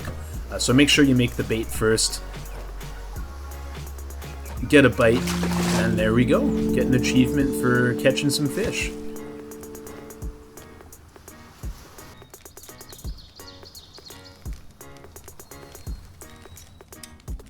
Decide to bring in another villager.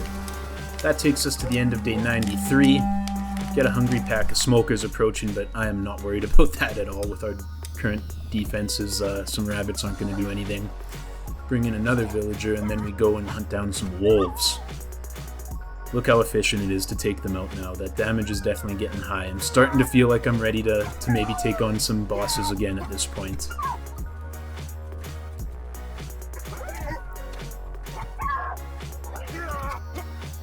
Unfortunately, my club breaks, so I have to finish this one off with the bare fists, but that's no problem. We do hunt some of the smokers on the way back. Definitely want to make sure that we don't have a bunch of villagers starving to death again, so yeah, focus right now is on collecting some meat and other food. We get as we make our way back to base, we do get notification that another blood moon is rising, so we go back to base, and yeah, at this point they're very easy to defend. As you can see, I'm doing 62 plus damage with my bow, taking them out in 2 or 3 shots at most. Not a problem at all to deal with these guys anymore. Destroy his bow, and yeah, finish the last Draugr of that first wave. On to the second wave, just more of the same. Stand up on the hill, fire at them from distance. Fired at that one a couple extra times because those stupid Draugrs don't look like they're dead after they die. Finish taking out a couple of the skeletons. And then we decide to bring Hendrik in. Blood Moon is finished. Survive the 94th day. Get notification a Wolfar pack is joining. Not sure how I missed that shot, but not a big deal.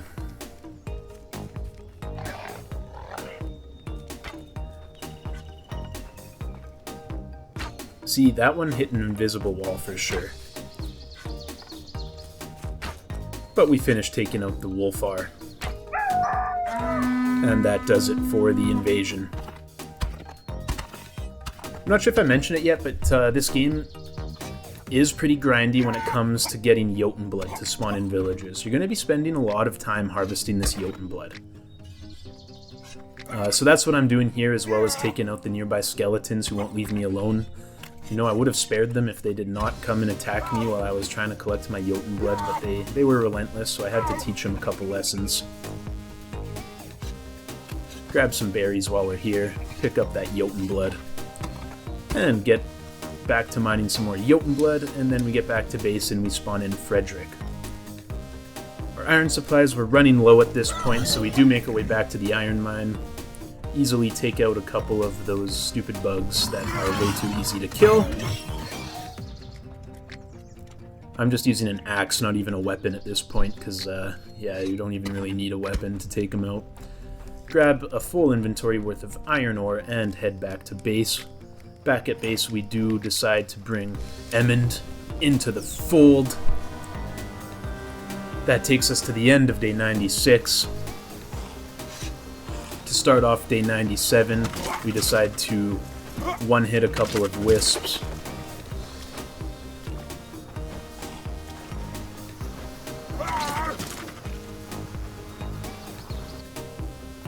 And we go back for Hogger. This time I brought onions with me. What onions do is they heal your health a little bit when you eat them.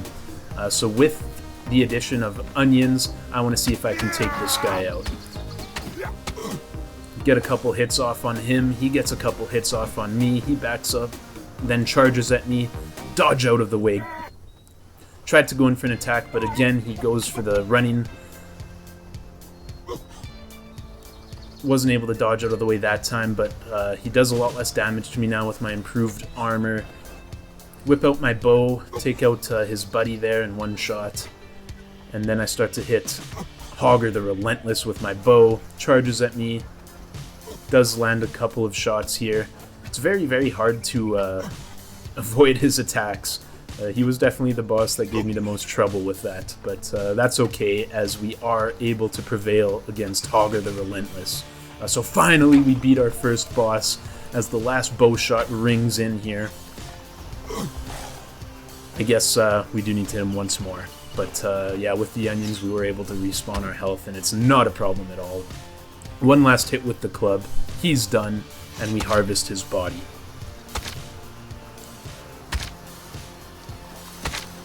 And just like that, he actually drops the water artifact. What you can do with the water artifact is you can set up a water rune back at your camp, and the water rune is going to give you a buff. We'll show you that in a bit. On the way back I do take out some skeletons, work on that melee proficiency.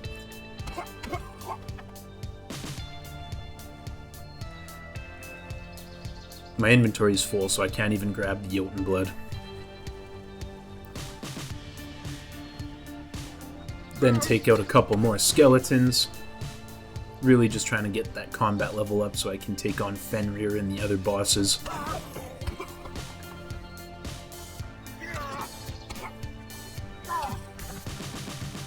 And as you can see, they do not put up much of a fight at all. It's pretty easy at this point.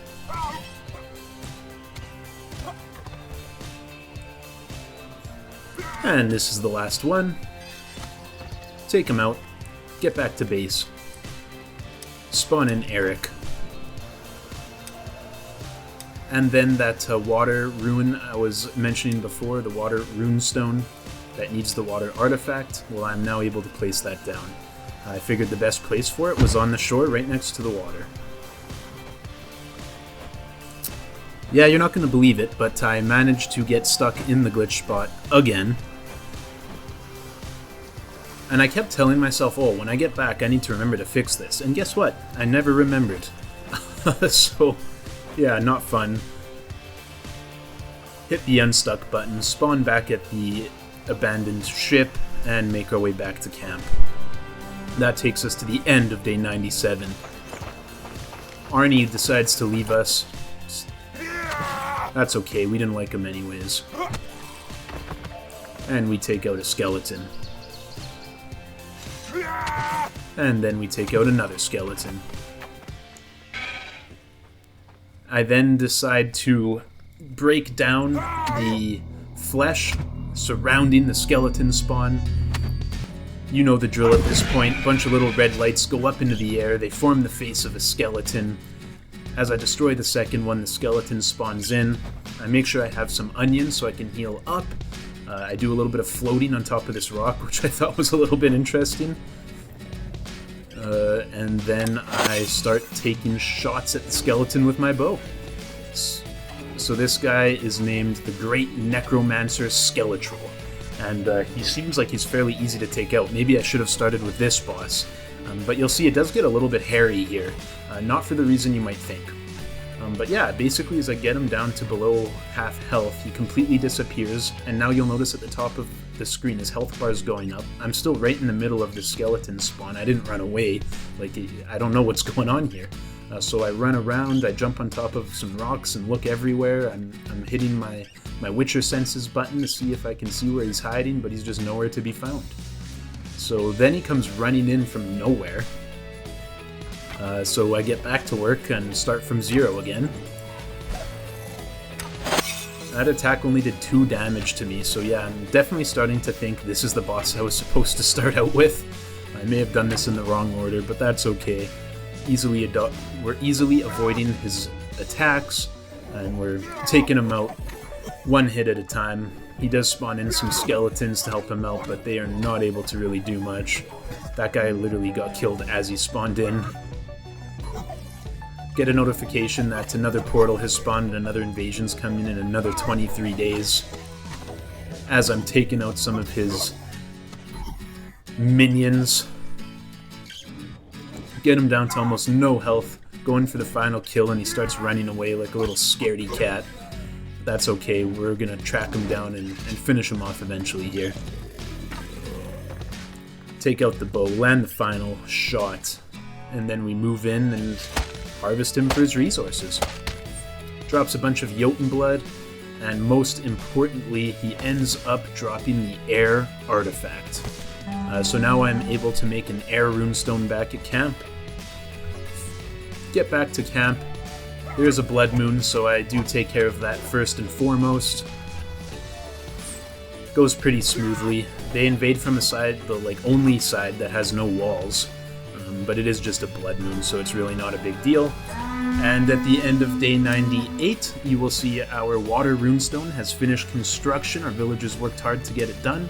I assign a worker, and I'm able to start performing the water ritual. We'll take a sec and just enjoy this interpretive dancing, these majestic moves that our Viking hero is performing in front of our very own eyes.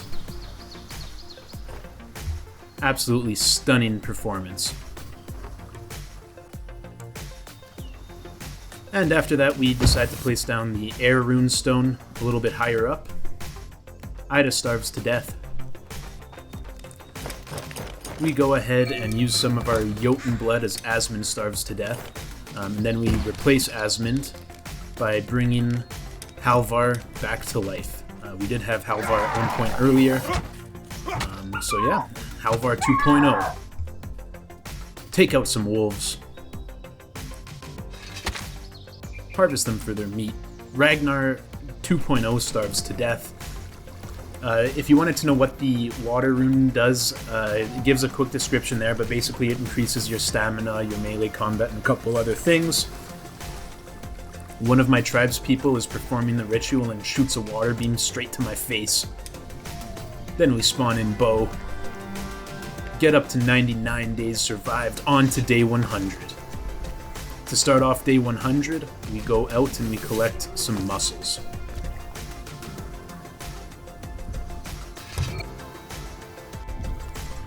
We then decide to bring Sigrid into the fold. Grab a mushroom while we're at it. And as day 100 rolls on, we go and take out a couple of Draugrs at a Draugr spawn location. The wolves are also kind of taking out some of the Draugrs. Bit of a faction fight going on here.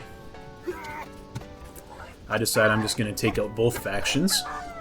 That way I can live in peace and not have any war going on my island. So we take out the wolves, we take out the Draugrs.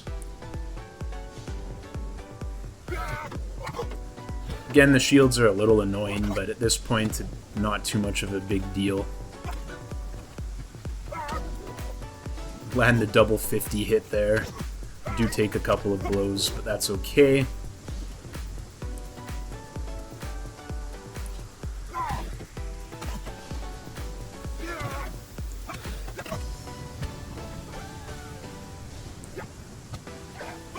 Take out another wolf. And we have now survived 100 days in Aska.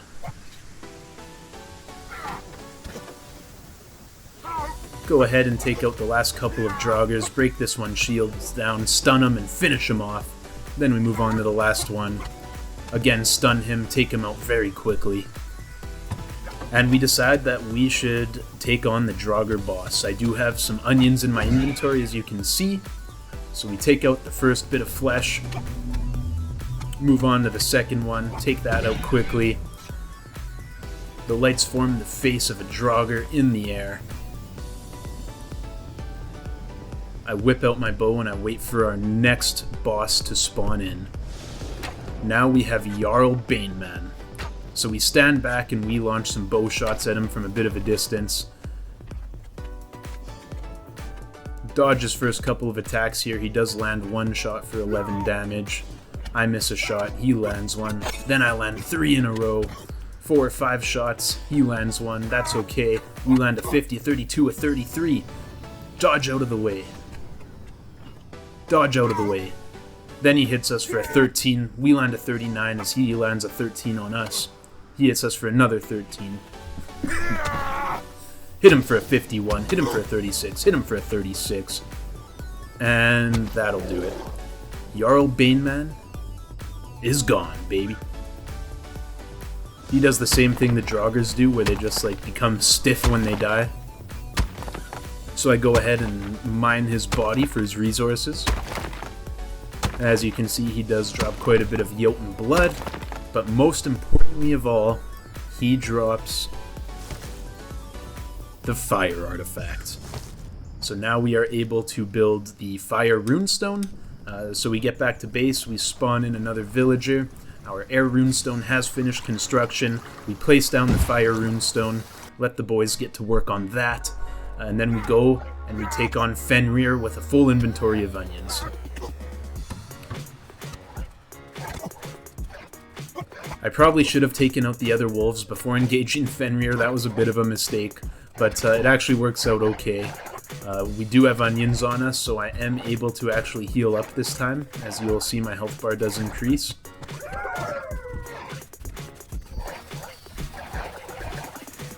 But I do run out of onions, and I do end up having to retreat. That was my fault. I should have taken out all of the other wolves before engaging in Fenrir, and I should have brought a couple more onions. But that's okay. We get back to base. We spawn in Aska. That takes us to day 102, with 101 days being survived now. We wake up and spawn in another villager. Finish day 102 by mining some Jotun blood. To start off day 103, we go back to Fenrir, now with a full inventory of onions and a plan in place. And no extra wolves this time either.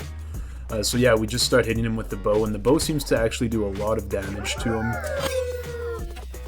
He spawns in a couple of his brethren, but we make sure not to let that mob of wolves grow too much, and we focus on taking out the ads first.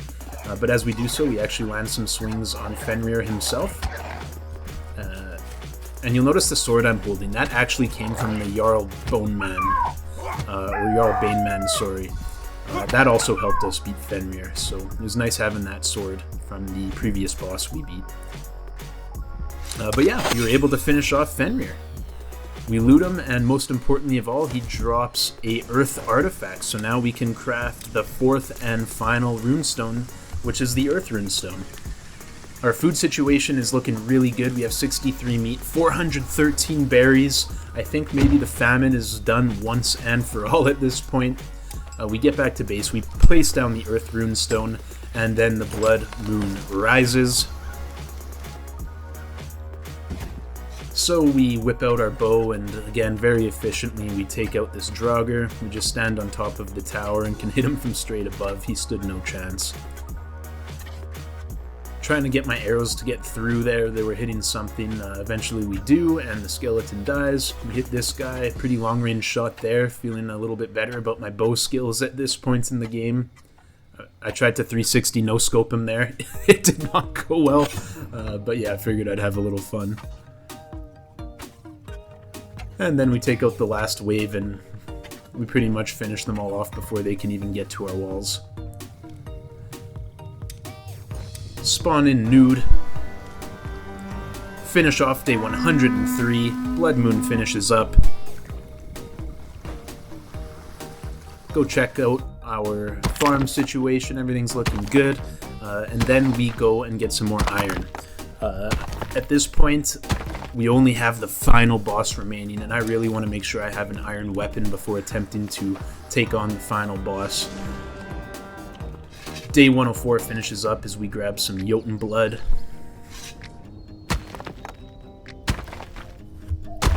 Did I mention Jotun blood's a bit of a grind? We then spawn in Klaas 2.0, and then finally we unlock the Longhouse. So this is even bigger than the cottage. So I plop one of those down by our kennel. We then spawn in Bjarn. Not much happens in between then and when I spawn in Ulrich. And same thing between Ulrich and Gundrun. We then get another blood moon in relatively quick succession here. And again, it's not really going to be any sort of problem for us.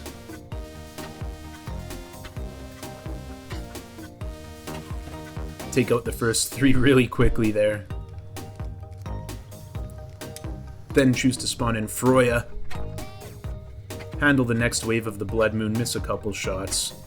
Then land the next three in a row to take out the Draugr.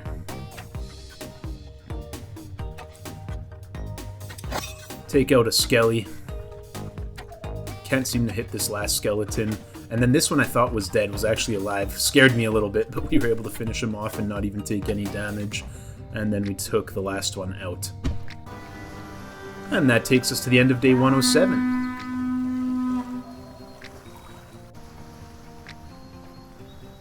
The next morning, I start off my day by getting the buff from the Air Runestone.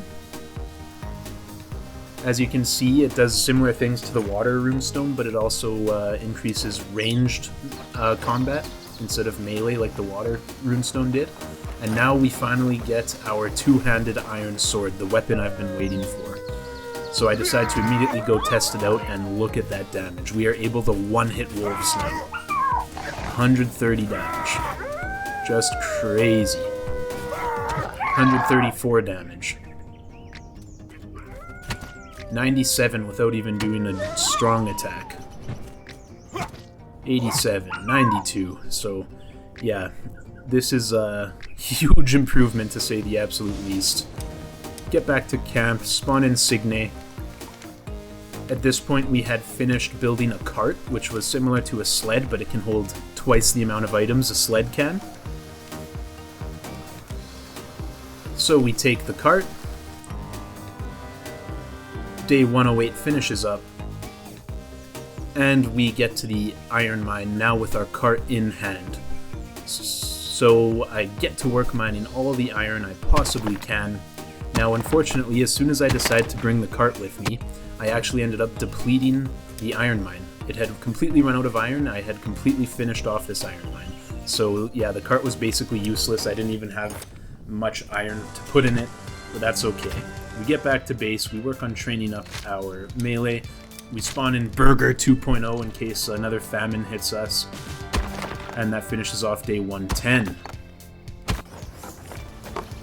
Then we get hit in the face with a blast of fire at the Fire Runestone. That cannot feel too good, but supposedly it does give me buffs, even though I feel like it would probably just melt my face off. But that's okay. Get the Blood Moon again on day 110 here. Sorry, this is now day 111 as we've survived 110 days. And the Blood Moon is very easy to handle. Our ranged combat is now up to level 58.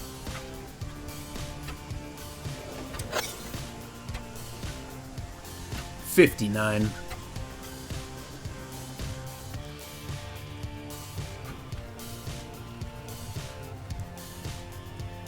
At this point, I just wanted to sit back and watch as my tribespeople finished off the skeletons, but they weren't really doing much.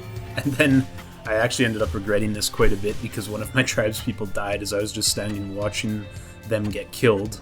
So yeah, mistakes were made, but not the end of the world. And that takes us to the end of day 111. So on day 112 we spawn in Herald, then we spawn in Igor, and this is the site where the final boss is summoned. So what I do is I place down a patrol marker. This way, when I summon the boss, I can have all of my troops run out here and patrol the area so they can join me in the fight. Day 112 finishes up. We spawn in Ursa, then we spawn in Njord.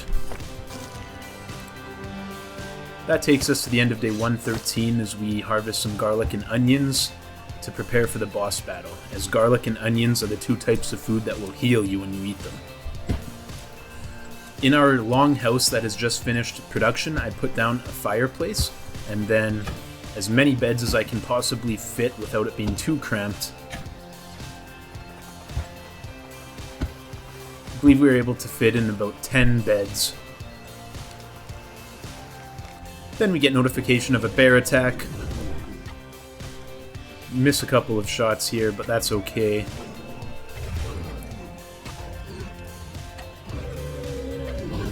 He's working on breaking down our wall. Our tribespeople come to the aid of myself and help me take out the bear, and we finish him off in a relatively quick manner. That takes us to the end of day 114 as we perform the water ritual and the earth rune ritual as well. Then we go and relax. And now is the time to take on the final boss. So it requires 5 Jotun blood to spawn it. The same thing that the same amount of Jotun blood that it takes to spawn in a villager. But this thing's a little bit more intense than your everyday villager. As you can see, so the stone Jotun spawns in. And the way it works is he has little weak spots all over his body, and you have to make sure you hit the weak spots, otherwise you don't do any damage. So we take our bow out and we aim away at the weak spots. We do some damage here.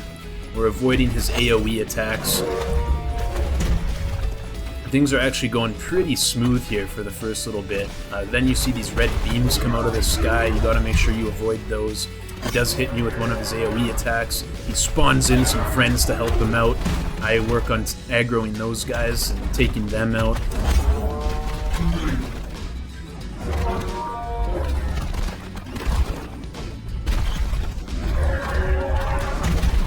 Unfortunately, I get hit again by his AoE attack. And again. Really just trying to take out his minions here. And as you get him to about half health, he does spawn in these crystal shards that will heal him. So you're gonna have to watch out for those and make sure you destroy them. We were able to knock him out at this point and get a few good shots in. I took out the secondary mob. I did get hit by his AoE attack again. Now, one huge mistake I made in this fight is once the garlic and the onions go from being green, which is fresh, to yellow. You'll see the yellow bar on top of my food icons in the bottom there. They actually don't heal you anymore. They only heal you when they're fresh and have a green bar above them. So now at this point in the fight, I do not have any healing items.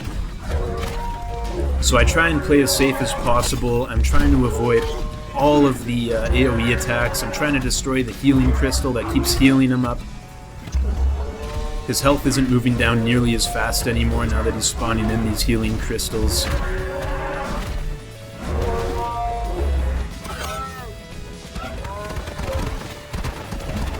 Hit him for a 242 there, which is pretty incredible, but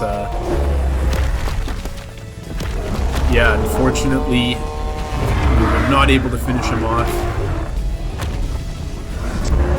Even though he got knocked down again, I do end up getting hit by his AoE attack one more time and dying.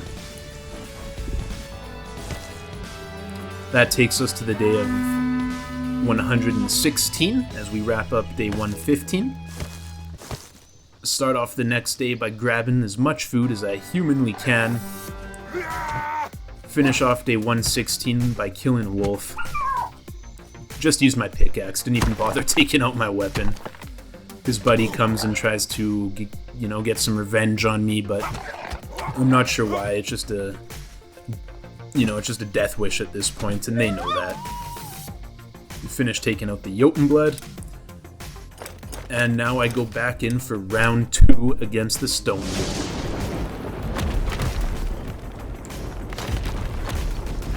This time I make sure I have a bunch of garlic and onions that have freshness full, so I do not run into that same issue we had last time where I ran out of healing items. Or I guess I didn't even really have any healing items to begin the fight because they were all already yellow. Unfortunately, my soldiers had not made it out to the scene of the boss battle quite yet, as they were still sleeping, as it was only 8:30 a.m. at this point. But that's okay, they do come and join us later on in the battle. For now, I just focus on doing as much damage as I can solo while trying to maintain full health. Just keep firing arrows into his weak spot, and taking out his mobs, and yeah. Now you can see we're up to 76 ranged combat level. 77. We take out the healing crystal, or at least attempt to. Then we take out the secondary mob. Eat some onions to make sure we're healing up. And just keep whittling down his health.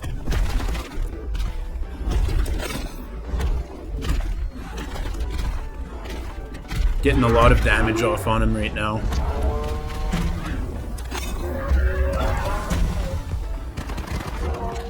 Hit him for 180, hit him for 185, hit him for 181, hit him for 182. Things are going well. 183, 174. Here I do take quite a bit of damage. But, luckily, I am able to heal up just as my troops arrive from back at camp. Take out the secondary guy, as well as the healing crystal.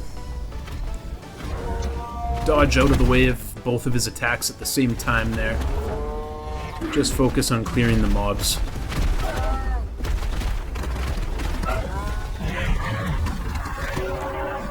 His health is going down really slow at this point with the healing crystals that he is able to spawn in, but we keep whittling him down. And now one thing that you can do is that when you destroy one of the healing crystals, it drops an orb on the ground. You would have seen the orb right there.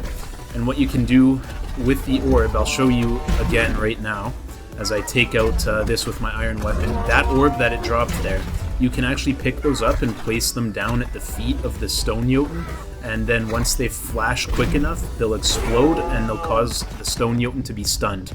Like right now, he's just on the ground and stunned. So I didn't realize this mechanic at first, but as the fight goes on, I did end up understanding that mechanic, and I used it to finish him off later in this fight. My health gets down pretty low here, but I have lots of healing items left. One of my stacks of onions has degraded to the yellow bar, unfortunately, but that's okay. We go in for the attack. We hit him for a 511 with the iron two-handed sword as the stone Jotun was stunned.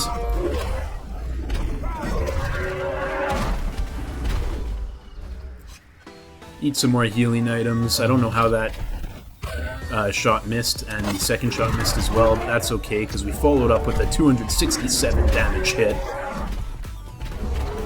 We have him to about 1/3 health at this point. Things are going relatively well. Hit him for a 278, hit him for a 274.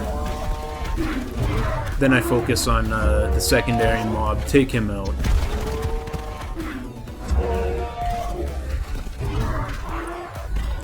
He throws up another healing crystal.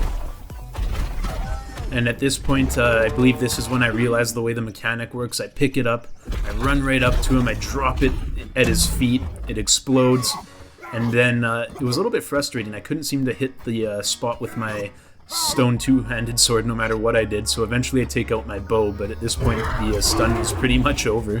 But that's okay, we hit him for a solid bow shot there. We do take a little bit of damage, but that's okay, we have a couple healing items still left. Take out the mobs, hit him for a 281. His health is now down to maybe about a 5th or a 6th. This was a little bit frustrating, he was right on top of his healing crystal, so I couldn't really hit it. Wasn't sure what to do here. Now I was down to no healing items left as my last stack of onions only had the yellow health bar, so now I have to be really careful. Most of my troops have died, so it's basically a one-on-one at this point. I panic because I have no health left. As you can see at the bottom, I literally have 1 HP left. So I opened up my menu trying to find any more healing items, but there weren't any. So at this point I think I'm probably screwed, but luckily that last healing orb explodes right on him, he gets stunned, and I'm able to take him out. With the last shot coming right here, we beat the final boss of Aska.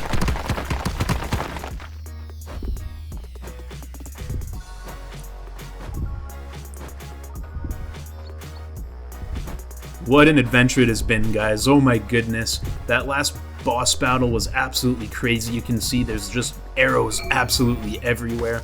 Eric leaves, that's okay, we don't want him anyway. We beat the stone Jotun, who needs Eric? So then we go back to camp and I figure there's no better way to end off the series, this 100-day video, than to grab a Raven potion, take flight, go for a nice aerial view of our entire base. As you can see, the village had got very large, and we sacrifice ourselves and finish the video. Thank you guys so much for joining me. It means the absolute world. hit the subscribe button, hit the like button. Let's grow together here. Please leave a comment. I'm gonna read them all. And yeah, I can't wait to see you guys in the next one. Comment letting me know which game you'd like me to play next. I'm thinking Once Human, but let me know, guys, and thanks again. Today we survive 100 days in Once Human. Our goal is to complete all of Phase 1. Join me as we gather resources, build a base, take on all sorts of enemies, defeat all Phase 1 bosses, and so much more. And if you could like and subscribe, it would be much appreciated. Our world is broken, stagnant, fallen into the abyss.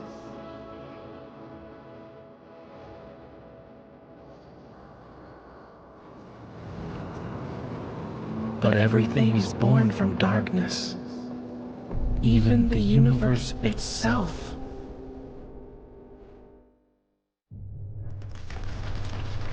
Now, do you see it? A glimmer within the void. The spark of life still burns, and evolution forges a new way forward.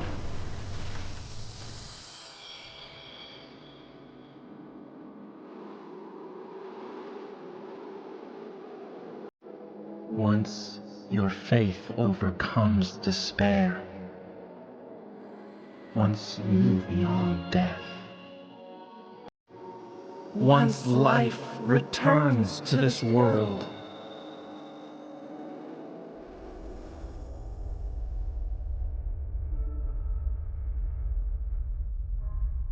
we'll meet beyond that path.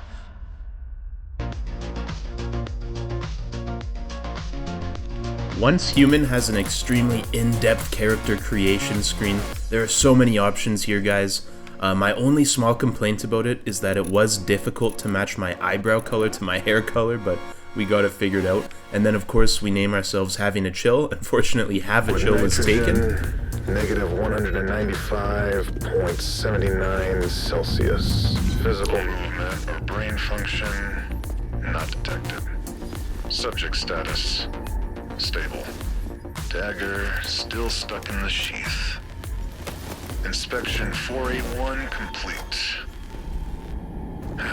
Requesting a higher power outlay for the isolation chamber to prevent any further outages. What's that? Security breach. Security breach!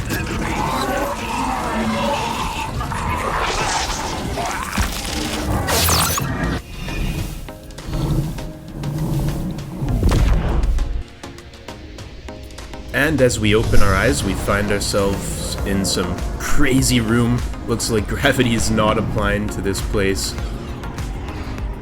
Absolute chaos everywhere, and we look down and find that there's a knife penetrating our stomach. So of course we remove the knife. Luckily for us, a first aid kit seems to have fallen from the heavens right in front of us, so we'll take it. We'll stagger up to the first aid kit. We'll grab the activator, it's called, and then we'll stick ourselves with the needle, and I guess that magically heals our knife wound, but we'll take it.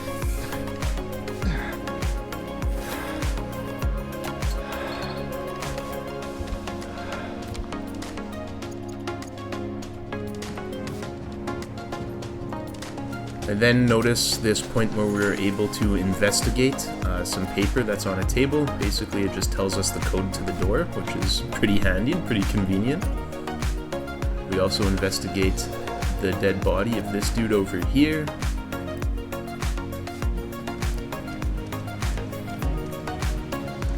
Then we go up to the door. We have to enter the code, which is in this case 0728.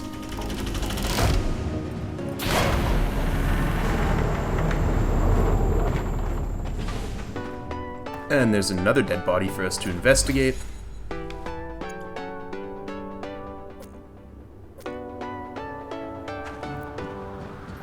And another door that we are able to open up.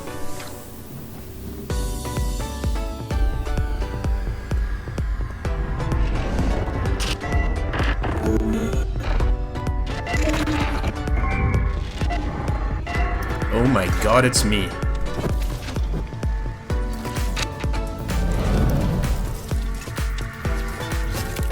Except this version of me has a much cooler backpack, so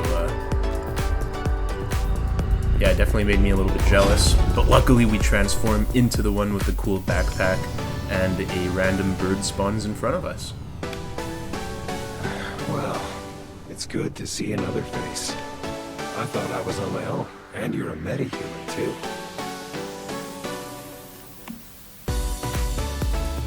I don't know who you are, but I know what you are. You awakened the cradle. That's something only a metahuman could do. You've lost your memory. Do you remember who you are? It must have been that fluctuation just now. It trapped me in the cradle. It could have robbed you of your memories. You can call me V. It seems that our interests are aligned, metahuman.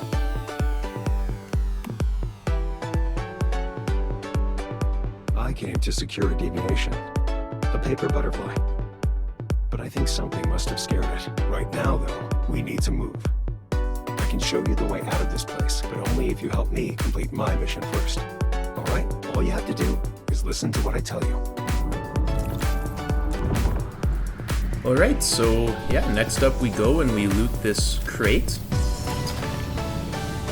It has a machete and 2 activators. I guess you actually have to press F again to collect all, which I forgot to do, so I was still using the knife that was once impaled in my gut. But that's okay, as we take out our first enemy, this creepy looking thing with a floodlight as its head. Run with deviants ever since Starfall. Grab some boiled water. At this point I realized I did not have that machete that I wanted, so I go back to the crate and open it one more time. This time I was smart enough to actually grab the machete, and we go and take out our second enemy of the game. Take out another one, loot another crate.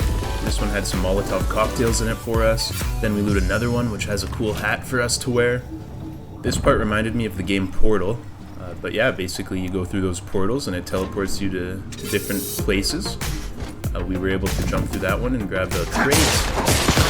And we take out some more enemies and grab another crate. This one had some rustic boots for us, as well as some canned lunch meat. Find a first aid kit on the wall, which had some healing items. And then we are prompted to touch this shadow lady, so we touch her. And once we do, it teleports us to this crazy looking room with all these paper butterflies on the ground. My name is Victor Hammett. What's your name? All I know is that I'm a monster. My mother, my father, and everyone else. They're gone. And it was all my fault. Hey, try and stay calm. I'm here, and I will do everything to help. It's no use. No one can help me. It'd be better for everyone if I just leave me alone. Please, don't waste your time on me. I'm afraid I can't do that. And you're not a monster. In fact, you're very, very special. You just need to learn how to control your power. Once you do that, you can help fix this broken world. We can do that together. My butterfly, it's flying. Yes! Your first deviation. Look how gentle it is. I remember my name now. It's Mitsuko. It means child of light. It's my first creation. I will create more. We need something powerful to challenge the evolutionists. And I think I finally found it. You. Hey, we can secure other deviations. We can use them to forge a new path and bring about true evolution. This will be the Mayfly's mission. This is why we'll fight. Mayflies? That's right. Mayflies. Small, yet invincible. Humanity may seem puny now, but we'll prove we can endure. Alright, I then find a secret little hallway in which I find a supply crate at the bottom. We get some more canned lunch meat as well as some boiled water. Then we find this crazy looking thing with a briefcase as its head, take it out, loot the crate, And in this crate we do find some gloves. We were able to pick up this briefcase and then shoot enemies with it, which is kind of cool. So that's exactly what I do here.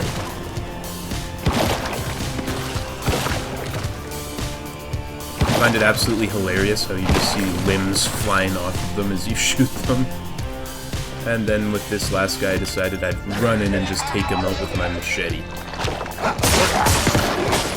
We found it. Reach out your left hand and see if you can feel the rhythm of it. We then capture this butterfly deviation. And Mitsuko asks us to touch her again, so that's exactly what we do.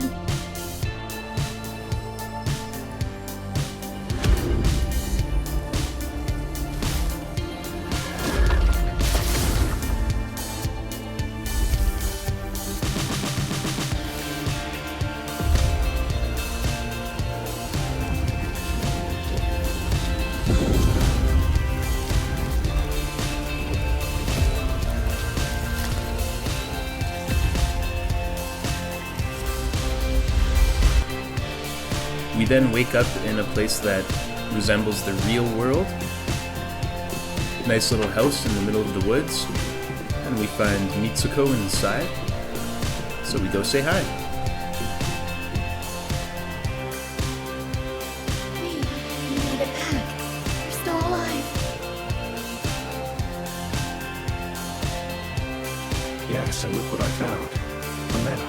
Only just woken up. They were kind enough to activate the cradle and set me free. Thank you, meta-human. Your help means a lot to me. You can call me Mitsuko. I used to be a meta-human as well. Rosetta did all kinds of experiments on me. That is, until V saved me. Mitsuko is a very special meta. She can sense even the tiniest fluctuations in the stardust. It's thanks to her that I was able to take refuge in this place after Starfall. You're safe here. Yes, the butterfly is an emissary of sorts. I wanted it to help rescue other metas. The recent fluctuation must have startled it. The important thing right now is to secure it and ensure its safety. See that thing in the center of the room? It's a device for securing deviations. This makes them more useful and safer to be around. We then place the butterfly into the securement unit. The butterfly... I think it like... Deviations can be very dangerous if not taken care of. They can radiate stardust, which can lead to all kinds of unpredictable consequences. This is why we created the Mayflies. We make cradles and securement units to keep deviations contained. We're finding ways for humans and deviations to live in harmony. This is our best chance of cleaning up Rosetta's mess.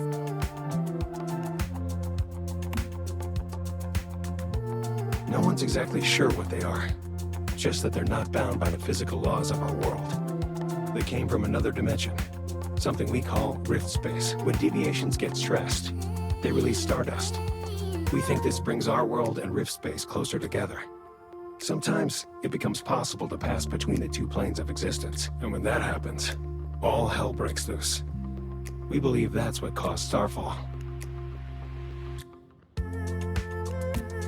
Some deviations are friendly, like the butterfly. But others, like the ones inside monoliths, are extremely dangerous. It's not practical to secure all of them, but if we can learn more about them, maybe we can find ways to live alongside them. That's the goal. You must be prepared. The stardust just keeps spreading, and we aren't sure why.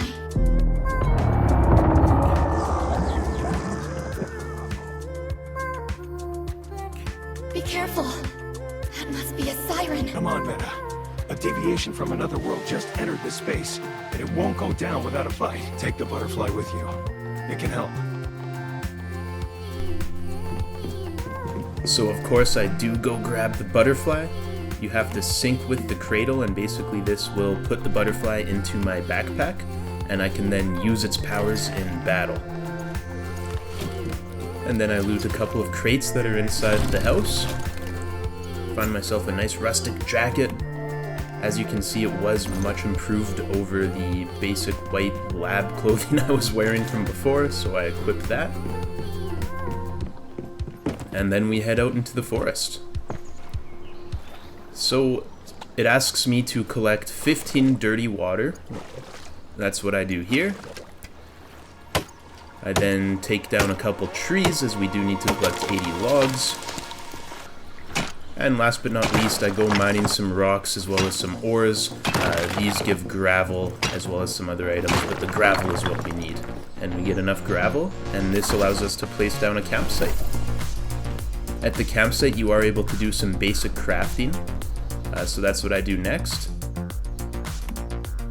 Crafting myself a rusted crossbow.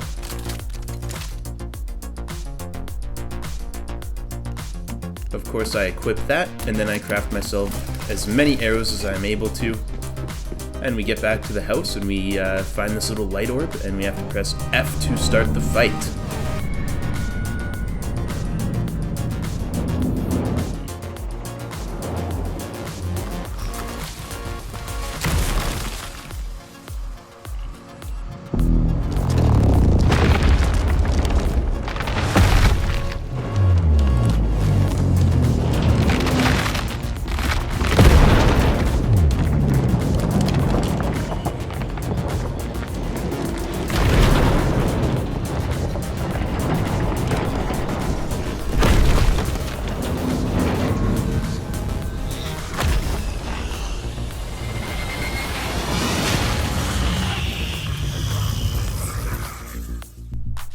And this is when I really start to get excited about this game. This huge looking humanoid monster thing with a satellite tower as its head comes up through the ground, and I have to take him down with the crossbow. Now this point we are still in the tutorial phase of the game, so it was relatively easy to take out, especially with the help of that butterfly who you can see flying around and attacking him. But yeah, we just keep firing away our crossbow, and with the help of the butterfly, it is very easy to take down. But I was still blown away just by how cool this thing looked, and how interesting of an enemy type it was. And there we go.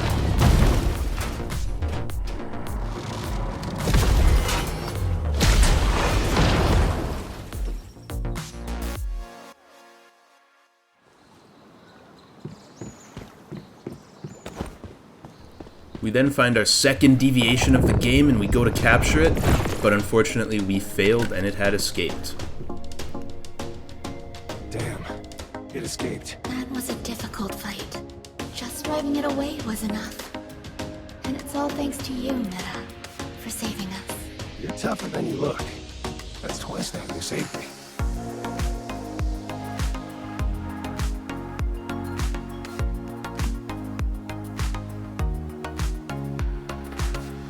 Yes.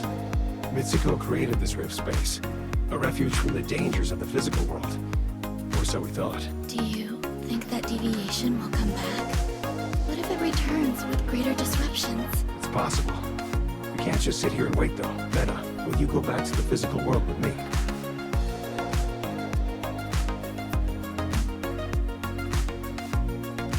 Take the butterfly with you. Put it in your cradle. That way, I can lend you some of my strength. Hopefully we'll meet again one day. When the stardust is stable enough. It looks like this is goodbye. Good luck, Meta. Before you go, if you have any questions, I can try and answer them for you. So we grab the butterfly and head over to the real world.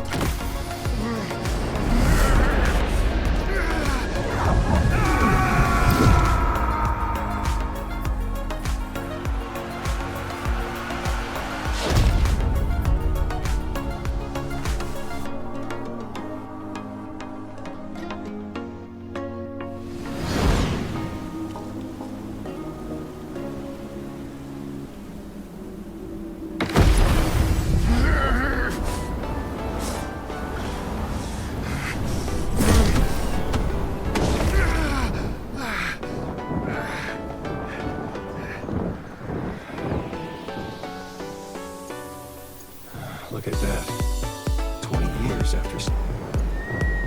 So with the help of V, we glide all the way down to the ground, and now we can start the actual game.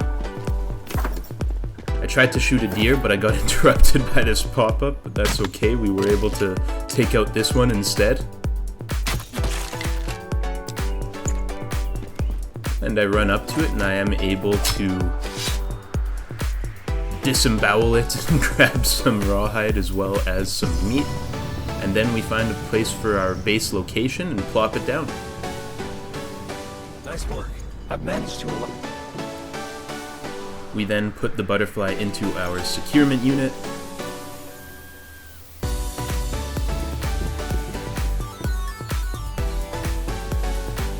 And then we open our cradle menu. Here's the Mimetic screen. What this is basically it's your unlockable tech tree. So we go and unlock a couple of the nodes within this tech tree, allowing us to further improve our base and place down more crafting tables and that sort of stuff. And then we go out and gather some resources so we can keep our base going, keep expanding, keep getting better and better items. We place down a furnace. This is where you can smelt ore as well as create charcoal and some other items. Starting off, you can make charcoal, copper ingots, and glass. You then go grab some more trees and some more copper ore.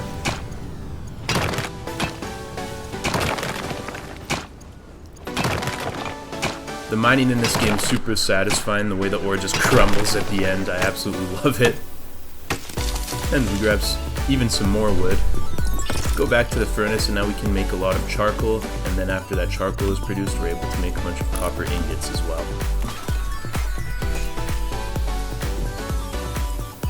And while we're waiting for that stuff to smelt down, we find another deer that we take out.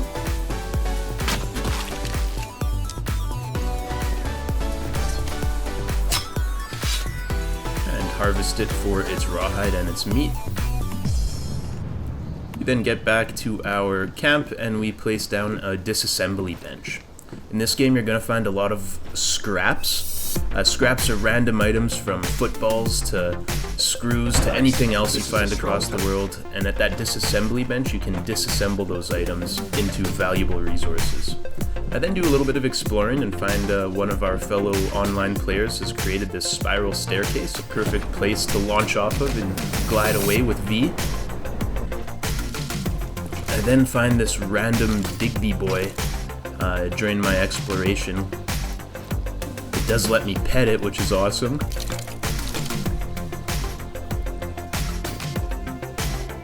And then I go and find my first point of interest on the map, where there's some zombie looking dudes that we take out with headshots with the crossbow.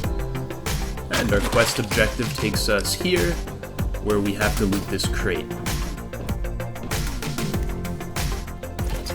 Inside the crate is a bunch of supplies and scraps. And then we continue taking out some of the local zombie population as a fellow online player runs by.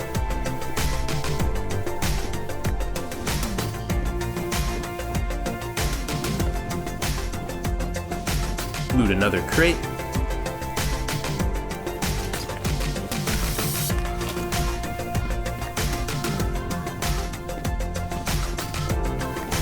And next up I find this interesting glowing looking orb. I run up to it. It disappears on me. But I look up and notice it's now floating, so I try and shoot it, but that doesn't do anything, so confused, I just run off to our next quest objective, which is to talk to Mary, who is this girl right here. Hands off my stuff.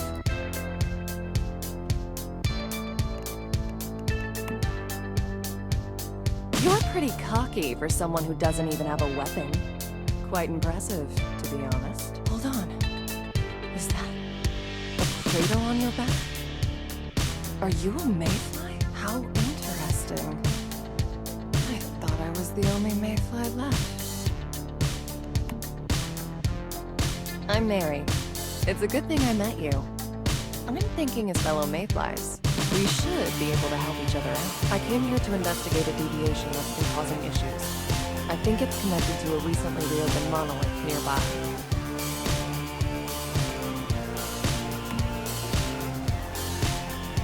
Don't tell me you're going to try and take on a powerful deviation barehanded. Even an ordinary deviant could tear you apart right now. You're pretty inexperienced, aren't you? I'm going to give you a blueprint. Use it to make yourself a gun. Trust me. You'll need one if you want to stand even half a chance of surviving out there. While you're doing that, I have other matters to attend to. Once you're done, come find me in Deadsville. It's the nearest survivor settlement. We can plan our next steps from there. After all, 2 heads are better than 1. And I've never turned down help. Since Mitsuko revived you, just to be safe, we better not share the existence of Mitsuko with that woman. That blueprint is rock solid, though. We can use it to make a real gun. So with the help of Mary, we did get a blueprint unlocked, which allows us to craft a gun. First of all, we have to go disassemble our scraps in the disassembly bench. That way we'll get the necessary resources in order to craft the gun. I then unlock some more nodes in our tech tree, including ammunition and a gear workbench, which is where we're going to be crafting guns and armor. We also unlock some better ammunition. Then we place down the supplies workbench. This is where you're going to be crafting ammunition and other useful resources. And I didn't have enough materials to place down the gear workbench yet, so we go out and collect some more resources. And just like that, we now are able to place down the gear workbench, so that's what I do next.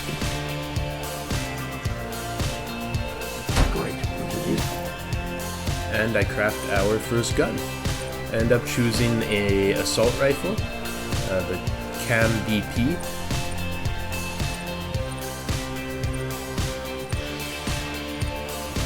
So we select it, and the way crafting works in this game is you actually have to craft each weapon part individually. That's those 4 things you're looking at right now. So we go through those, and with the scrap we had recently disassembled, as well as all the copper ore we had collected, we did have all the materials If you needed. want to make ammo, though, you'll need to do it at a synthesis. So we craft our gun, and then we go over to the supplies workbench, where we're able to craft copper rifle bullets. We're able to craft 1,200 bullets, so that's exactly what we do.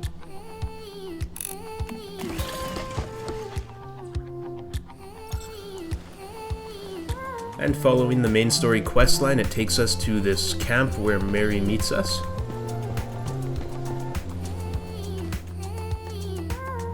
Good. You made it. I'm guessing that gun served you well.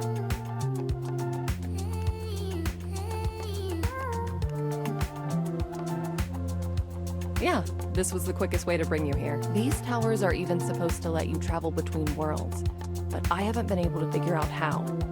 Maybe you'll have more luck. Either way, I'm glad it got you here. Deadsville is the perfect place to dig up info on the area. That merchant over by the old truck looks like she gets around. Maybe she knows something useful. Alright, so then we notice this mailbox in this camp. We are able to open some mail, and we did receive some free items from the people over at Once Human. Much appreciated. We then went and activated the teleportation tower, which allows teleportation points around the map for quick travel. Anything that catches And then we your go talk to eye, Claire. I'm always open for business.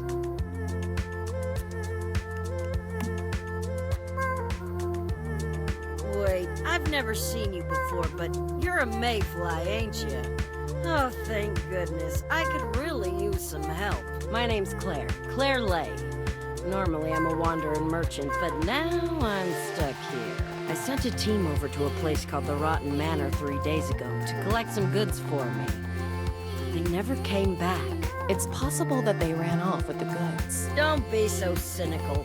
I've been through thick and thin with them. They wouldn't do that to me. I'm afraid that something must have happened to them. Rumor is the Rotten Manor's seen a surge of deviants recently. I suspect there's a deviation behind it.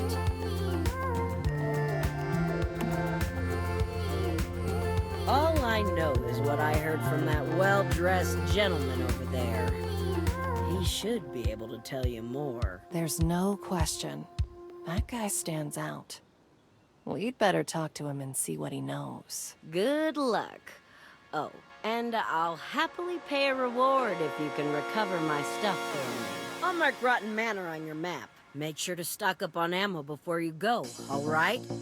So we go talk to the well-dressed man. And know the place for the first time. Through the unknown, unremembered gate.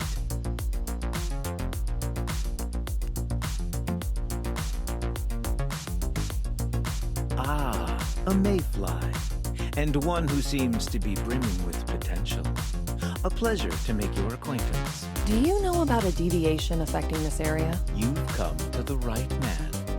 I am Samuel Lowe, a humble scholar specializing in the fascinating phenomena we call deviations. And as for you, you seek keys with which to unlock the Dark Tower, don't you? But I'd be wary of what else you might open up. Do you always speak in riddles like this? I was merely setting the mood.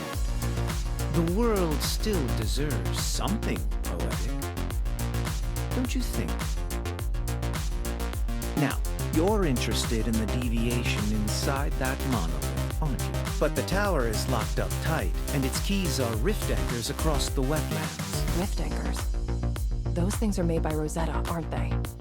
Activating them should give us access to the rift space inside the monolith. Spot on. And now tell me, where do you think those anchors would be? Usually places with the heaviest stardust pollution. The Rotten Manor would definitely be one of them. Indeed. I'm looking forward to seeing what you can do, Mayfly. I'm sure it will be a remarkable story to share. By the way, I wouldn't mind adding another deviation to my collection. And then we go talk to Mary one more time. Now that we know what to do, let's split up to cover more ground. I'll find a way to hack into the monolith. Once you've activated the rift anchors, come meet me at the monolith gate.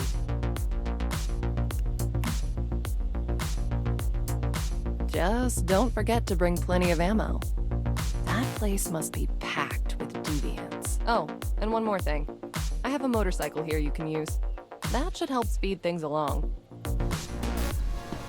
So we then hop on our newly acquired motorbike and make our way towards the Rotten Manor.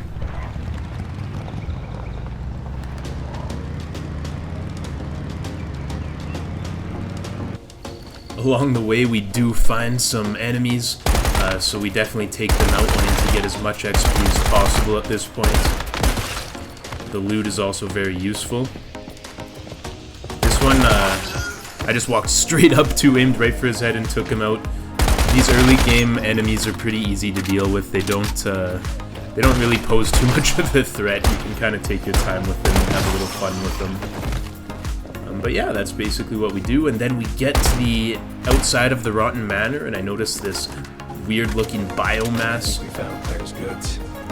Too bad her team didn't make it, though. Look at this We substance. then find a corpse of one of Claire's members, and as soon as I interact with it, the Ravenous Hunter's doppelganger spawns in.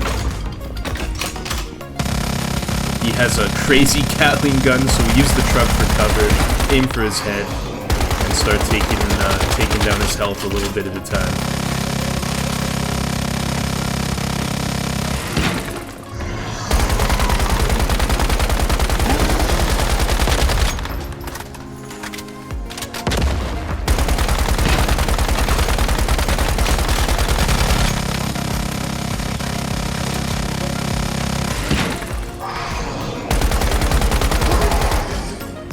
And just like that, we end up taking him out. The rift anchor. Let's take a closer look. Next up, we have to go activate this rift anchor. Nice and easy. Well done. I've noticed some other strange stardust readings.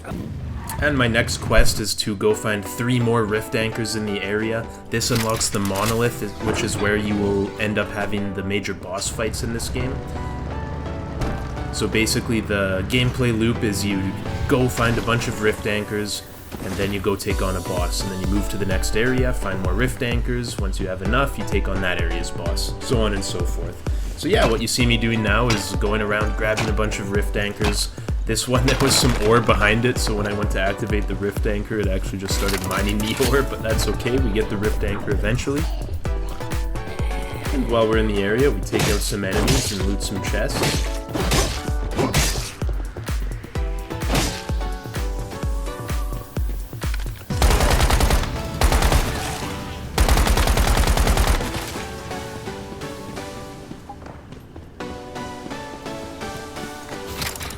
And we get the fourth and final rift anchor. But before leaving, I wanted to grab some more loot and practice on some more enemies, including this floodlight head and this flying looking bug.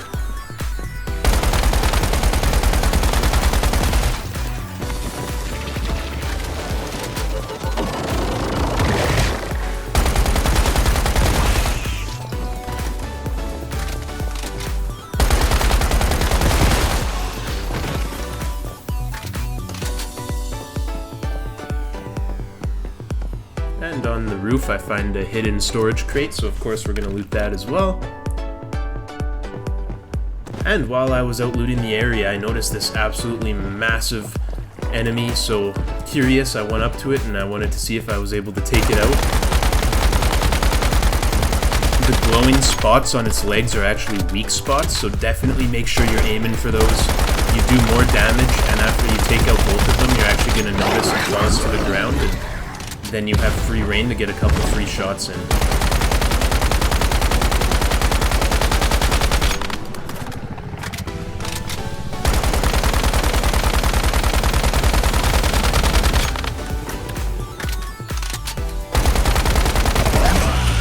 And just like that, we defeat the elite.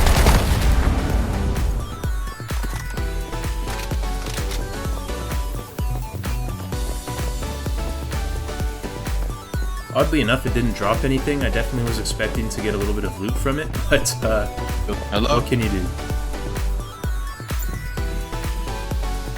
We then disassemble all the scraps we found on our journey, grab some valuable resources from that, and I sneak up on a deer and take it out with my gun. You're definitely going to need a lot of rawhide in this game, so anytime you see a deer or a wolf or anything that drops rawhide, make sure you finish it off and grab that rawhide. And then we continue by looting some more copper ore, and taking out another deer, and a couple more.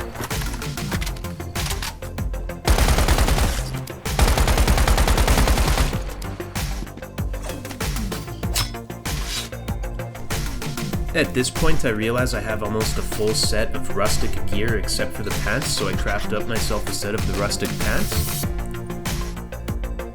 There is no rustic mask, but I do want a mask, so I end up choosing the test subject mask and crafting one of those as well. So we equip the new items, and as you can see, they do give us some improved stats. Next up, I work on expanding our base a little bit, as it was getting pretty cramped. I run out of resources, so I only was able to place down 3 foundations, so we go out and we grab some more wood.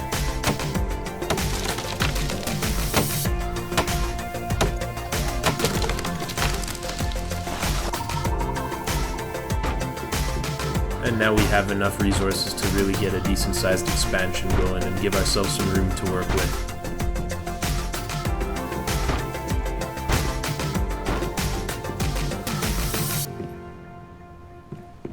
Unfortunately, the sulfur rock was in the way, so I have to go quickly mine that. But eventually we do fill in that corner, and now we have quite a bit of space to work with, which is awesome. And then we go work on taking down even more trees. And then we're actually able to place down a garage. What this does is it's a place where you're able to modify and repair your motorcycle. So I go ahead and repair my motorcycle. Then I place down a storage crate. As you can see, it has quite a few slots for items. Then I upgrade our crude pickaxe to a copper pickaxe, which is going to make chopping down trees and mining rocks and ores a lot quicker. And we hop on our bike and continue on with the main story quest.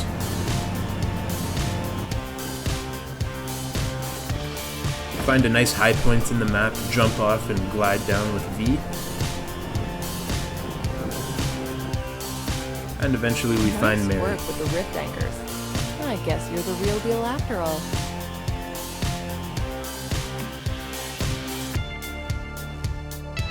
Sounds tough, but I think it was worth it. And I've made some discoveries regarding the deviation as well. Each time a rift anchor was activated, there was an obvious reaction inside the monolith. The deviation must be holed up inside.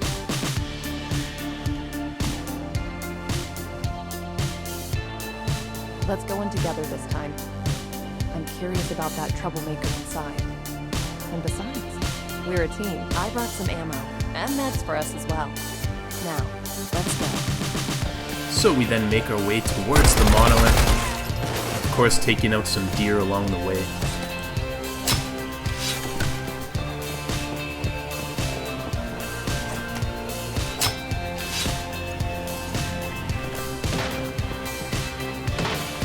We place down a camp in case we die. The camp does allow you to respawn there. So if we die inside the monolith, now we're going to be able to respawn nice and close and jump right back into the fight.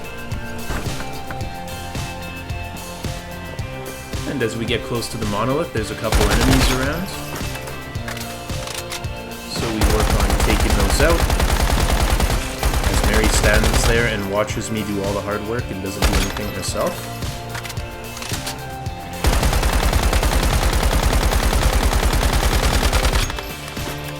This guy was a little bit more tanky than the rest of the enemies I'd seen up to this point, but still not too much of a problem.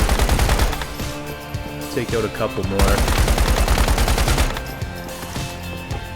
We unlock the teleportation tower just outside the monolith.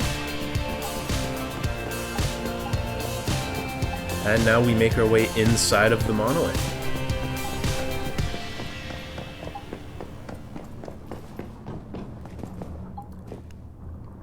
You made it. I knew I could count on you. You're quite good at handling deviants, aren't you? I gotta say, you've proven yourself to be a good teammate. So then I find some crates as well as a first aid kit inside of the monolith, grab the loot, and we make our way to the center of the monolith where we find this crazy looking device. We open it up and we see that we are able to take on the first boss of the game, the Ravenous Hunter, with a recommended level of 10 and recommended 2 players. I am playing this game solo, so I did just have myself, but that's okay.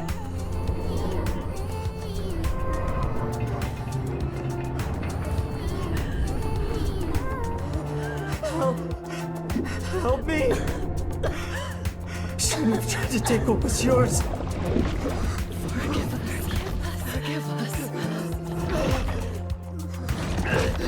You are truly a great one.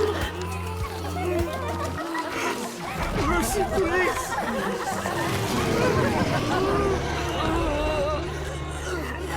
Even without their submission.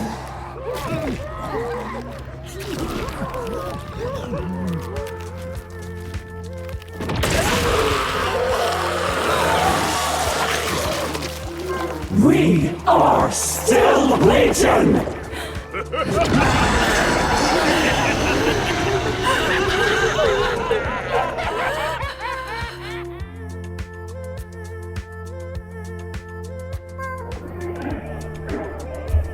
How crazy was that introduction to the boss fight?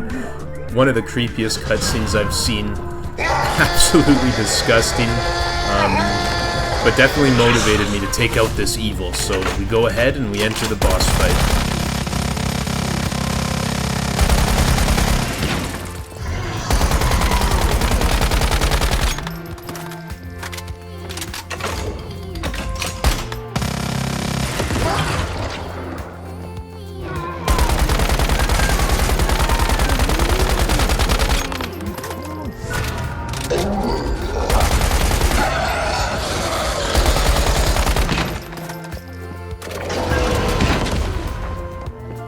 then notice we're able to pick up his Gatling gun.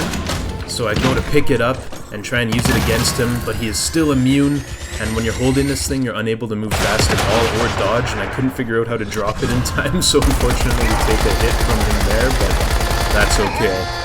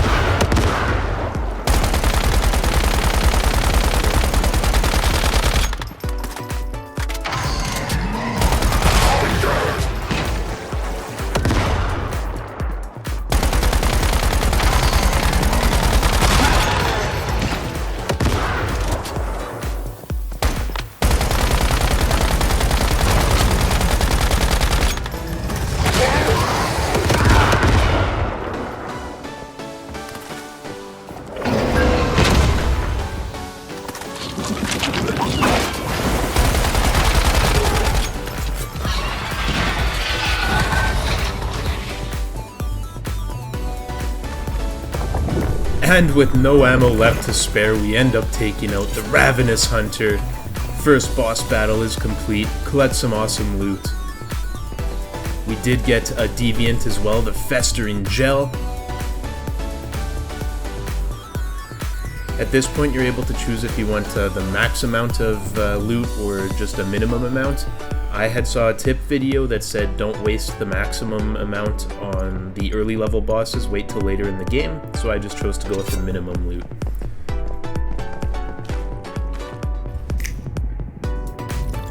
So yeah, pretty hyped up after that boss fight, and then we leave the dungeon, and next up we do get to see our after action report, which shows that we dealt a total of 35,139 damage and used 10 items. And then we enter a cutscene with You did Mitsuko. it. I knew you could. I don't know why I was so worried. Thank you. This really means a lot to me. The fluctuations in Stardust seem to have grown calmer. And I feel stronger now. The more deviations we contain, the more the world will stabilize. The more Mitsuko's power can grow. We still have 5 more wildlands to shut down. Until then, the physical world remains too dangerous for Mitsuko. Yes, but this is already a huge step forward. You've done your best. And we are already starting to see a change.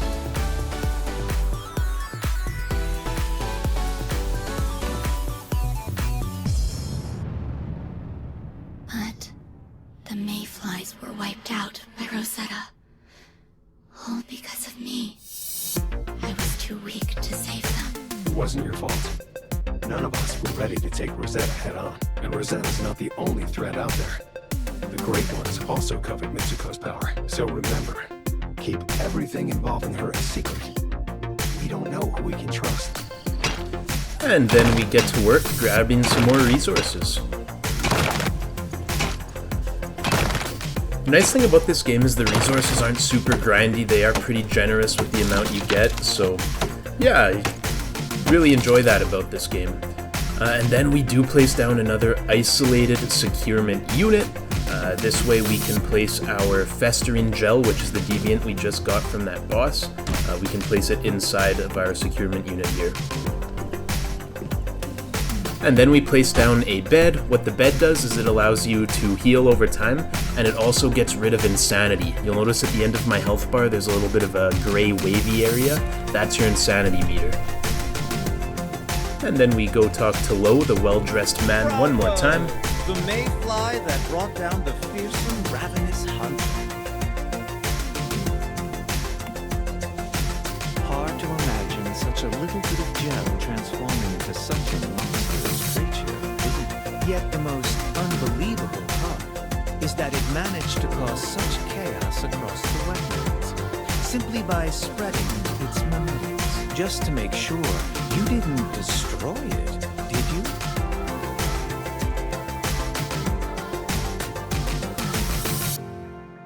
Fantastic. You've more than proven yourself. I'm very impressed. It's a shame that most people in this world don't appreciate the beauty of these fascinating entities. But clearly you are different. You already have a natural touch with deviations. I dare say you could even become an expert. I'd be glad to share my knowledge of deviations with you. In return, capture as many of them as you can for me. I simply pay attention and use my imagination. And you know, I think the deviations respect that. To quote a favorite poem of mine, I know that I exist because you imagine me. And then we go and find a message that Mary had left for us. Handle yourself just fine. I'll leave the deviation in there to you. As for me, I'm headed to the Broken Delta. I found traces of another major deviation there. One with even worse effects. You should head over and check it out. Try asking around at a settlement called Myers Market. Maybe I'll see you there. And then we go talk to Claire Lay. Hey, you're back. Any luck?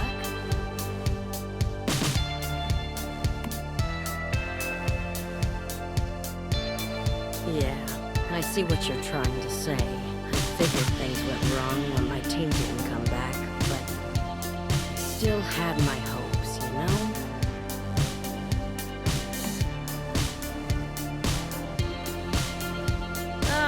Don't worry about me. I've been through the ringer plenty of times before.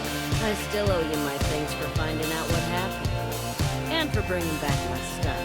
Here's the reward I promised. I'm a woman of my word. Well, now that that's settled, I think I'll move my trade over to the Broken Delta. If you need anything, come find me in Myers Market there. I'm glad we can make this place a bit safer, but it's time to move on.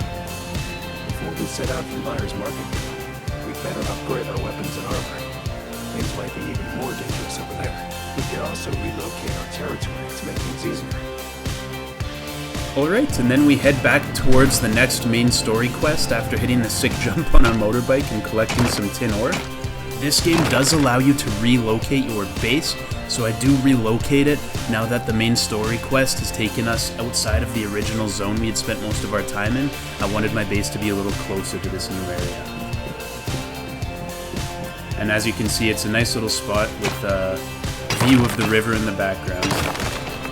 We collect some more tin ore, and then head towards the next quest. Now, hold it right there and identify yourself. Oh yeah, you've got one of those weird backpacks. Cradle, right? Hold on a sec. I'm gonna check with the mayor. I'm right here.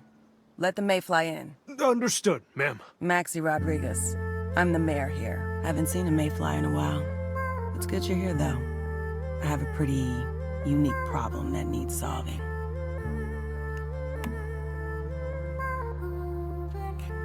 Strange is putting it lightly. It's been about half a year now.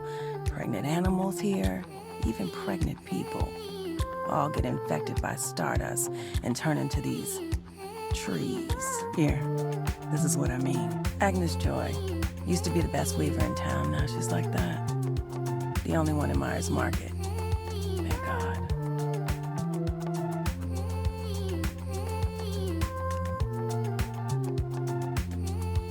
Yeah, Agnes is perfectly healthy for a tree. Plenty of green leaves. She's just not a person anymore. I figured there is a transcendent behind all this. If you still think you can handle it, we'll reward you well. There's an abandoned hideout by the river that might be connected to the problem. I'd start there first. Good. I'll warn you though, it's not the safest place out there. I then headed back home as one of the tin ores I had mined earlier actually dropped a Digby Boy deviant, so I built another isolated securement unit and placed the Digby Boy inside. What the Digby Boy does is he actually goes around your base and mines and collects resources from mining for you. So things like sulfur, gravel, iron ore, all the different types of ores. He'll go out, he'll mine them, and he'll bring them back to base on your behalf, which is absolutely awesome. And speaking of ore, I go out and collect some copper ore myself.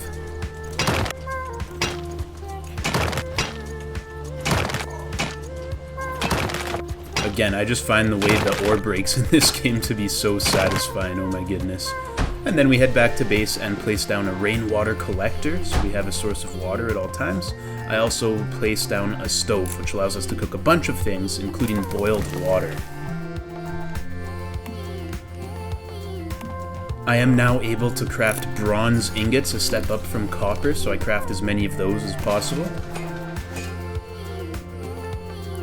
I then realized I had unlocked the cradle half of our abilities. So basically what this does is you get these things called override nodes. The one I had placed in there gives me some benefits to my assault rifle. I then head to this bunker to search for clues about what's causing these pregnant animals and humans to turn into trees. And once I get to the bunker, I am greeted by a bunch of enemies that I take out with no problem.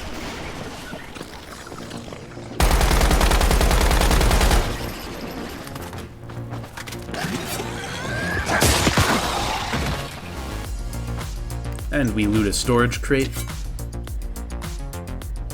Continue deeper into the bunker where there's even more enemies we take out with our machete.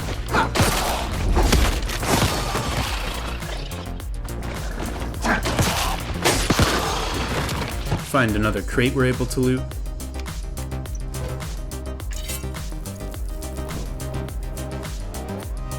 And find Brianna's prayer book. And even deeper into the bunker we go as we keep slaying some more enemies.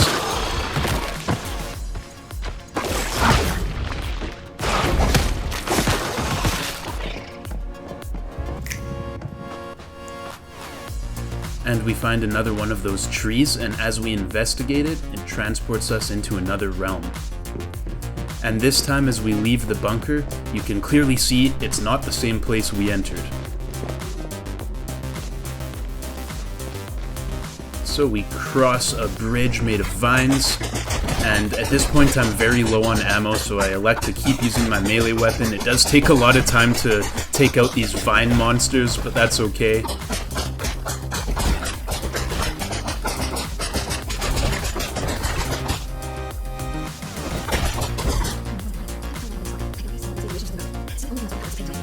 And we find a ghost that spews some nonsense. We're not too worried about it. We continue on to the next vine. I did throw a grenade at it, which made it a little bit easier to kill. And we keep going through, find some more ghosts.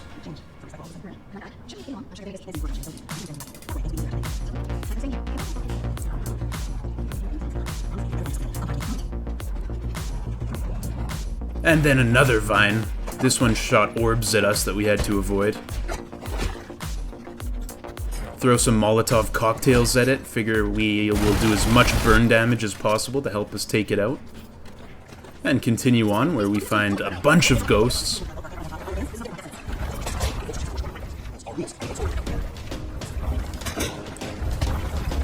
And then we go take out this vine as well, again using a Molotov cocktail to get some burn damage going.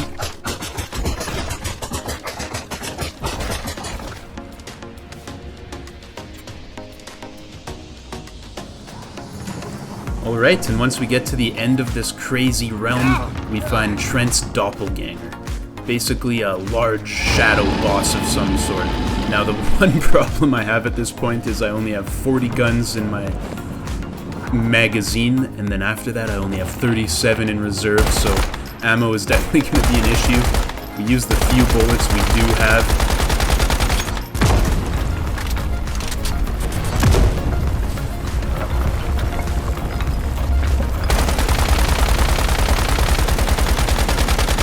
And once our ammo has run out, we have no choice but to melee this thing to death.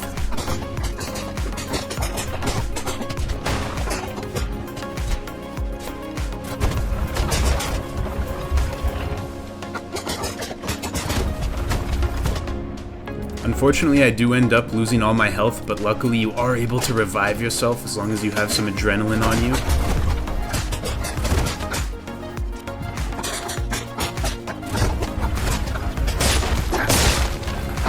And after thousands of melee swings later, we are eventually able to finish off the Treant Doppelganger. And that gets us to level 10 as well.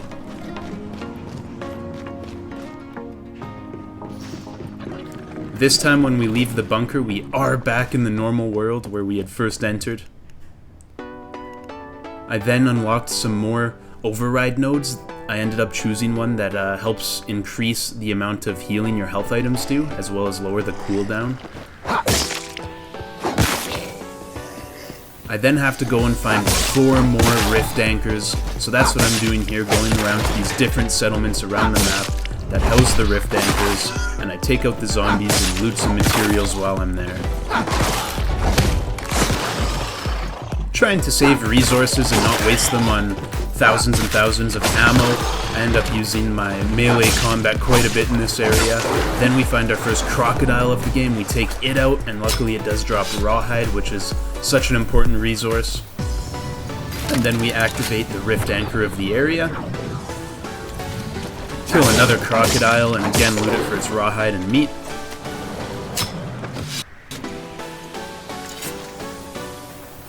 Find a little bit of more loot via storage crates. And then we head back home and I craft myself a new melee weapon as my machete finally broke. This was a torch that also dealt burn damage, so that was pretty nice, and it was able to one-hit a deer, so pretty impressive there. Then we head to the next area that houses a rift anchor and take out some of these tanky enemies that almost have like a yellow blanket over them. Biohazard blanket by the looks of it.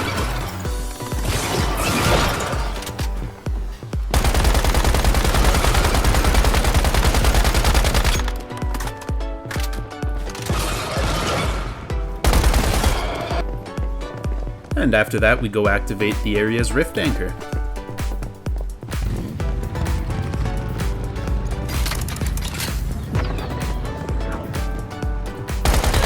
And then we continue taking out some of the local population.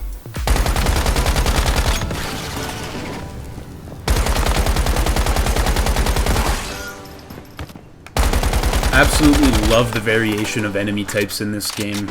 It's really impressive what they did with the style and the direction they sort of took it. Coming up here, you're going to notice I find a new enemy. This one's absolutely crazy. It's got a drill for a head and it can actually dig underground. Luckily, they're not too difficult to take out.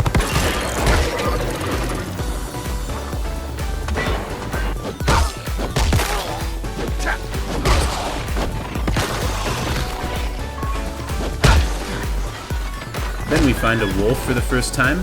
You're actually able to loot these for rawhide and meat as well. We find another one of these dudes with the drill head. Quickly take him out. And we glide down with D into some more combat. And then we find this crazy looking dude that has like a jet engine as a head or something. I don't even know what it is. And we work on killing him. Not sure if burn damage is very effective against this guy, as his face is already basically just a fireball. But yeah, as we keep working on taking down his damage, his head actually jumps out of his body, so we take the head out separately. And then at this point, he had littered the ground with flames and oil, and no matter what I did, I couldn't really avoid it and ended up dying. Unfortunately, I did not have adrenaline to revive with. So we do have to revive all the way back at our base, and on the drive back, of course, we're going to hit the jump on the bridge. And once we get back, luckily enough for me, his health had not restored yet, so I was able to take him out. I had also crafted up some ammo so I could use my gun against him, and it was pretty easy to finish him off.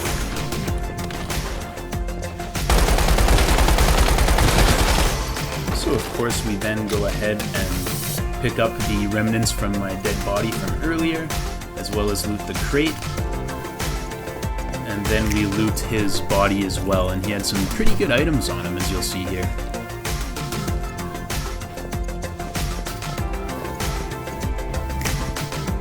We then continue looting the area, finding some more crates, killing some more enemies. This guy engaged me in some hand-to-hand combat. Basically, you just have to spam the F button, throw him aside, and finish him off with my gun.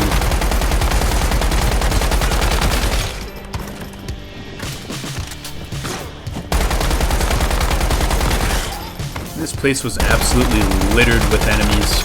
Every time I thought I took out the last one, more would come from around the corner. They'd come from behind me. Absolutely crazy how many there were, but eventually we are able to take them all out.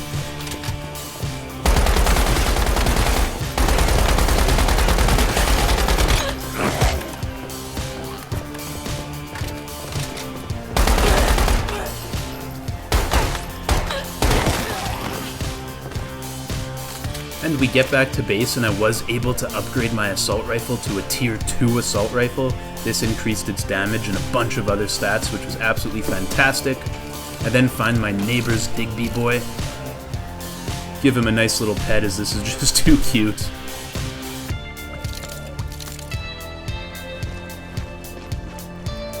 And then we take out some more deer, as I also want to upgrade my armor to tier 2, but it requires a lot of rawhide. I relocated my base on top of this flat rock that had an absolutely tremendous view of the surrounding area.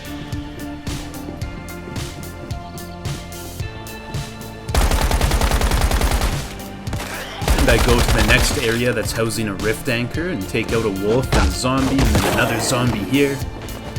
And of course yet another one.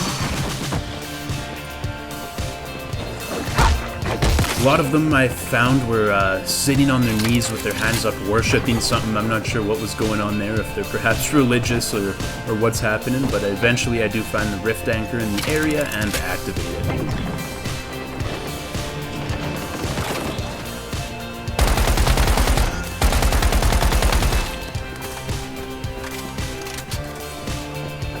Alright, and at this point I realized you could pick up these spotlights and use them to damage zombies, so that's what I do, but I scared the heck out of another player online. Alright, and then we go and mine some more copper ore.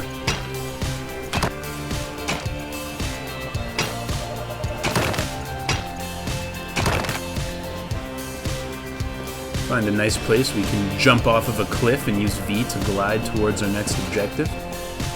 This was a lower level area, so the rift anchor here doesn't actually count towards our quest, but that's okay because it still does give some useful rewards, so I wanted to go and activate this rift anchor anyways. So we go ahead and do that. And while we're in the area we find another one of these super tall dudes with the weak points on its legs, so we work on taking him out.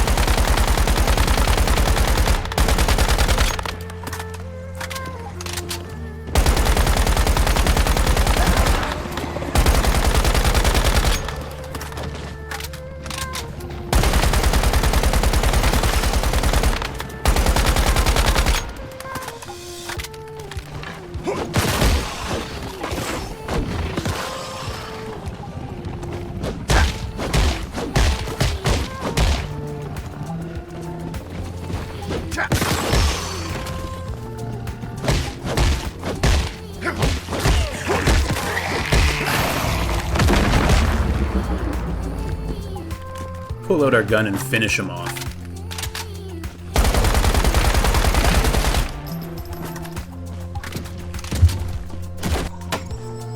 And then we go harvest some more trees.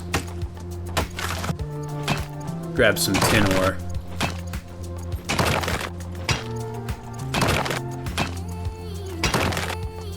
Head back to base, and now we are able to upgrade to tier 2 armor. This time we go with the raid gear instead of the rustic gear.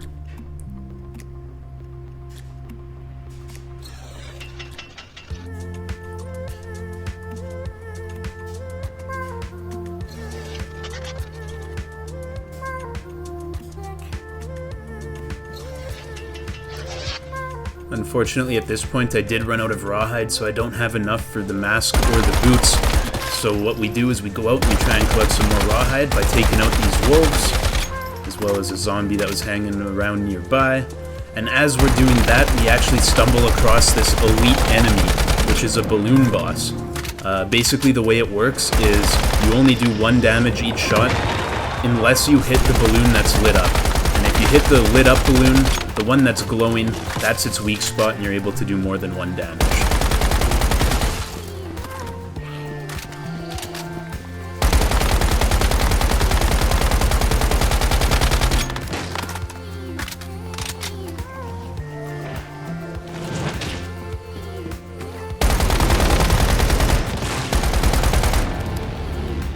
So we end up finishing him off. Find a spider with a gas tank on its head that blows up when you shoot it. And then we go ahead and loot a couple of chests. This one got me a really cool shotgun. Take out some more enemies around the area.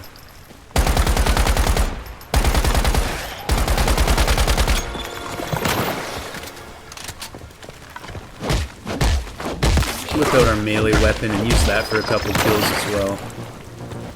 Find one of those briefcase heads, take them out.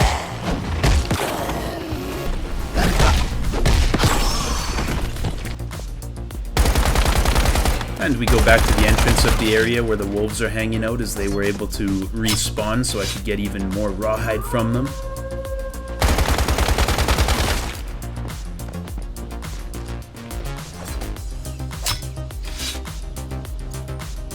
And then we head back to our base.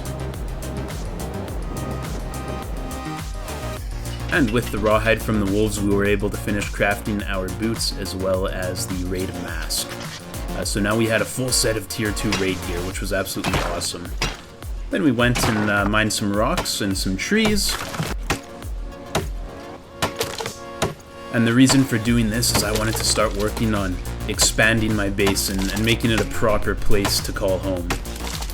So that's exactly what we do, is we get back to base and we start placing down some walls and really crafting a home for ourselves.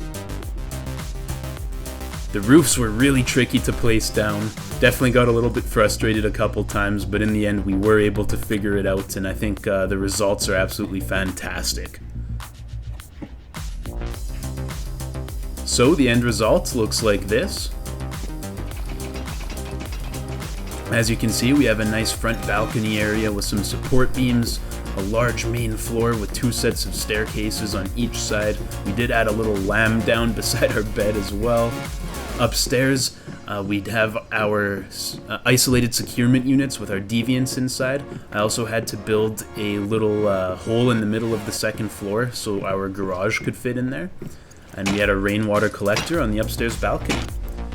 And then I get to work mining some sulfur so we can create some more gunpowder, which is obviously used for ammunition. And I take my motorbike towards our next objective when I find this crazy looking bus boss with legs, and it actually steps on me, flips me upside down.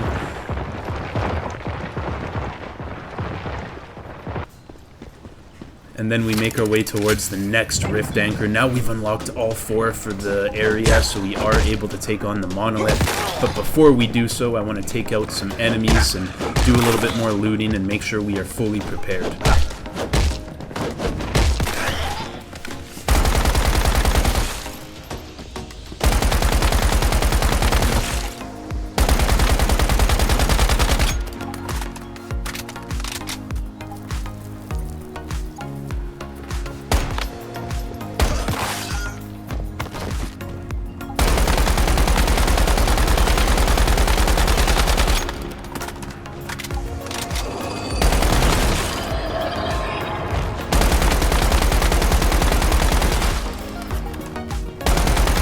Continue taking down a bunch of enemies in the area, looting everything we can get our hands on. Still really enjoying the melee combat in this game, plus you get a save on ammo, which is fantastic.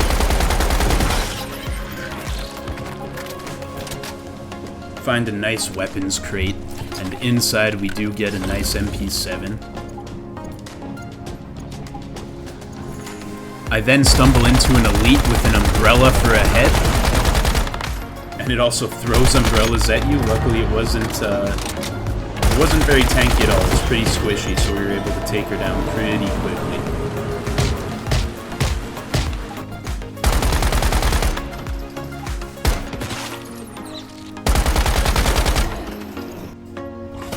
I then find another one of these elites with the weak spots in its legs. And of course we work on taking it out.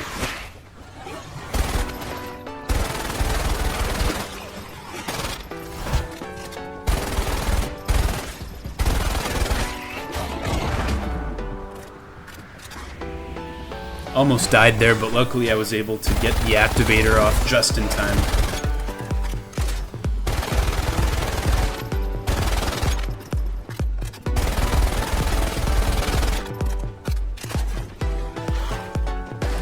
This thing did spawn a bunch of minions. It was a little bit annoying, but just keep grinding away and eventually we are able to come out victorious. But yeah, these minions were pretty insane. There was a lot of them and it took some time to take them down.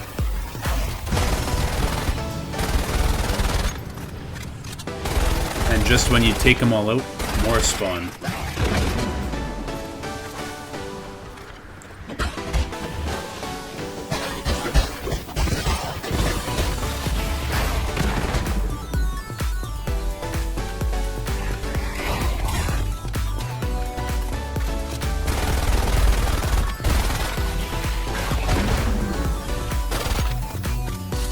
finally got smart and decided just to focus fire the elite itself instead of worrying about the minions, and we take them out. I then tried to use camp as a ramp, but unfortunately I got stuck on top of a pole. And then I make my way towards the next monolith, and with the power of V, we glide in for action. These were the first enemies in the game that I had come across that had weapons of their own. They were shooting guns at me. Looks like they work for Rosetta, which is the evil company in this game. But yeah, we get inside of the monolith, and now it's time to take on the Trent, which is the second boss of the game, recommended level 20, and recommended 2 players. I was not level 20 yet, but that's okay. I was feeling confident, and we jump in.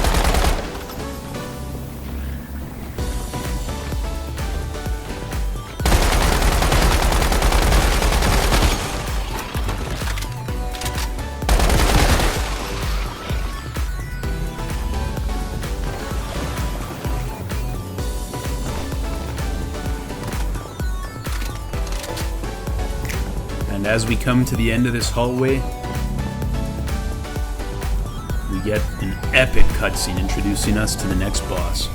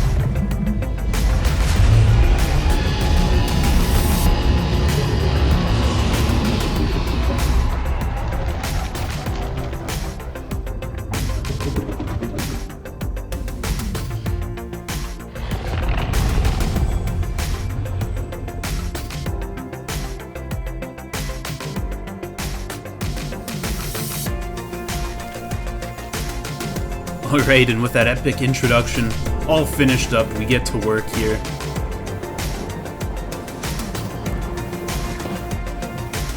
Unfortunately, he's immune, so usually what it means when the bosses are immune in this game is that there's some sort of structure or enemy type that you have to take out before you can attack the boss again. In this case, it's these vines. So I go around, I take out the vines, and then we get to work on the boss. Enjoy the battle.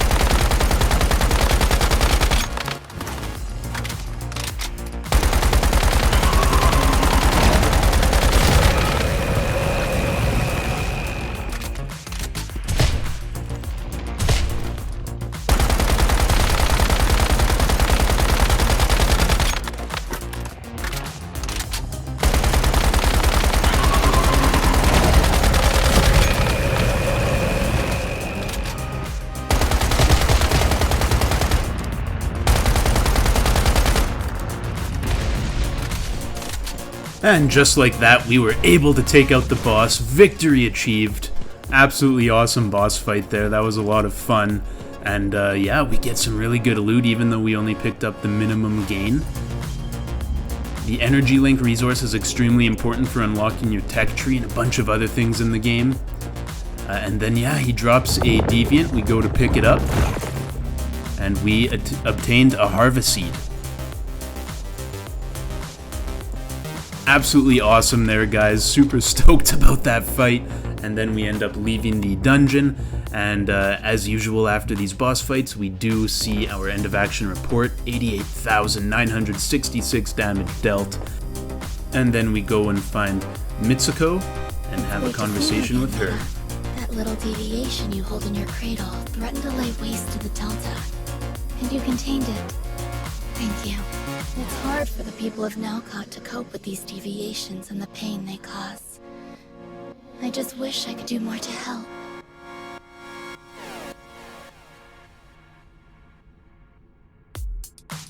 I'm sorry you had to accomplish what I wish I could do myself. If only I were stronger. If only I hadn't caused the mayflies to be destroyed by Rosetta. Things might be different.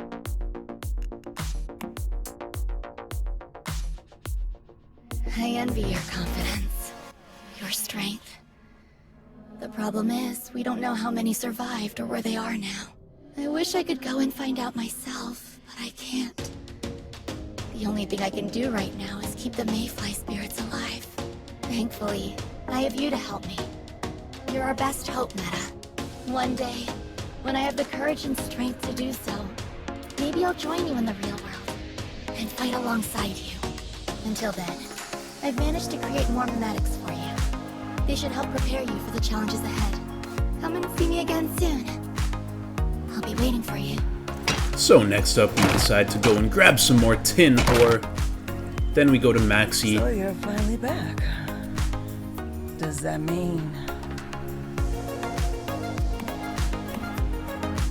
Good. My people will definitely be relieved.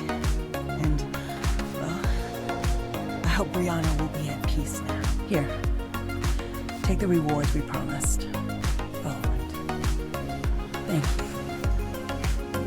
And then I find this cat deviant. Try and capture it, but it was unsuccessful. Luckily, he didn't run away too far, so I was able to try again. And this time I was able to catch the deviant. I did unlock another slot for the override nodes, so I equipped both the assault rifle one and the health one. I built a couple more isolated securement units so I could put some more of my deviants inside. We put Artisan's Touch in the first one. He basically crafts items for us.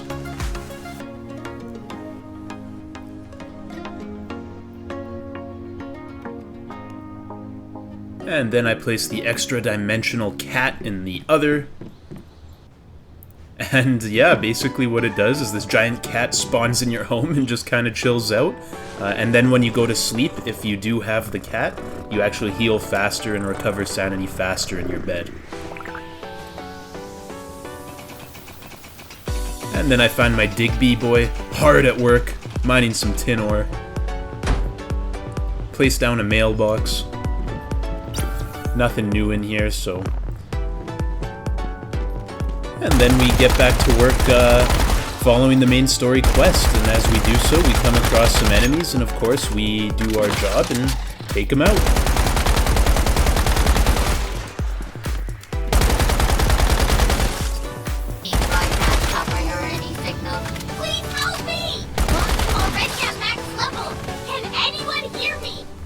So as you heard there's a robot voice coming from somewhere asking for my help. Keep taking out the enemies. I throw a flaming barrel at this guy.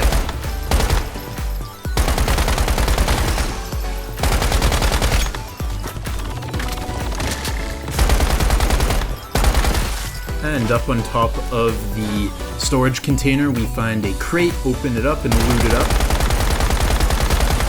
Take out another guy down on ground level, and then I find the robot. Commencing social mode. Thank you so much for saving me. User confusion detected. friendly openness. Hello, I'm H37. It's a pleasure to meet you. Please hold while I apply for level 1 information permission. Application approved!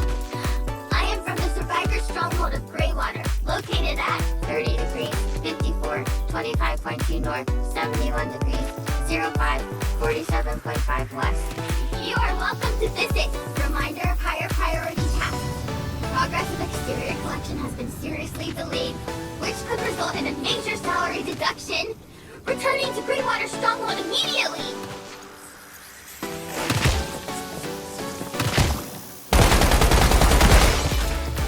And this spider jumped me while I was in conversation with the robot, but that's okay.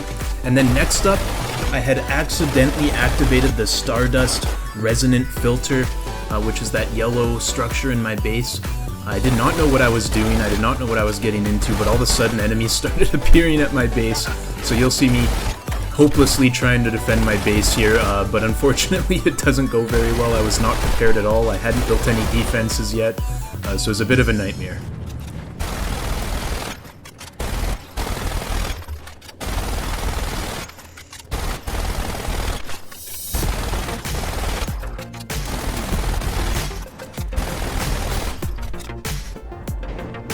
As you can see at this point, my base has taken a lot of damage. There's so many enemies, they're just coming one after the other.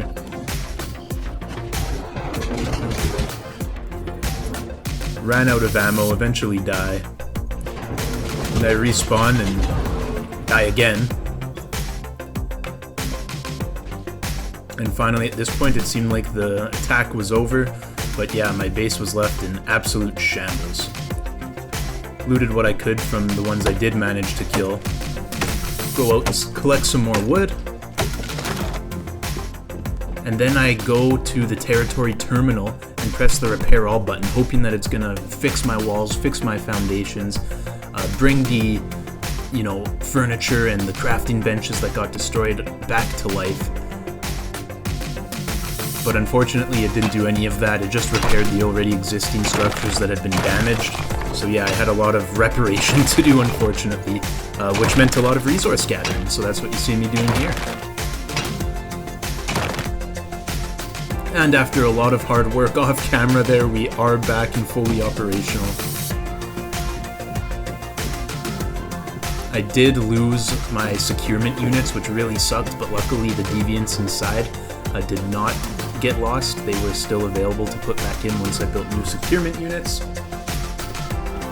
I then moved my base closer to where all the main story quests were going down, and it was also on a nice lakefront bit of property here, so nice view as well. And then I unlocked Nomadic Specializations. The first one I unlock is the Deluxe Storage Crate. What that does is it allows you to place down a storage crate that has a huge amount of storage. Then the next Nomadic Specialization I ended up choosing was the Portable Rainwater Collection System. This lets you craft an item that you can place in your backpack, and it will automatically reduce dehydration when it's raining out, and it also collects water for you. And last but not least, I went with Furnace Precision Refining, which allows you to use less resources when you're smelting down metals in your furnace, and it also makes the furnace work a little bit faster, so that was an absolutely no-brainer for me. And then we continue with the main story quest by talking to Hot Dog. Hey, nice work saving H37. I gotta say, it's been a long time since anyone's seen a mayfly in these parts, but thank God you're here. Things are getting out of hand around this place. Well, you may have noticed we aren't doing so great at the moment. There's something here. It keeps creeping into our nightmares. Usually it's a spider, but it can take the form of anything. I don't know what it wants, but it's been going on for 2 months non-stop. Everyone's afraid to even close their eyes. Now people have begun to go missing. I have no idea if they're even still alive. We sure could. Solve this problem for us, and I'll make sure we make it worth your while. I suggest you start by looking into the old hospital near here. Everyone dreams of that place when they're asleep. I'm not sure why, but I doubt it's a coincidence.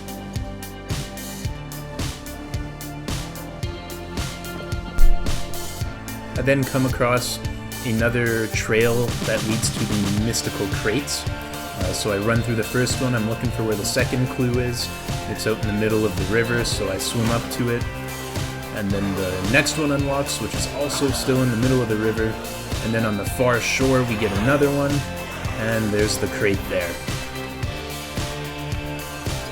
Got a lot of good loot out of this thing,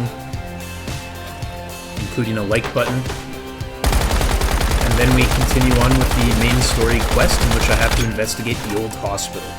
On the way there, some of the Rosetta guards were trying to shoot me down, but we weren't going to let that happen, so we take them out pretty efficiently here.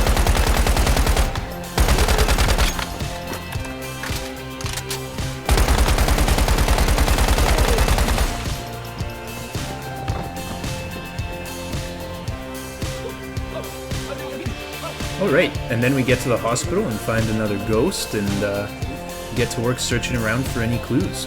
We also do a lot of looting. This hospital was a gold mine when it came to healing items.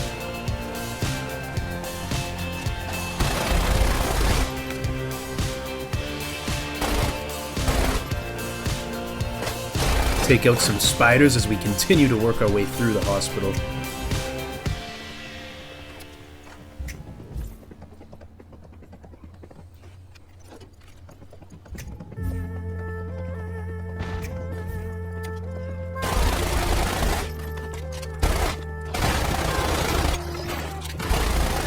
And continue just hunting down some spiders and zombies and everything else that is trying to take us out, but obviously we're not going to let that happen.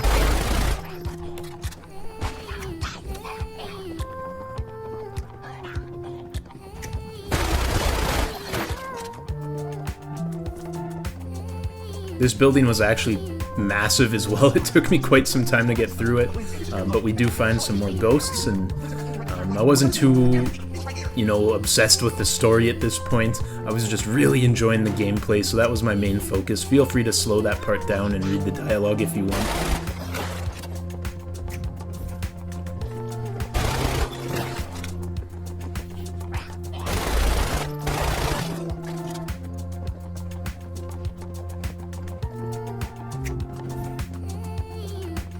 There were a couple of crates lighting up on my map there that I just couldn't seem to find, but eventually we did get them.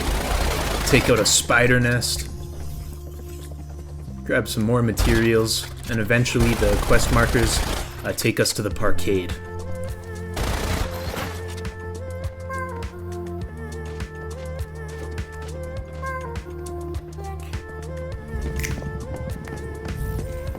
Strange. The concentration of stardust here is extremely high.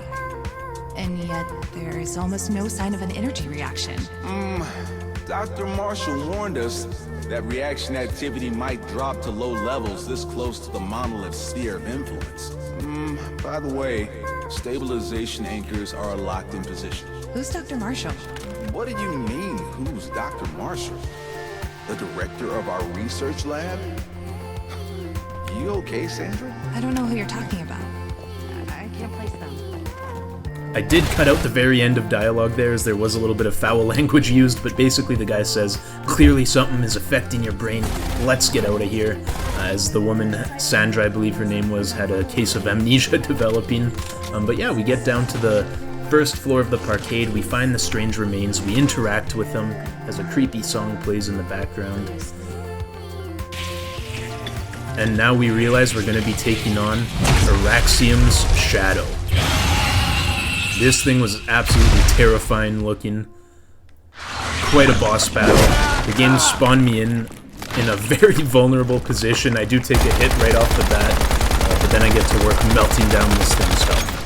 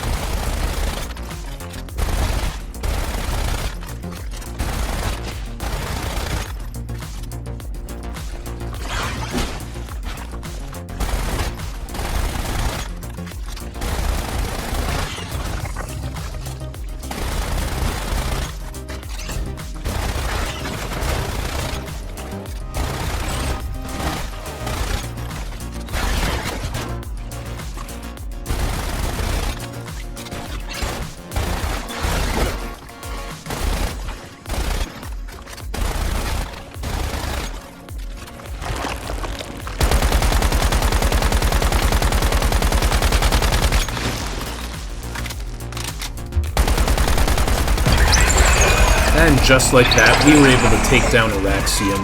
Victory has been achieved. We go and loot a toilet plunger. Interesting reward for a boss fight like that, but whatever. And we get teleported back to the parkade where we had originally uncovered the strange remains. In the same area, I do find another mystical chest. Take out an enemy in the process.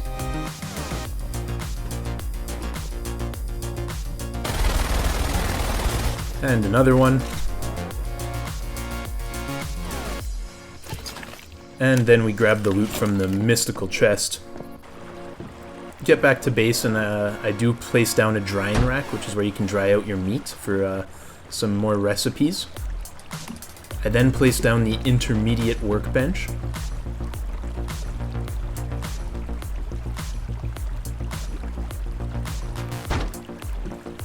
As well as the intermediate gear bench. Mine some iron ore. Grab some tin ore while I'm at it. And lots more iron ore. A little bit more iron ore. Some copper ore.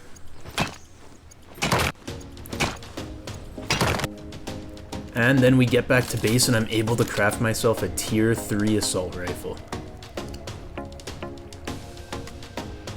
Now unfortunately it required me to be level 20 and I had not achieved level 20 yet, so we did have to do a little bit of grinding before we were able to equip it.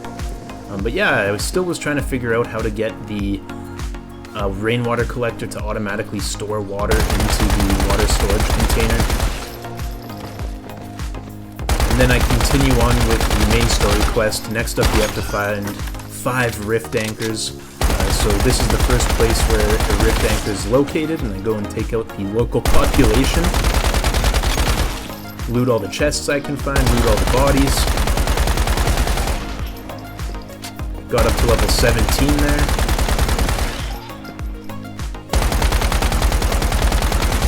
Yeah, just continue grinding away at these enemies, working on increasing my levels so I can equip that fancy new assault rifle I've just crafted myself.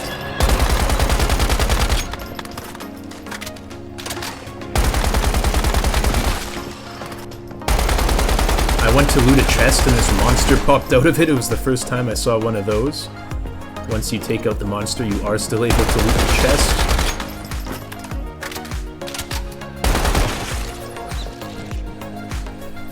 And yeah, just continue grinding away at the enemy population around the area.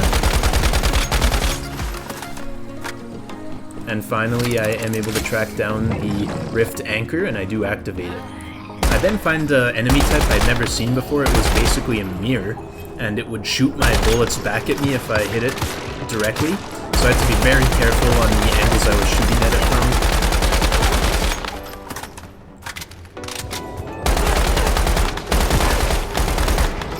from. As you can see there, I did take some of my own fire. So I could go to the back and shoot the lady standing behind the mirror. Unfortunately, she goes inside the mirror, and I have nothing really to shoot out other than the mirror itself, which I don't want to do, as I don't want any more shots reflecting back and hitting me. So I take out my melee weapon and see if that does the trick, but it's only doing 2 damage each time. Luckily, it is inflicting the burn damage, though, so I basically keep hitting it with my torch to keep getting that burn damage. Eventually, the woman does come back outside. And eventually I'm able to finish off the mini-boss with a couple solid hits and, yeah, move on to the next rift anchor. So we activate that. We're now at 2 of 5 rift anchors needed. Continue looting the area. I do find this chest. This chest confused me. There was this biomass on top of it. I was nervous that as soon as I opened it a monster would come out, so I dodge rolled away. But luckily there was no monster inside. And we did get a nice shotgun. I then stumbled across this stack of cars with a parking meter beside it, and I interacted with the parking meter. It gave me a prompt to start, so I go ahead and press the start button to see what it's all about. It zooms in on a floating orb on top of one of the vehicles, so I start making my way towards it. Yeah, this was pretty cool. It was like a little parkour challenge, like a little side mission you can do. Definitely makes the world feel a little bit more full, and it was a fun little side activity to engage with, and definitely got some good loot from it as well. So yeah, that was a fun little experience there. Definitely cool to see that. And as we make our way towards the next objective, I did take out a bunch of boars, as I know I'm going to be crafting my tier 3 armor very soon. And obviously rawhide is a very tough resource to have enough of. Yeah, and then I found this bus that we had interacted with before when it stomped on our motorbike. It did spawn a bunch of enemies, so I worked on taking out all the enemies.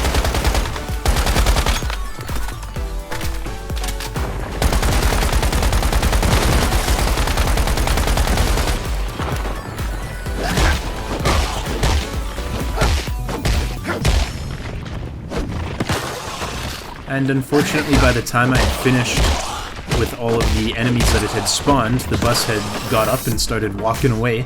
So I followed it all the way to its next stop, and this time I avoided the enemies. I wanted to see what was inside the bus.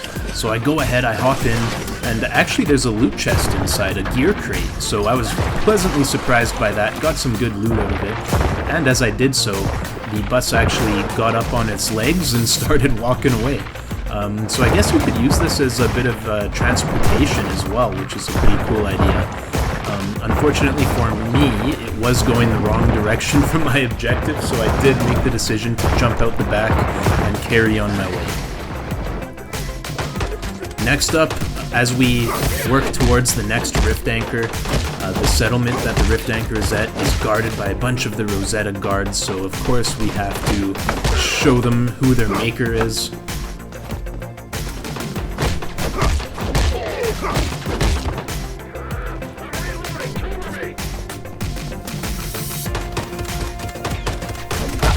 And again, I was trying to conserve ammo at this point, so I was using a lot of melee attacks. The flame torch that we had crafted so long ago was still holding up pretty well in terms of damage.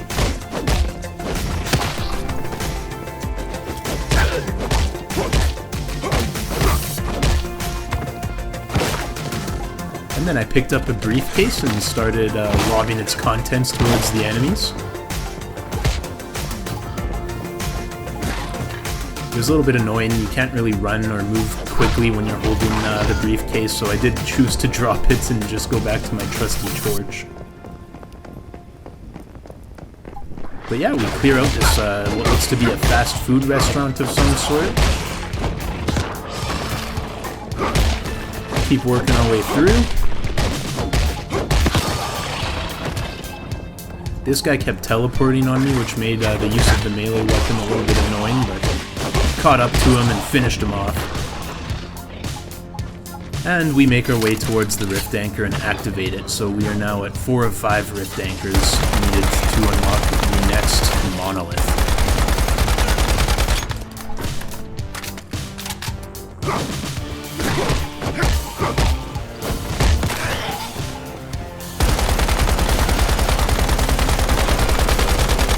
I still did need to get to level 20 in order to get the next tier of gear and weapons and be able to equip them. So I was really taking my time with these settlements where the rift anchors were, clearing out all the enemies, just trying to get as much experience as humanly possible.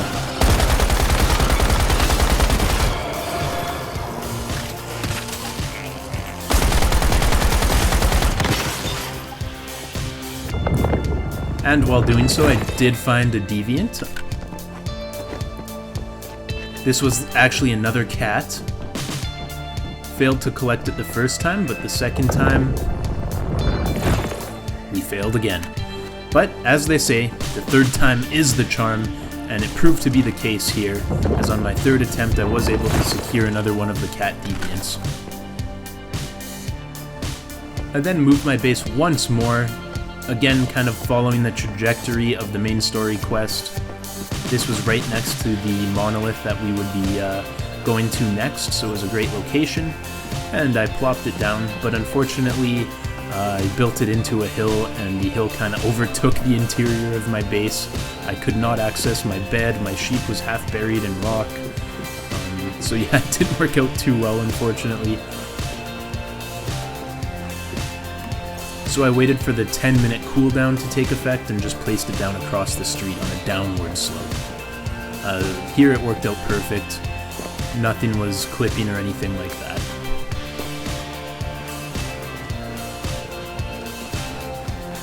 Plus, we had a taxi cab waiting outside, so whenever we needed a ride anywhere, it would be super convenient.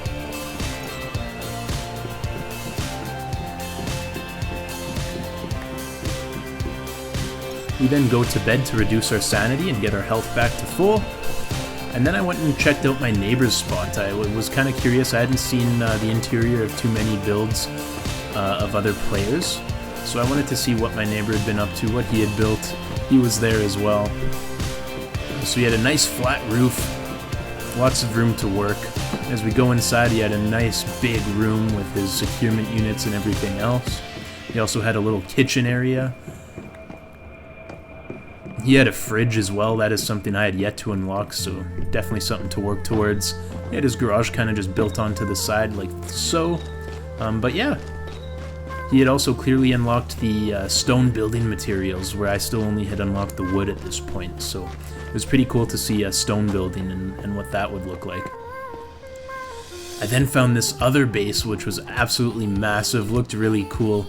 Guy was definitely creative, and he even built a garage for his vehicles. We then activated a teleportation tower nearby, and this helicopter caught my eye, so I run up to that. I was hoping that you would be able to interact with it in some way, maybe get inside, maybe fly it, maybe there'd be some loot, but unfortunately that was not the case. So we jumped down into a Rosetta stronghold. This is where the next rift anchor I need is located, and it's actually where the next monolith is located as well. It was an absolutely massive, like, factory-looking place with a huge amount of Rosetta guards and other enemy types. So yeah, just like a massive, massive, massive structure here that we had to work our way through. But that was okay with me, as I still needed to grind a bunch of levels out and work towards that tier 3 gear. So we continue taking out all the enemies we come across.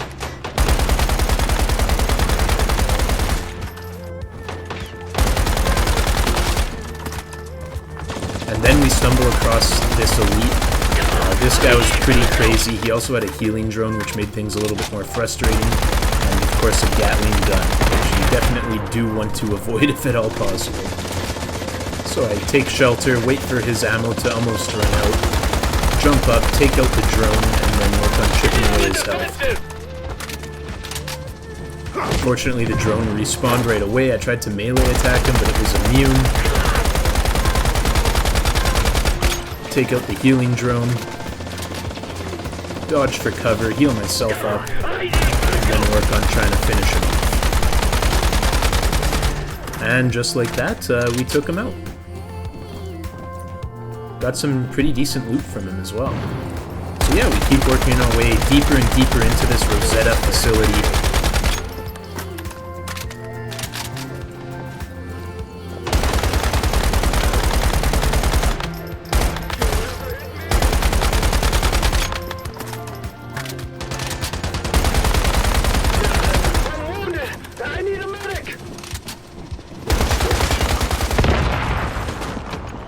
Then we find a nice weapon crate. This thing had a lot of good stuff in it. Another healing drone had spawned in, so I took that out. Continued my way through this long glass corridor, taking out any Rosetta guard I would see. Then we actually had to use an elevator. That was pretty interesting. So we take the elevator down to the basement floor. Find ourselves a globe, and then take out some more Rosetta guards.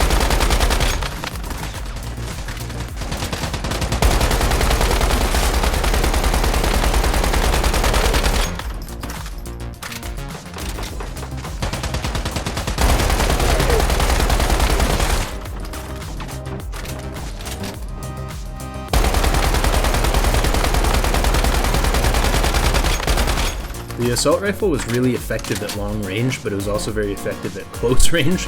I just found it to be the perfect happy medium, as you can see some example of the long range shots there. Then we looted a crate, activated the rift anchor, and now we were at all 5 of the rift anchors we had needed to move on with the main story. All that's next is to go to the monolith, and yeah, the monoliths always seem to carry a boss inside, so I wanted to get to to level 20 and unlock the tier 3 gear before I took on the boss. So yeah, I go around and just do some looting, do some combat, work on gaining as much experience as absolutely possible to make sure we are fully prepared for the next battle.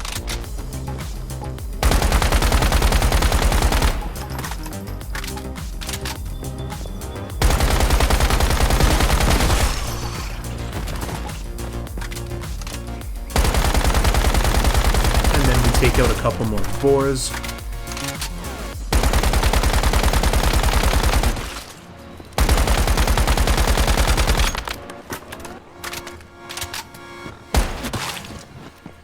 And then we go back to the Rosetta facility to keep grinding away our levels, just aiming for that level 20.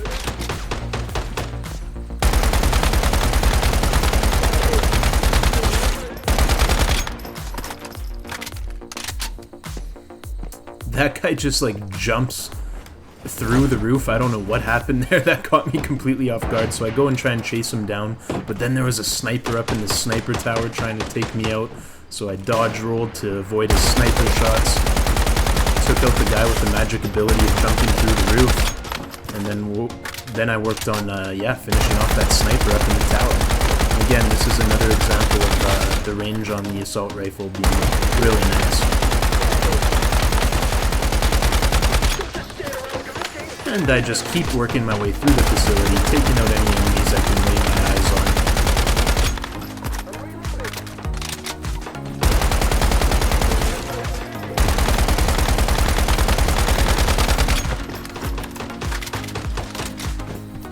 on. Finish this guy with a melee attack. And work my way even deeper into the Rosetta facility.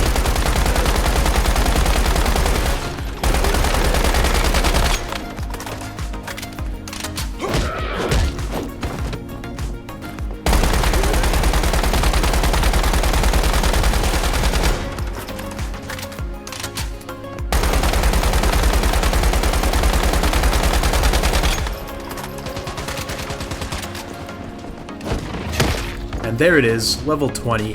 I'm now able to equip tier 3 gear and weapons. So I finish off the last guy here and then I head back to my base. On the way back, we do take out the Rosetta filth that remains. These guys were getting smarter, they were actually using cover and ducking down. They had their healing drones, but still didn't pose too much of a problem for us.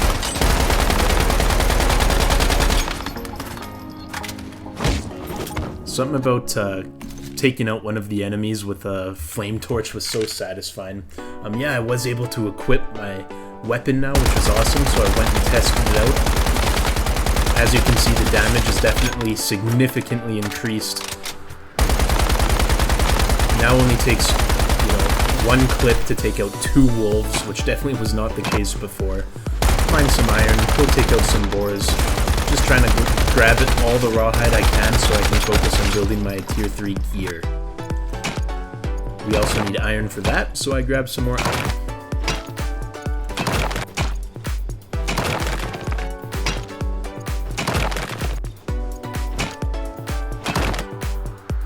Alright, and back at base we work on crafting that tier 3 gear. I end up going back with the rustic because it does give you a health increase, and I wanted to, increase my HP as much as possible, especially being a solo player. All these bosses, it always recommends 2 players, so I figured HP would be the way to go.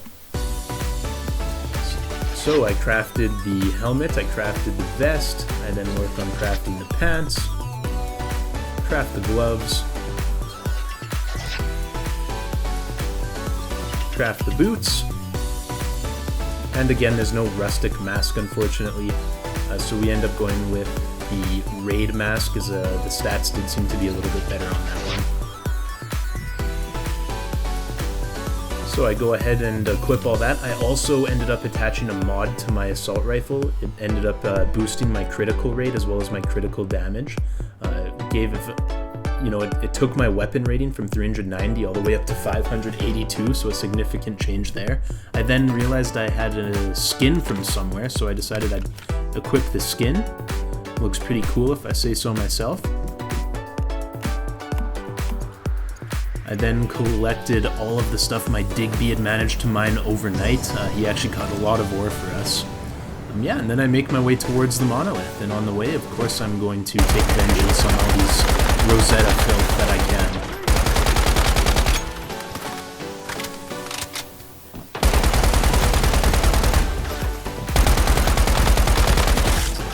You might notice I also equipped a red dot sight. I believe it's called a reflex sight in game. But yeah, I really like the look of this thing. It was very concise, just a small little red dot, didn't take up too much of your field of view, so yeah, it proved to be really good. So yeah, we end up entering the Araxium boss fight, and I will let the beautiful singing of Araxium take over from here.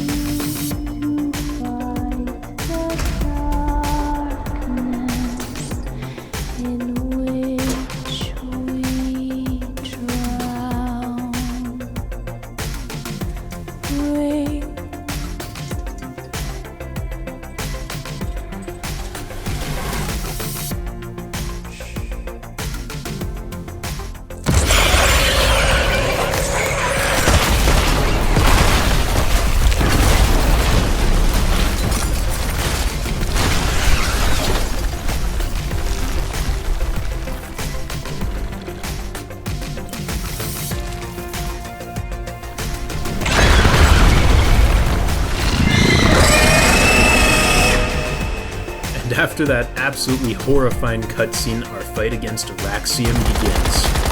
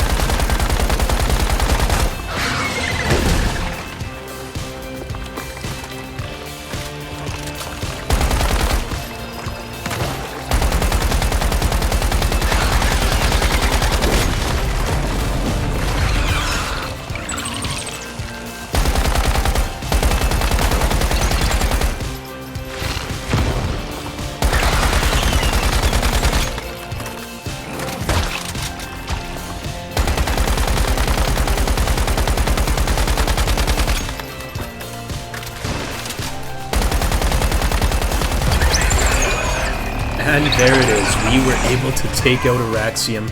I didn't even die once. I was pretty proud of myself for that. But yeah, absolutely awesome. That boss fight was super engaging, super fun to play. I really enjoyed the mechanics. Yeah, just overall, that was absolutely awesome. Enemy design was just fantastic.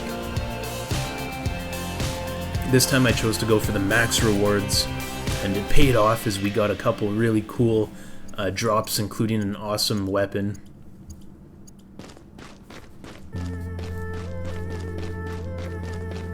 Make sure to grab the loot before I head out. Couple acid, never hurt anybody. Well, it might have, but that's besides the point. And we leave the dungeon. So as you can see, I dealt over 222,000 damage. I used 32 items, just a crazy fight. Now that you took down another Transcendent, I have more memetics for you. And it looks like you've got something interesting in your cradle, too. A dream catcher? So this web spun itself a spider. One that could prey on people while they slept. It seems pretty scary. I know everyone in Iron River must be grateful you laid this thing to rest. I certainly am. You risked your life to save them. Meanwhile, I've just been hiding here. I feel so useless. Will I ever be strong enough to go back into the world?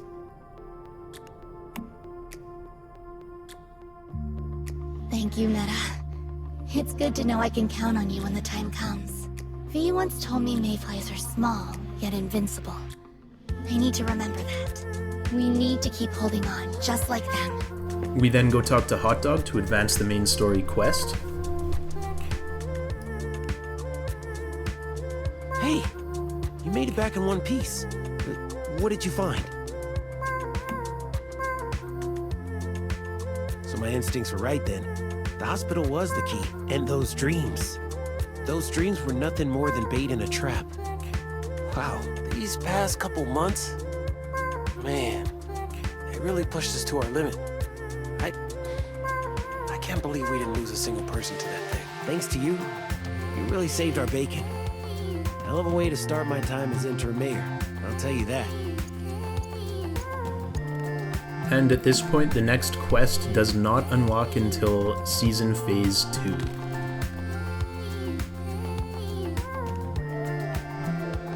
So yeah, I tried and find out when that's going to occur. It was 2 days and 23 hours of real time I was going to have to wait to keep advancing the quest forward. So at this point I decided to go gather some resources, focus on my base a little bit, and just kind of relax. I did see if I could push on to the level 30 zones, but unfortunately there was a barrier, and if you ran too far past it, well, you'll see. Head back! Now! Yeah, it just kills you. It doesn't even start to tick down your health or anything. You just die eventually if you get too far, so that was a no-go. We definitely were going to have to wait the 3 days, unfortunately. But yeah, we get back to camp. I placed down a synthesis bench. This is where you can make things like grenades and other useful items.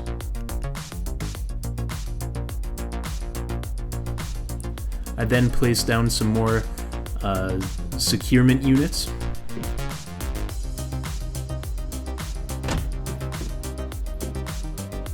This one like glitched for a sec. I was worried it didn't get placed, but it did show up eventually. We decided to put the paper doll inside. Basically, he runs around the base and finds lost items, according to the description. We then placed the dream catcher in another securement unit. What the dream catcher does is it just crafts items for you to use. So yeah.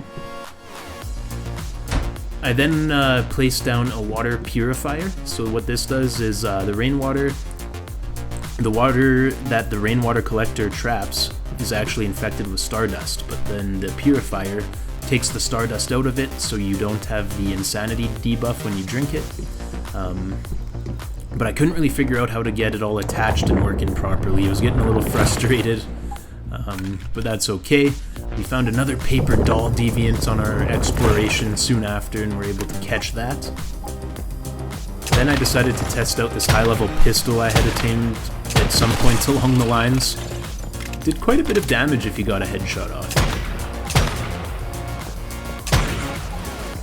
You definitely had to be fairly precise when using the pistol, though I just kind of like spraying and praying, so the assault rifle was definitely more my style. But it was fun to test out the pistol and use it a little bit here. Got back to base. We had the solar panel down to provide power into the water purifier, but still I couldn't get it to work. Nothing was working. Definitely getting frustrated, but eventually I figured it out. So the way it works is that the water pipes actually do take into account gravity. So as you can see now from the rainwater collector, it goes downhill towards the purifier, and then the purifier goes downhill towards my storage container, and the water did actually end up in the storage container properly. And then I decided to go check out this base we saw earlier with that garage the dude had built. I just wanted to do a little bit of exploring and showcasing some builds of other players on my server. This one particularly caught my eye as it was just massive. His main floor was absolutely empty, which I thought was pretty funny. I was worried that the whole structure might end up being empty, but as we make our way up to the second level, we see 4 furnaces this guy was using, a 5th one over there on the left. He had a couple workbenches and things I hadn't unlocked yet. But yeah, just an absolutely massive base, staircases everywhere, balconies everywhere. He had his securement units up on the 3rd floor. And I kept ascending, got to the rooftop.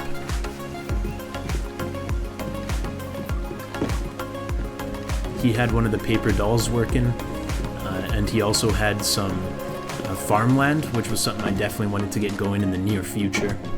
But yeah, overall, a really cool looking base for sure.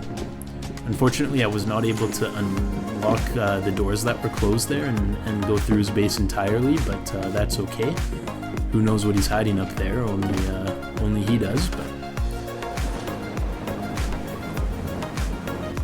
and that's going to take us to the end of 100 days in Once Human. Really appreciate you guys being with me here. Make sure to like and subscribe. We're going to keep coming at you with more content. Please let me know what game you want me to play next, or if you want me to continue with 200 days of Once Human. I'm open to whatever. Leave a comment, and we'll see you guys next time. Hey, thanks for joining me today. Today we are playing a game about digging a hole. It's as simple as that, but it's actually a lot of fun. We also aim to get 100% of the Steam achievements, and some crazy stuff definitely happens along the way, so make sure you stick with me until the end. It's going to be a lot of fun, and yeah, let's get right on into it.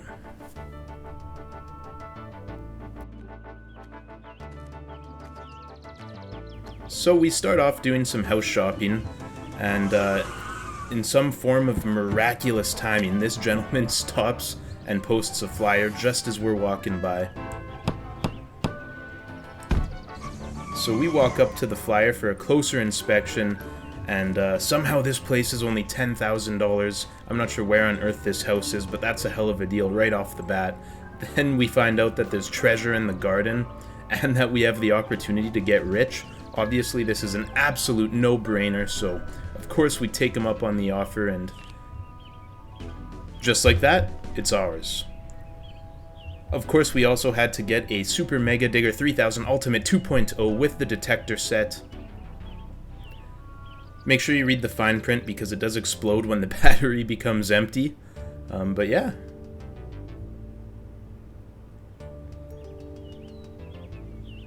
And so on day 1, we check out the new digs, no pun intended. Here we have a computer where we can sell all the ores we find.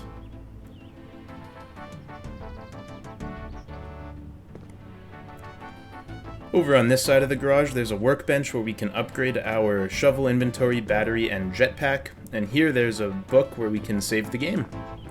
So just like that, it's time to get digging. As you can see, this beginner shovel barely puts a dent in the ground. It's not the most effective. Nonetheless, we were able to find some stones.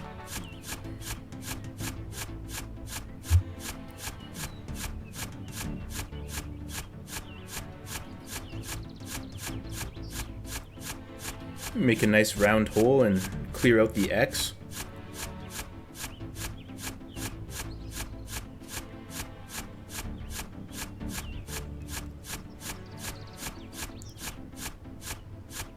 And at this point our inventory only holds 3 ores, so we had 3 stones and had to go back. They were only worth 1 each, so that's okay. We're up to $3. We refill our battery and keep digging.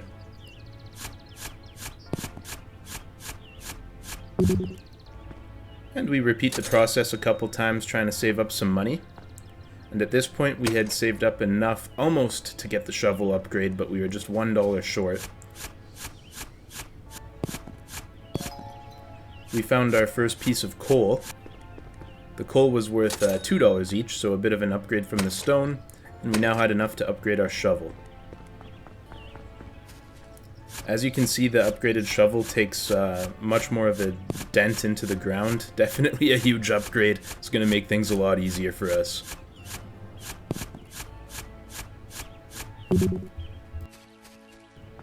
And with only a 3-item limit, our inventory gets full very quickly, so we head back, sell off our stuff, and get right back to digging some more.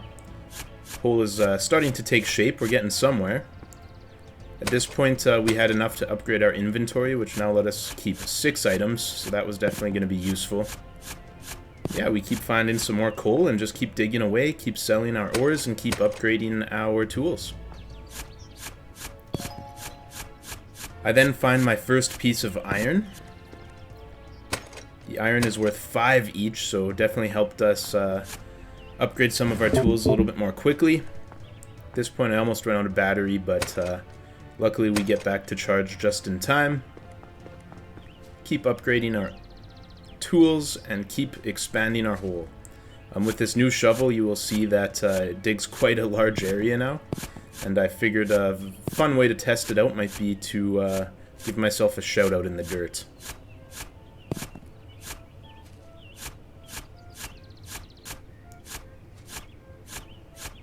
So just a friendly reminder that you got to keep things chill.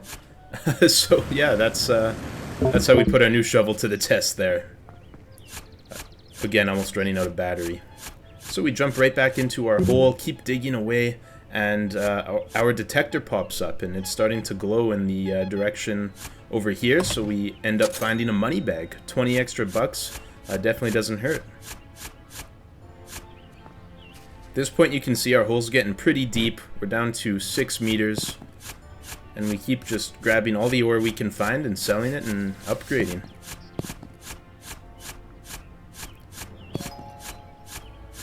I know this game looks really basic, but there's something almost, you know, therapeutic about just digging a hole. One little piece of dirt at a time. Definitely more fun than I thought I would have for a $5 game, that is for sure. But yeah, as you can see, we now find a hole within our hole. A little bit of holeception going on, but our battery ended up getting super low. As you can see, we almost ended up with an exploding shovel there. So we head back to sell our ores, refill our battery, and go expand on that hole within our hole that we had found earlier.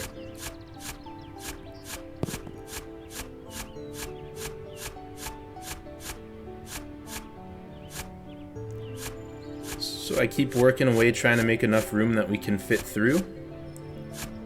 Sometimes you end up with these little floaty bits of dirt that aren't connected to anything, but they can still break your fall, so it's a little bit annoying. You gotta keep your eye out for those. Grab some copper.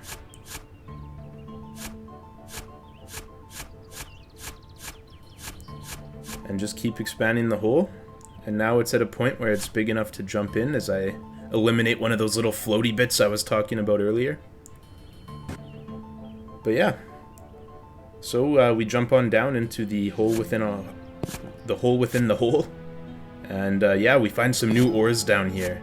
There's a lot of silver, some copper, some iron, more silver. So we head back, and we were able to sell our findings for $150, which was definitely our biggest payoff yet. So we upgrade the shovel again, we upgrade our inventory, and right back to digging we go.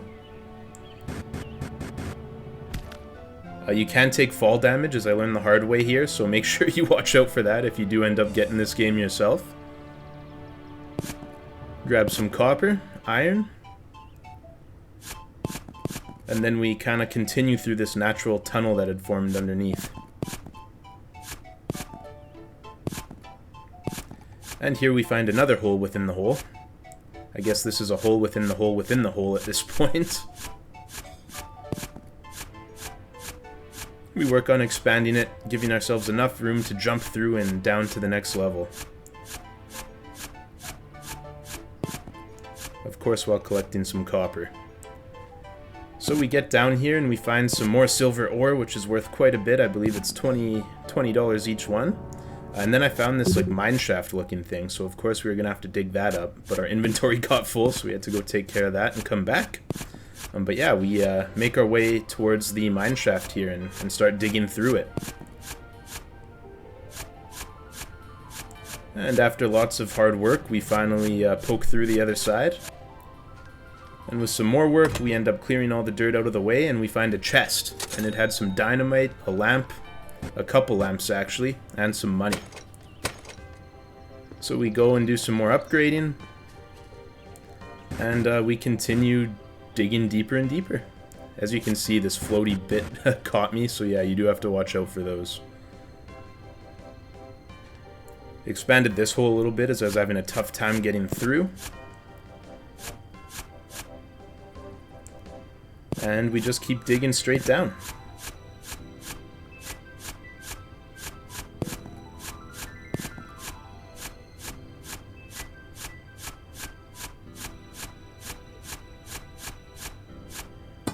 And at this point, for the first time, I found a rock that I was not able to dig through.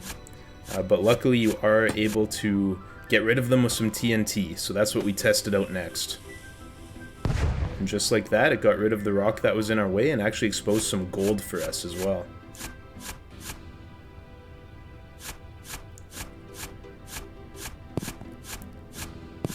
So we grab the gold and some silver. Last piece of gold there, and we just keep digging down. At this point we use the help of some more TNT to make things a little bit quicker.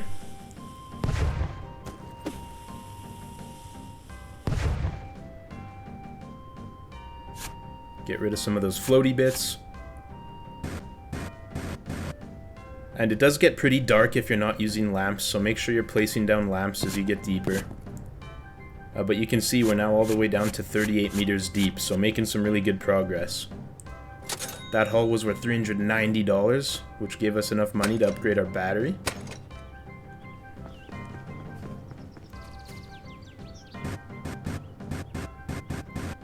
And yeah, as you can see, it's a bit of a maze getting down to the spot where we've got to now. But we finally get down there and keep on expanding the hole down. At this point I found some lava rock for the first time. I didn't think too much of it. I thought it was just another form of rock. But yeah, as you can see, it does damage you, so be careful.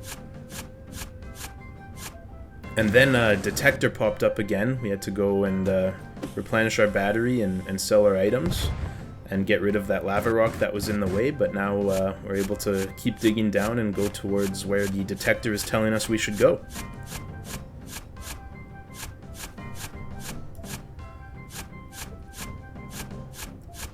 Find some more gold along the way. And then we find a hole within the hole within the hole within the hole. So of course we are going to clear that out. And as you can see through the hole, there's another one of those mine shafts. So excited to check that out, see what's inside this one.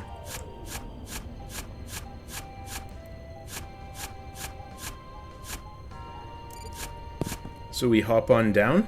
And yeah, as you can see, this mineshaft isn't as full as the other one was. It'll be pretty easy to break through. So we get to work clearing it out.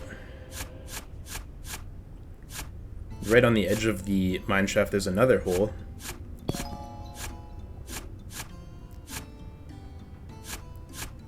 But yeah, eventually we get all the dirt in the mineshaft cleared out, and there's another chest, and this time we get 3 dynamite, 4 lamps, and $536.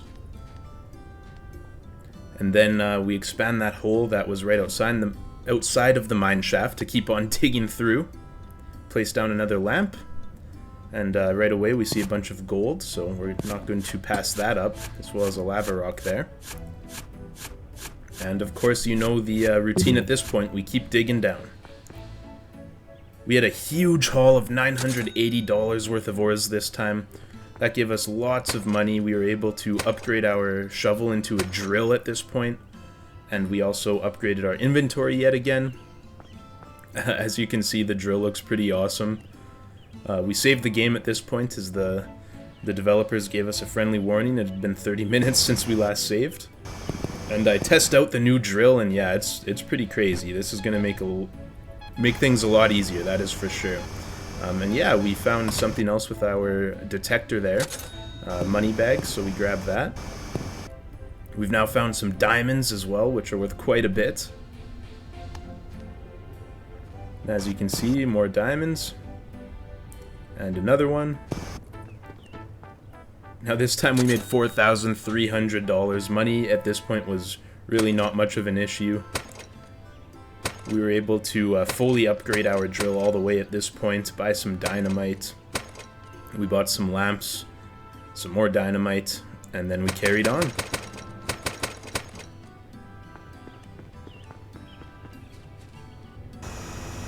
At this point, with the fully upgraded drill, it was very easy to keep digging. Just look at the dirt basically melt away.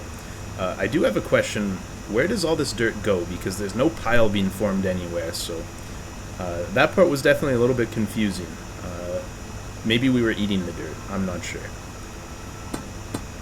But yeah, we keep digging down. We find some more lava rocks, so of course we're going to need some more dynamite to take care of that issue. And boom, just like that. Find some more diamonds. At this point we were 88 meters deep, so things were really coming along. Money was just not an issue at all. We were able to fully upgrade the rest of our equipment and get as much dynamite and lamps as we could ever want.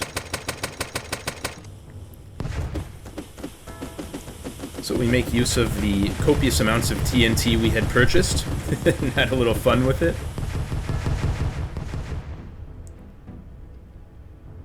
And actually that TNT had revealed another secret entrance to a cave sort of system down below here. As you will see, we jump in now. So yeah, I heard some roaring in the background, was kind of wondering what that could have been. And yeah, there's this huge mole, so I tried to fight it off with my drill, but the drill doesn't do anything against it, and unfortunately we were killed by the giant mole. But we spawned up top, so no huge losses. After refilling our health and our battery, we head back down for attempt number 2. Try and figure out what the heck is going on, if there's any good loot to be had where these moles are. So we head all the way back down to the mole cave.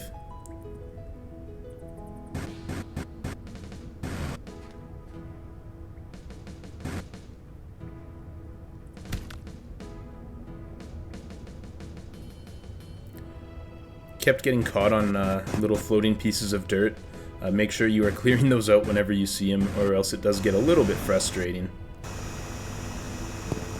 Grabbed a couple more diamonds for good measure, and then attempt number 2 at the mole cave. So this time I was a lot more cautious, realizing I couldn't just fight them. I was going to have to do my best to avoid them.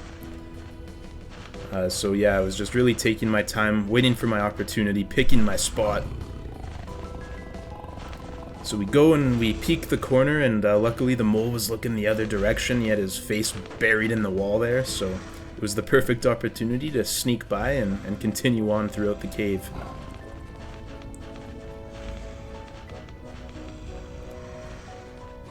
Peeked behind me to make sure we weren't being chased, but all was good. And then the cave opened up yet again, and this time there was 2 moles. So we had to be very careful on how we were going to proceed here. Luckily they were both kind of off in the distance, so I was able to just run straight through. They definitely saw me and started chasing me, but we do our best to outrun them. I take a quick peek back and he's right on my tail, so we keep going. But eventually the cave gets a little bit too tight and they aren't able to chase me down any further. the end of the winding path, there's this massive room with a chest at the very end, so you know it's going to be good. I was super excited to see what's inside. Open it up, and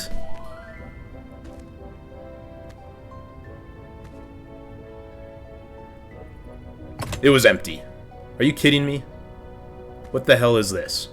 So that was quite disappointing, and to make matters worse, I turn around and, uh-oh.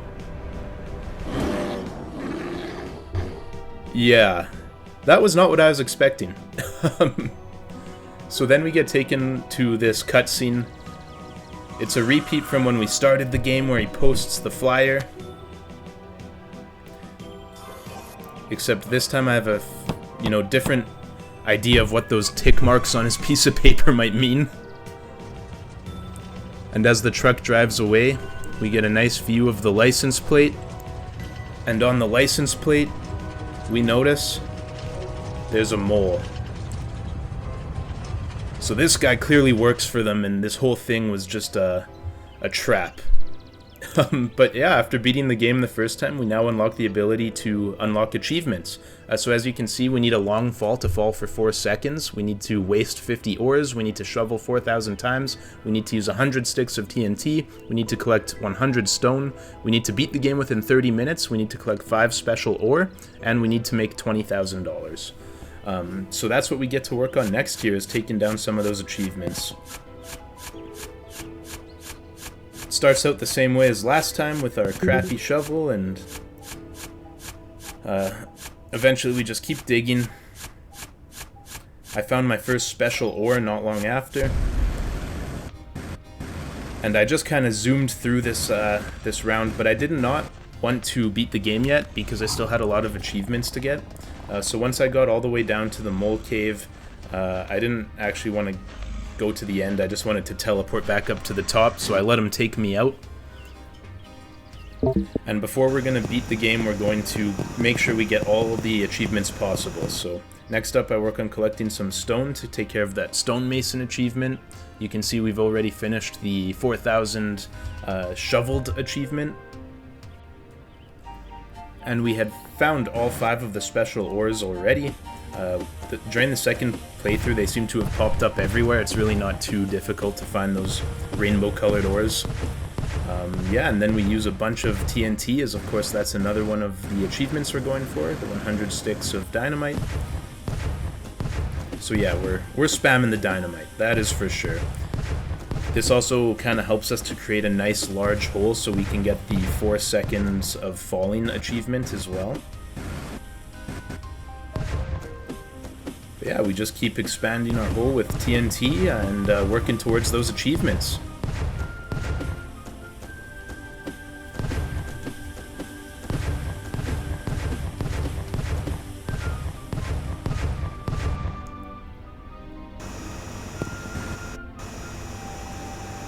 We're just trying to smooth out any of the, corners of our hole, just so that when we do go for the falling achievement, we don't hit any corners and die. But after a lot of work, we had finally made a massive hole right down the middle that goes all the way to the mole cave, and you actually have to go all the way from the top of the map to the bottom of the mole cave to get this achievement, but luckily we were able to do it there. So as you can see, we got the falling achievement. So now we just had to waste a couple more ores, and we were pretty much there, other than the achievement where you have to beat the game within 30 minutes. So we get to work wasting a bunch of ores. Basically, once you have a full inventory, the ores get destroyed when you mine them. So that's all you have to do to get that wasted achievement. At first I thought it was maybe for dying, GTA style wasted, but that is not the case. It's just for wasting ores, and as you can see, we grab the achievement there. And all that's left is to beat the game within 30 seconds. So that's what we do next. I'll kind of let it play through. This is 8 times speed. Me just absolutely going as fast as I could just to get to the end of the mole cave and beat the game under 30 minutes. So I'll let you guys enjoy this. It's only 2-3 minutes long kind of thing, and I'll talk to you on the other side.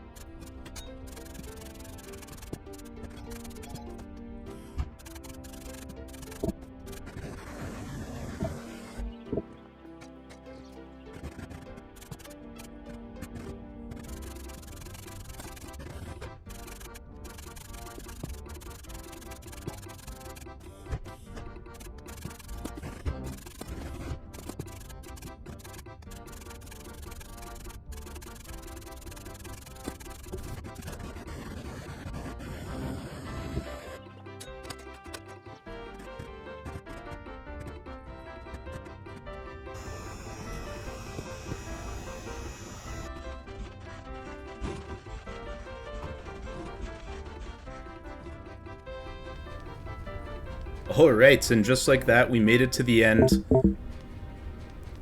We raced to the chest as fast as possible, open it up as quick as we can, trying to keep the run under 30 minutes to get that last achievement.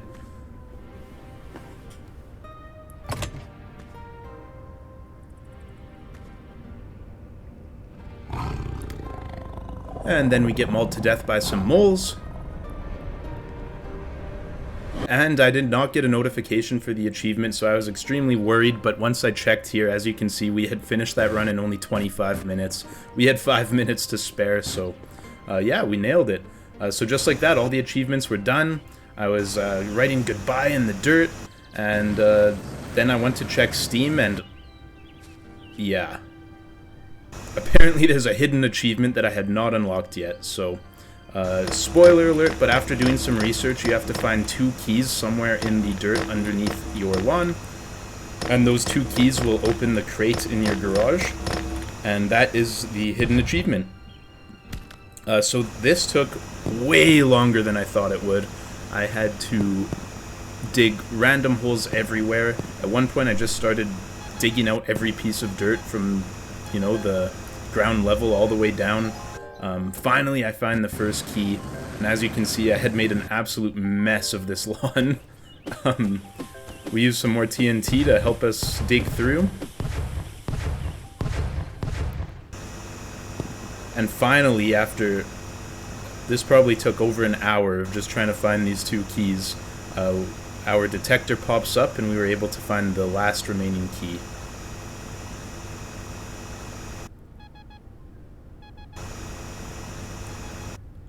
I really should have been using lamps, but at this point I was just trying to find this last key and finish the achievements. So I do apologize for it being quite dark, but we do find that last key.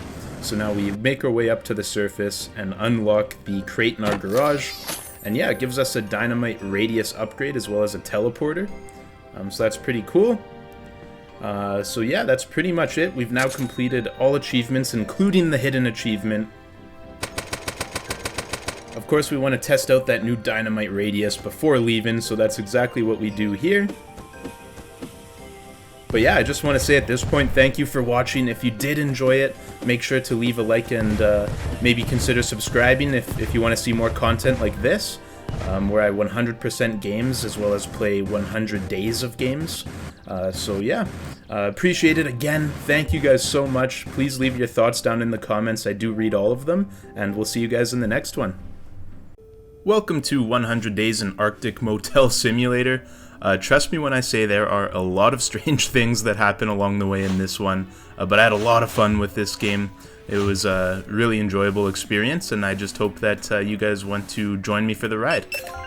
There's a lot to do in this game, everything from picking up garbage, mopping up the floors, to building new rooms for your guests, managing prices, going hunting, going fishing, and all sorts of good stuff, so let's get into it. On day 1, we read a letter that we received from the former owner of the motel. Basically, he tells us he's getting old, he saw an ad in the newspaper for a nice warm destination, and he'd only lived in the cold Arctic his whole life, so he wanted to change things up, and he picked a random address and decided to turn over ownership, and we were the lucky recipients of the random letter there. So we named our motel Motel Chill, and on day 1, this wasn't really Arctic Motel Simulator, this was more like Cleaner or Janitor Simulator, as we have a look through all the tools that we're going to have access to throughout the game. So we get to work and start cleaning up all the garbage in the first room here. And then we scrub the floors to get rid of all these footprint stains. And next up we get to work decorating the room. Most of the options for the roof and floor and walls were god-awful. Eventually I settled on this. And of course we need some furniture for our room, especially a toilet. I don't want to have to clean up poop off the floor, so we're going to make sure there's a toilet in there. But yeah, so we place the order for the furniture. A truck comes and drops it off next to our warehouse. All you have to do is click on the box, and then it'll automatically transport what's inside into your warehouse here. And as you can see, our furniture is all in the warehouse now. So we head back to our room and we start placing down our furniture. We start off with a nice little chair in the corner. And we place down a bed, a nightstand, a sink, and of course that all-important toilet. Then every room has a little storage cabinet where you can put the room supplies in.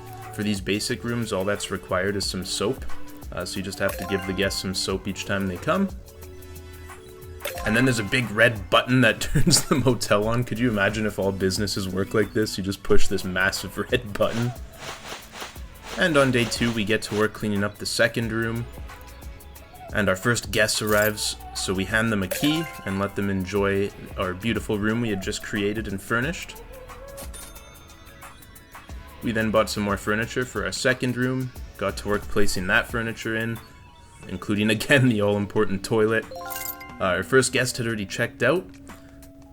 The rooms that you get at the beginning are based off an hourly payment, so a lot of times they don't stay very long, but we give our second guest a key to room number 2, and then we go and make sure room number 1's clean for the next guest, and it turns out it is not. It's disgusting in here.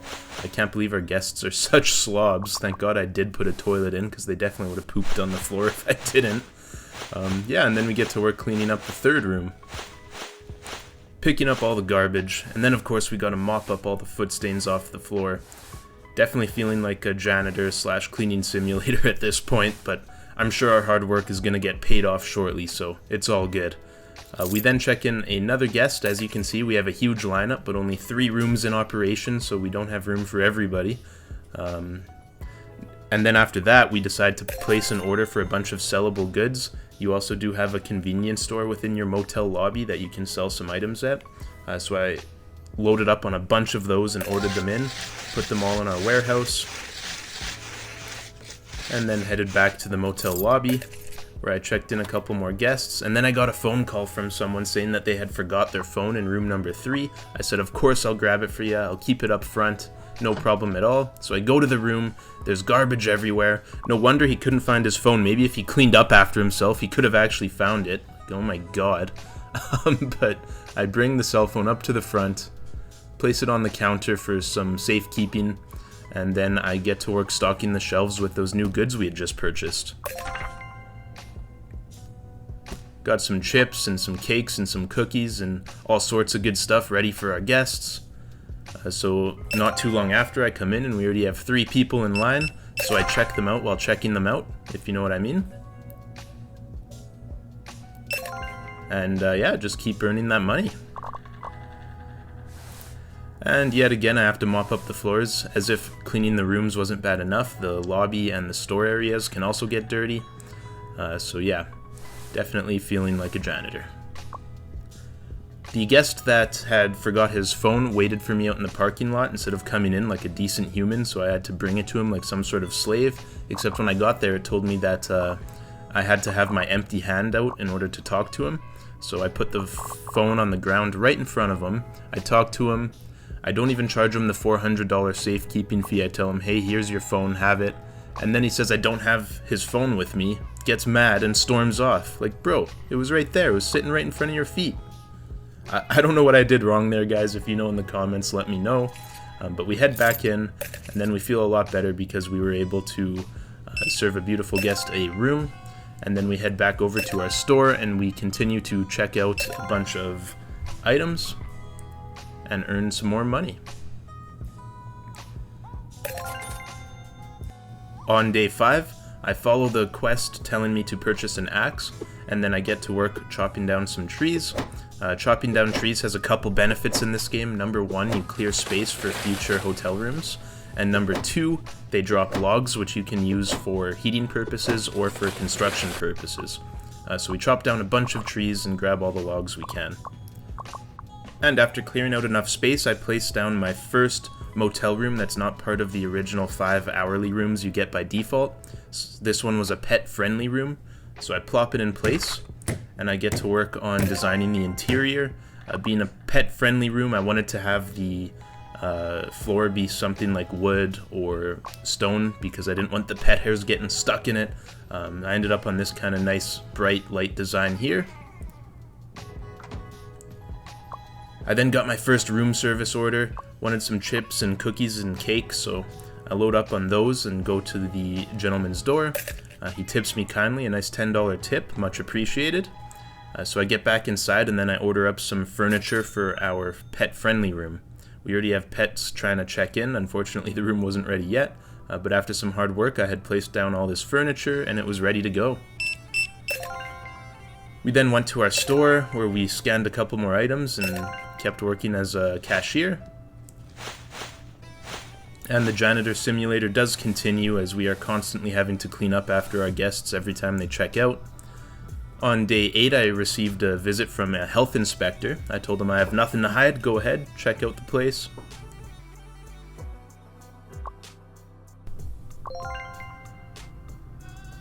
And then I get back to work cleaning and picking up garbage.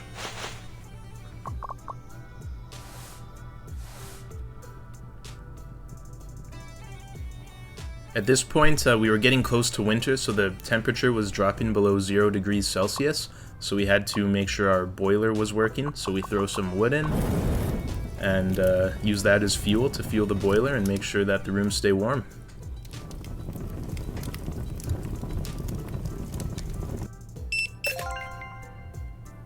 And then I get back to our convenience store and scan some more items. And at this point, winter had taken full effect. You can see the snow coming down as we get a phone call. This was someone who was staying in room 1. They wanted to compliment us on the fact that our motel is clean and that there were no rats. So much appreciated. You're welcome. Thank you for staying with us, I guess.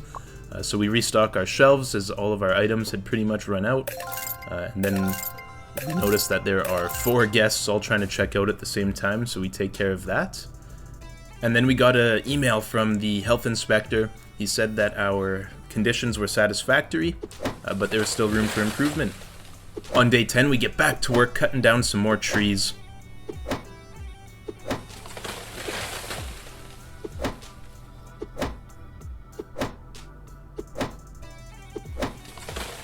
Picking up all the logs, and then we fuel our furnace with all of the logs we had just picked up. And this guest checks out, not looking very appropriately dressed for the winter weather, that's for sure, but to each their own, I suppose. And then we work on constructing our staff cabin. This allows us to hire our first staff member to kind of alleviate some of my duties so I have a little bit more time. Then the quest tells us that we need to chop down some ice chunks. So we head out to the forest and start chopping down these huge chunks of ice that are sitting around. And then we collect the large ice cubes that drop as a result. Next up, we hire our first employee. Her name is Rose. Her reception skill is level 2, so we make her a receptionist. Hopefully this alleviates some time so I can focus on expanding the motel further while she deals with this massive line up front. And then we receive a visit from Sierra, who says that she's a special agent and provides a special service to our guests. No idea what could be going on here. Based on the way she's dressed, I maybe have a little bit of an idea. But of course we tell her yes, no problem, let's do it. And then, yeah, we get back to work cleaning. Really starting to think I should have hired a janitor instead of a receptionist at this point, but oh well, mistakes were made. As you can see, Rose has shown up for work now and she's ready to go. On day 13, we get to work chopping down some more trees. Restocking our shelves. And scanning some customers out at our convenience store. Later on day 13, we received a visit from a police officer who said he heard a rumor about some special services. I'm sure this has nothing to do with Sierra from earlier, just a miscommunication here, so I tell him no problem, go ahead, have a peek, see what's going on. And wow, the police officers here drive nice cars, and not just the police officers, look at the guests' cars too. There's Audis and Mini Coopers and oh my goodness. In perhaps the world's worst timing, the police officer stumbles upon our pet-friendly room just as Sierra is entering to do her Secret Service work. He is a bit of a perv and just kind of watches through the window, so we move on, we don't worry about it, we get to work chopping down some more chunks of ice for some more large ice cubes.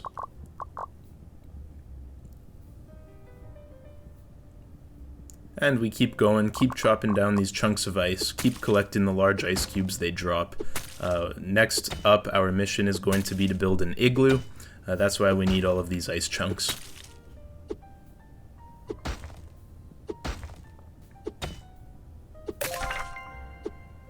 And just like that, you'll see we've unlocked the ability to build the igloos.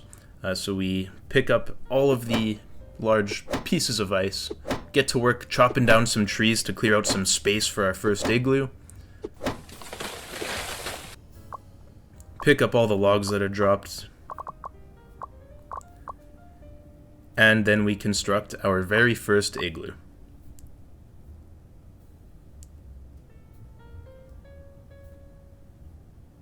Decide on a spot that looks good. And boom, just like that, we now have an igloo. So obviously I was curious to see what this would look like inside, and it's actually pretty cool. They have, you know, chairs made of ice, a bed made of ice, a toilet made of ice. I know there's actually hotels like this in real life. I believe there's a hotel with like ice rooms in Montreal. Would you guys ever visit one of those? I feel like I want to, but then at the same time I'd get there and I'd just be cold the whole time, so I don't know. Let me know if you guys have or would stay at a place like that. Next up, we had that suspicious looking guy. He wanted us to store a package for him. We just had police visit the other day, so I was not too keen on getting involved in any of that sort of stuff. And of course, we do a little bit more cleaning up. Then we enjoy the beautiful Aurora Borealis, or Northern Lights, up in the sky, and get back to work chopping down some more ice.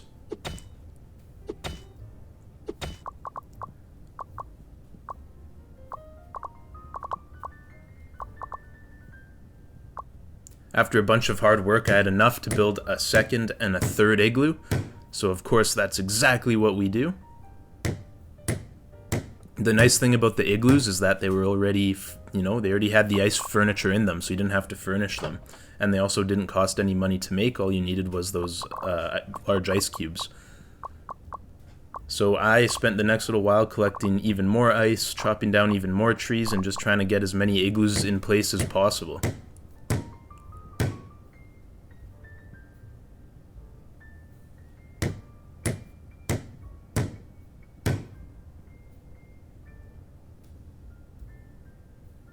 And just like that, we had built 3 more. So yeah, our motel was definitely expanding quite rapidly at this point. Already before day 20, and we had lots and lots of rooms for our guests to stay at. So next up, I go into each igloo and make sure that the room supplies are all filled up and that they're ready to be rented out.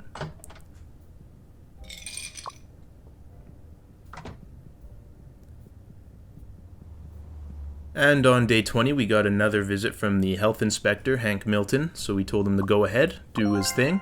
We have nothing to hide. I then got to work cleaning up one of the igloos after our first guest had stayed in it. It was really hard to see the footprints on the snowy ground. It became a little bit frustrating, but we got it taken care of. We then decided to stock our store with only beer. We figured maybe if our hotel guests were drunk, they would spend too much money. So that was our strategy for the next little while here. As you can see, nothing but beer on the shelves. This guy was clearly drunk already. Probably shouldn't serve him. Too bad I need the money. And then we decided to upgrade our hunting to level 1. What this does is it gave us a ticketing booth as well as a bucket of guns where guests can go and buy a ticket and then they grab a gun from the bucket of guns. Very safe, no health concerns or safety concerns with this at all. You know, it's very standard just to have a bucket of guns laying around in a nice motel like this. But after getting that set up, we get to work chopping down some more trees. We had earned our first little bit of money from the hunting ticketing booth, $30, so we grabbed that money. On day 24, we had ordered some more room supplies. We put those all in the warehouse, and then we answer the phone.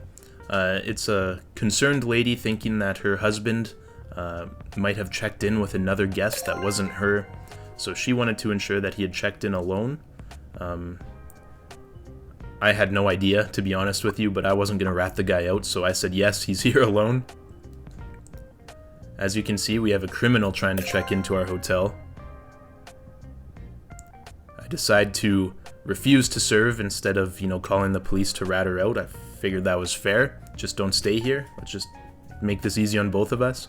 But then, not 2 minutes later, she walks in again. Like, you have a huge picture right beside the front reception desk saying you're a wanted criminal. Like, that is very ballsy, but to each their own.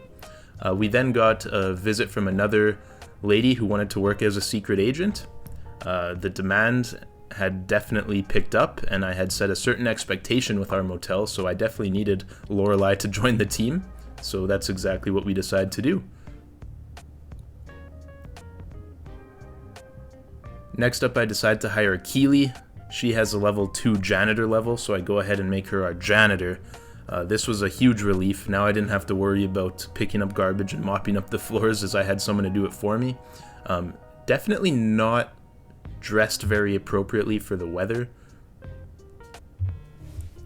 but you know what, I'm not gonna complain.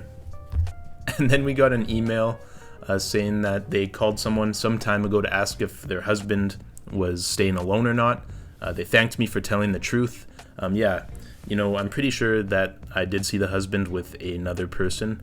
They might have actually ordered like 7 or 8 secret agents to their room, but hey, I'm just out here saving marriages. That's none of my concern.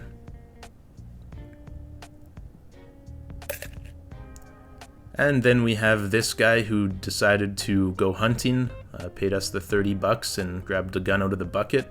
I have a couple buddies who go hunting, and let me tell you, they do not dress like this when they go hunting. This just seems very sketchy all around. I started to think I was playing GTA, not Motel Simulator, but you know what? They paid the $30. Have fun, I guess. Next up, I upgraded our parking lot, so we had lots more room for our guests to stay. I then tried to race a Mini Cooper. It was very close, but I did end up losing. We then decided to get an ice fishing license as well. So yeah, now our guests could go ice fishing. But in order to do so, we had to drill some holes in the pond. So that's exactly what we do on day 31. We then got a visit from the police officer on day 31 as well. Told him to go look around, I have nothing to hide, as we admire our first guest that decided to take us up on the ice fishing. I then decided I wanted to try fishing myself, so that's exactly what I did. Very simple mechanic. All you have to do is make sure that that bar that fills up doesn't go all the way to the top, or else your line will break. So really it's just a game about patience and kind of waiting. We caught our first salmon here, and our current quest was to catch 5 fish, so that's exactly what we did. We kept going. We got a rainbow trout. We then got a brown trout, a rainbow trout, and last but not least, we caught ourselves a pike. Next up, we had to process the fish, so that's exactly what we did, turning them into nice fish fillets. You can actually sell the fish fillet in your convenience store as well once you upgrade it to have a freezer. And then we get a notification that once springtime comes, our igloos will melt. I wasn't sure if this would happen, but I had a funny feeling it probably would, so that kind of confirmed my suspicion. As I was admiring a cute dog in our lobby, I got an email from a local cop who was at our motel last time. He said his investigation confirmed that, you know, we're innocent and that we're an upstanding citizen, so we have nothing to hide here. Of course, then we put the fish fillet into the freezer after upgrading our shop. Now our guests can purchase some fresh fish fillet from us as well. On day 33, we got a visit from our boy. His name was Justin, and he wanted to be a secret agent, and we had 2 females, but we didn't have a male, so of course we were going to say yes to Justin. Females have needs too. And after that, we got back to work chopping down some ice so we could further expand our motel. At this point, I decided I was going to get as much ice as I could before winter was over. That way next winter I would have a head start. We got another visit from the health inspector on day 38. The only problem was our motel lobby and store were not clean, so I ran in as fast as I could to get the extra couple spots before he was able to do his investigation. I then collected some money out of the hunting ticketing machine. And after that, I placed down a couple more pet-friendly rooms.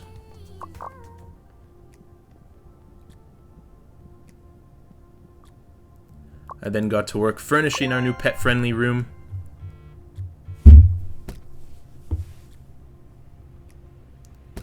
Placing the bed inside. And I got back to work collecting some more ice for the upcoming winter, as there was no point in building igloos now. I just wanted to have a head start next time winter rolls around. After that, I decided to construct a bus stop, which would bring more guests to our motel, both to stay in rooms or maybe just to go to the convenience store. As you can see, the line at the convenience store was getting pretty long, and there was a lot of shoppers at this point, really helping rake that money in, helping us expand our motel even further.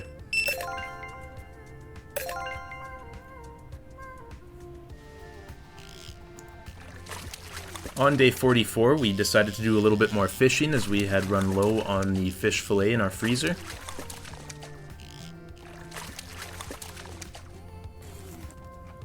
And after processing all of the fish, what we did next was place down another pet-friendly room.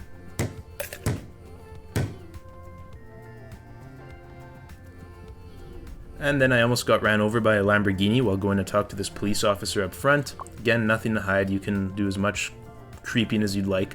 I'm starting to think that this police officer just liked spying on people through their windows. But then we got a visit from Vince, so we hired our second male secret agent. Got a call from Anonymous saying that they stayed at our hotel but forgot $1,200 here. I told them the money is mine. They said they were going to sue me. I wasn't too worried about it. And then we get back to our shop and continue scanning out our guests. just raking in the money at this point, which allowed us to start construction on yet another pet-friendly room.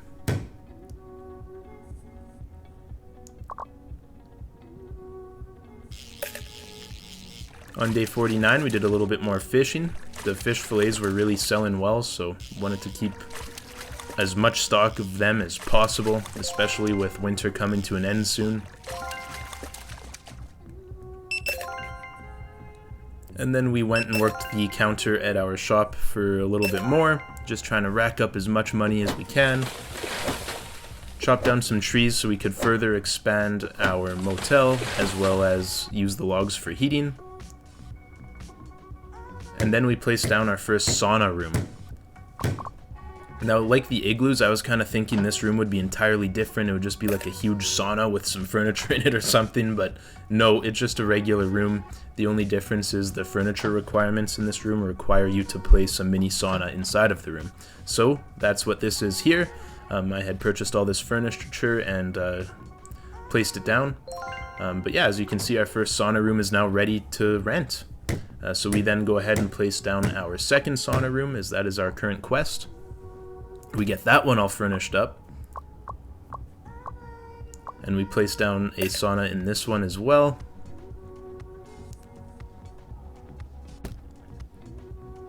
And after finishing the sauna rooms, we had unlocked the ability to use our kitchen. So I ordered a bunch of ingredients that would allow us to make burgers. First off, you take your meat, you put it on the cutting board, and then you process it by chopping it right down the middle a bunch, I guess. And then you throw it on the grill to cook it. Listen to that sizzle, making me hungry right now. Then you throw it on a plate with some lettuce and a bun, and it's complete. And I served my first guest, and we were off to the races. At this point, I had developed a whole system for how to make these burgers as quick as possible. I actually really enjoyed the chef simulator part of this game, definitely much more than the janitor simulator part of this game. It was a lot of fun cooking up these burgers and serving guests as quick as possible. There was a lot of demand for these burgers, so you definitely did have to be pretty quick.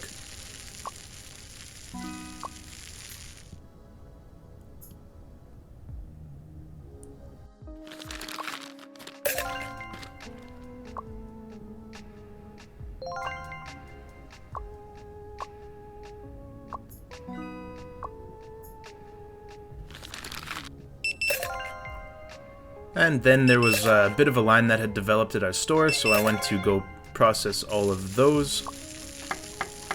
Got back to work cooking up some more burgers, just raking in that money. It was quite profitable, that is for sure.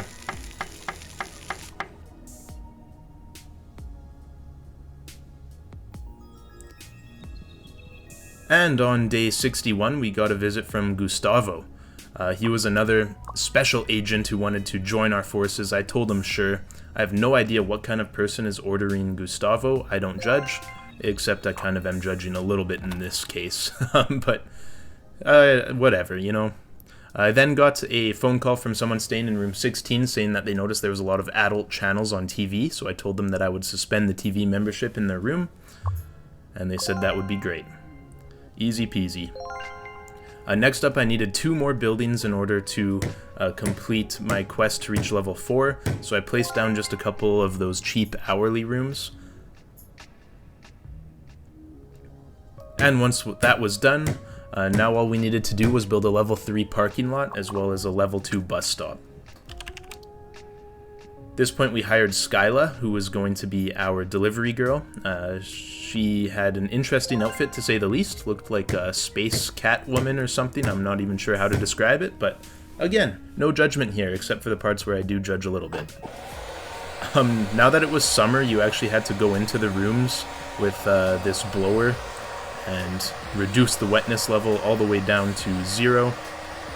So that's exactly what I did. And I got back to work, checking out some more of our guests at our shop. It was quite busy at this point, as you can tell. And Skyla gave me a jump scare here. I turned around and she's just standing there waiting for the next room service order. We then get to work chopping down some more trees. Picking up the logs, and dehumidifying some more rooms. Now that it was fall or autumn, we were able to collect a bunch of mushrooms that had grown in randomly throughout our property. So we grabbed as many of these mushrooms as possible, and then we went ahead and built our first trailer. So as you can see, these RV rooms, they're already furnished just like the igloos, except these ones don't melt away in the warmer months. So it was a win-win on that front. Definitely going to be focusing on building as many of those as possible, as we stocked our freezer with a bunch of the mushrooms that we had collected from earlier. I think each mushroom sold for about $7, so pretty profitable there. We then got this equipment rental drawer where customers can go ahead and they can rent equipment from you. So we got a flashlight, binoculars, a lantern, and some other stuff there. As you can see, when they go to check these items out, they are very, very tiny on the scanner. That might have been the smallest pair of binoculars I've ever seen in my life, binoculars for ants, but you know what? It works. It's paying me money, so we'll just ignore that. We then upgraded our laundromat, so now guests could use the washing machines. And of course, it wouldn't be free. They would have to pay, so it's a win-win for me. I get a little bit of money, and I have to deal with less stinky guests. On day 75, we got a visit from Neil, who wanted to be a secret agent for us as well. At this point, all the secret agents had turned into males. The first 2 were females, and now there's like 4 or 5 males in a row. I needed another female. That's where the demand really was, but no harm in saying yes to them as we go and collect our money from our washing machines. And towards the end of autumn, there was already some ice starting to form. Now, if you remember, at the end of last winter, I collected like over 300 ice cubes so that this winter I could have a really fast start. Well, guess what happened? All of those ice cubes melted away in my inventory, so I had wasted probably an hour of real life time for absolutely nothing. That was a little bit frustrating, but I guess it does make sense. You know, ice does melt in the summer. I probably should have seen this coming.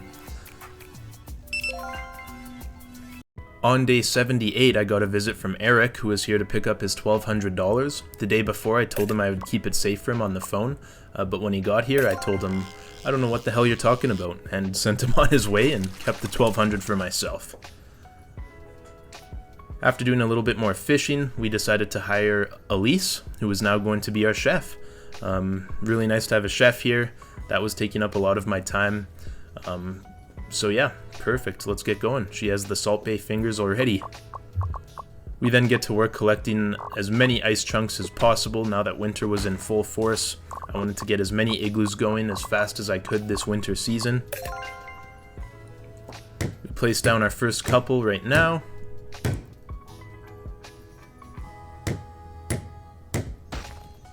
And then we got back to work mining up some more ice. We then collected the money from our ice fishing ticketing booth as well as our hunting ticketing booth. As you can see, these had really started to become popular.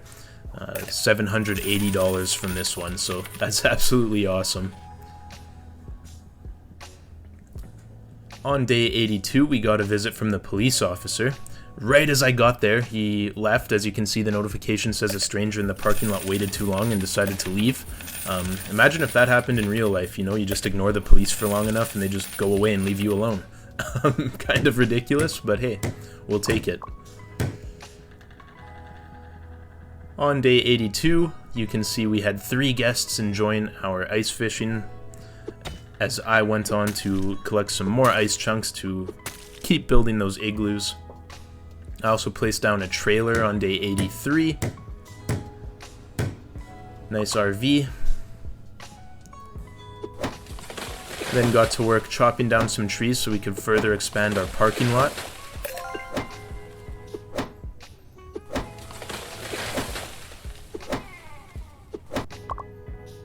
And of course we're going to collect all those logs.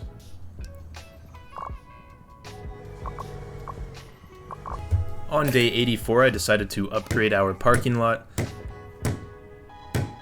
It gave us so much more room. Hopefully this massively increases the amount of foot traffic we're receiving through our doors.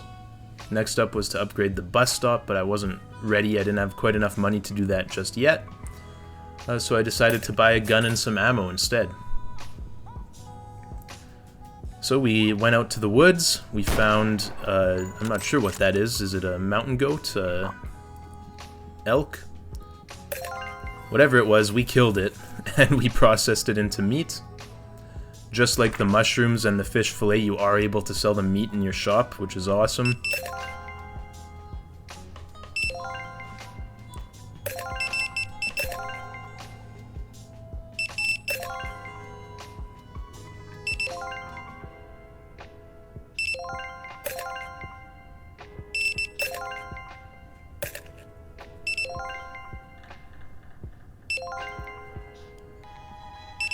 Yeah, to say our store is busy might be an understatement at this point. It was just non-stop. We then go out and do some more hunting.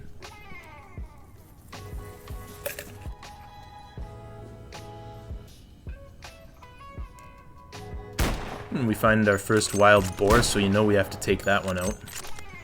These things took 2 shots where everything else just took 1, so I was hoping that meant the meat was a little bit more expensive when it came time to sell it in our shop.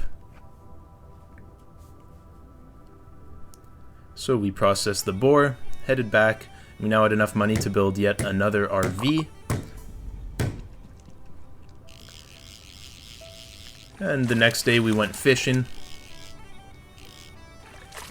I had our chef making a fish fillet meal, so I needed to make sure that we stayed up to speed in terms of stock with the fish fillets.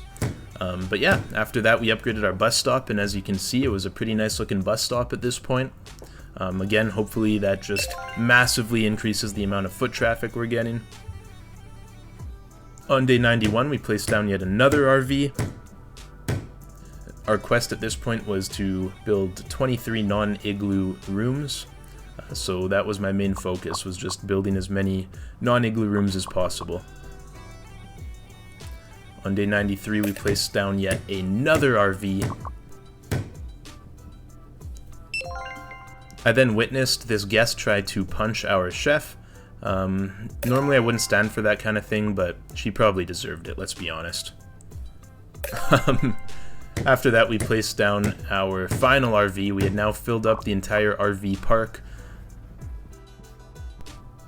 I then decided to pet our space cat. Groom her a little bit as well.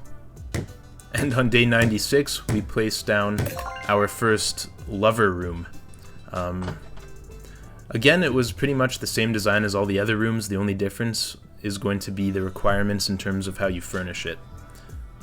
It would be cool to see the rooms a little bit more themed and to have a little bit different of a layout instead of the same layout and the only difference is the furniture you're putting inside. Small complaint, but just one thing maybe for the developers to consider. So we get to work furnishing our first lover room, and then we place down our second one shortly after. And quite a large line had amassed at our shop, so of course we take care of that.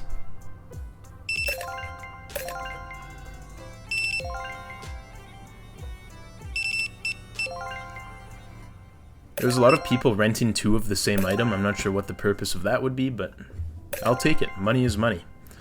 We finished furnishing our second lover room. It was looking really good. So it was ready and operational. We then placed down a third lover room. And this had finished our quest and got us all the way up to level 5.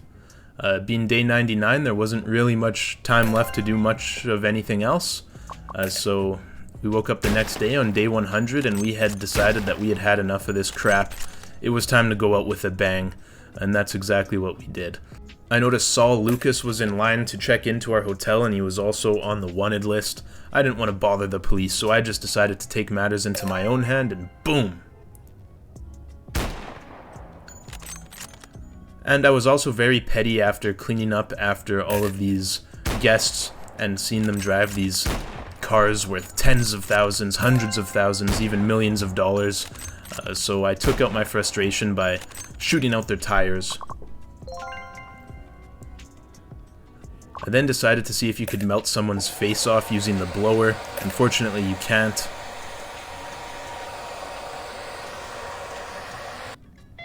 And that pretty much takes us to the end, so thank you so much for joining me. Quite a ridiculous game here. I had a lot of fun playing it. It might have been not the most ethical or moral game in terms of the secret agents and that sort of stuff, but nonetheless, it was a lot of fun to play. Let me know if you guys have played this yourselves, what you guys think, and I can't wait to see you guys in the next one.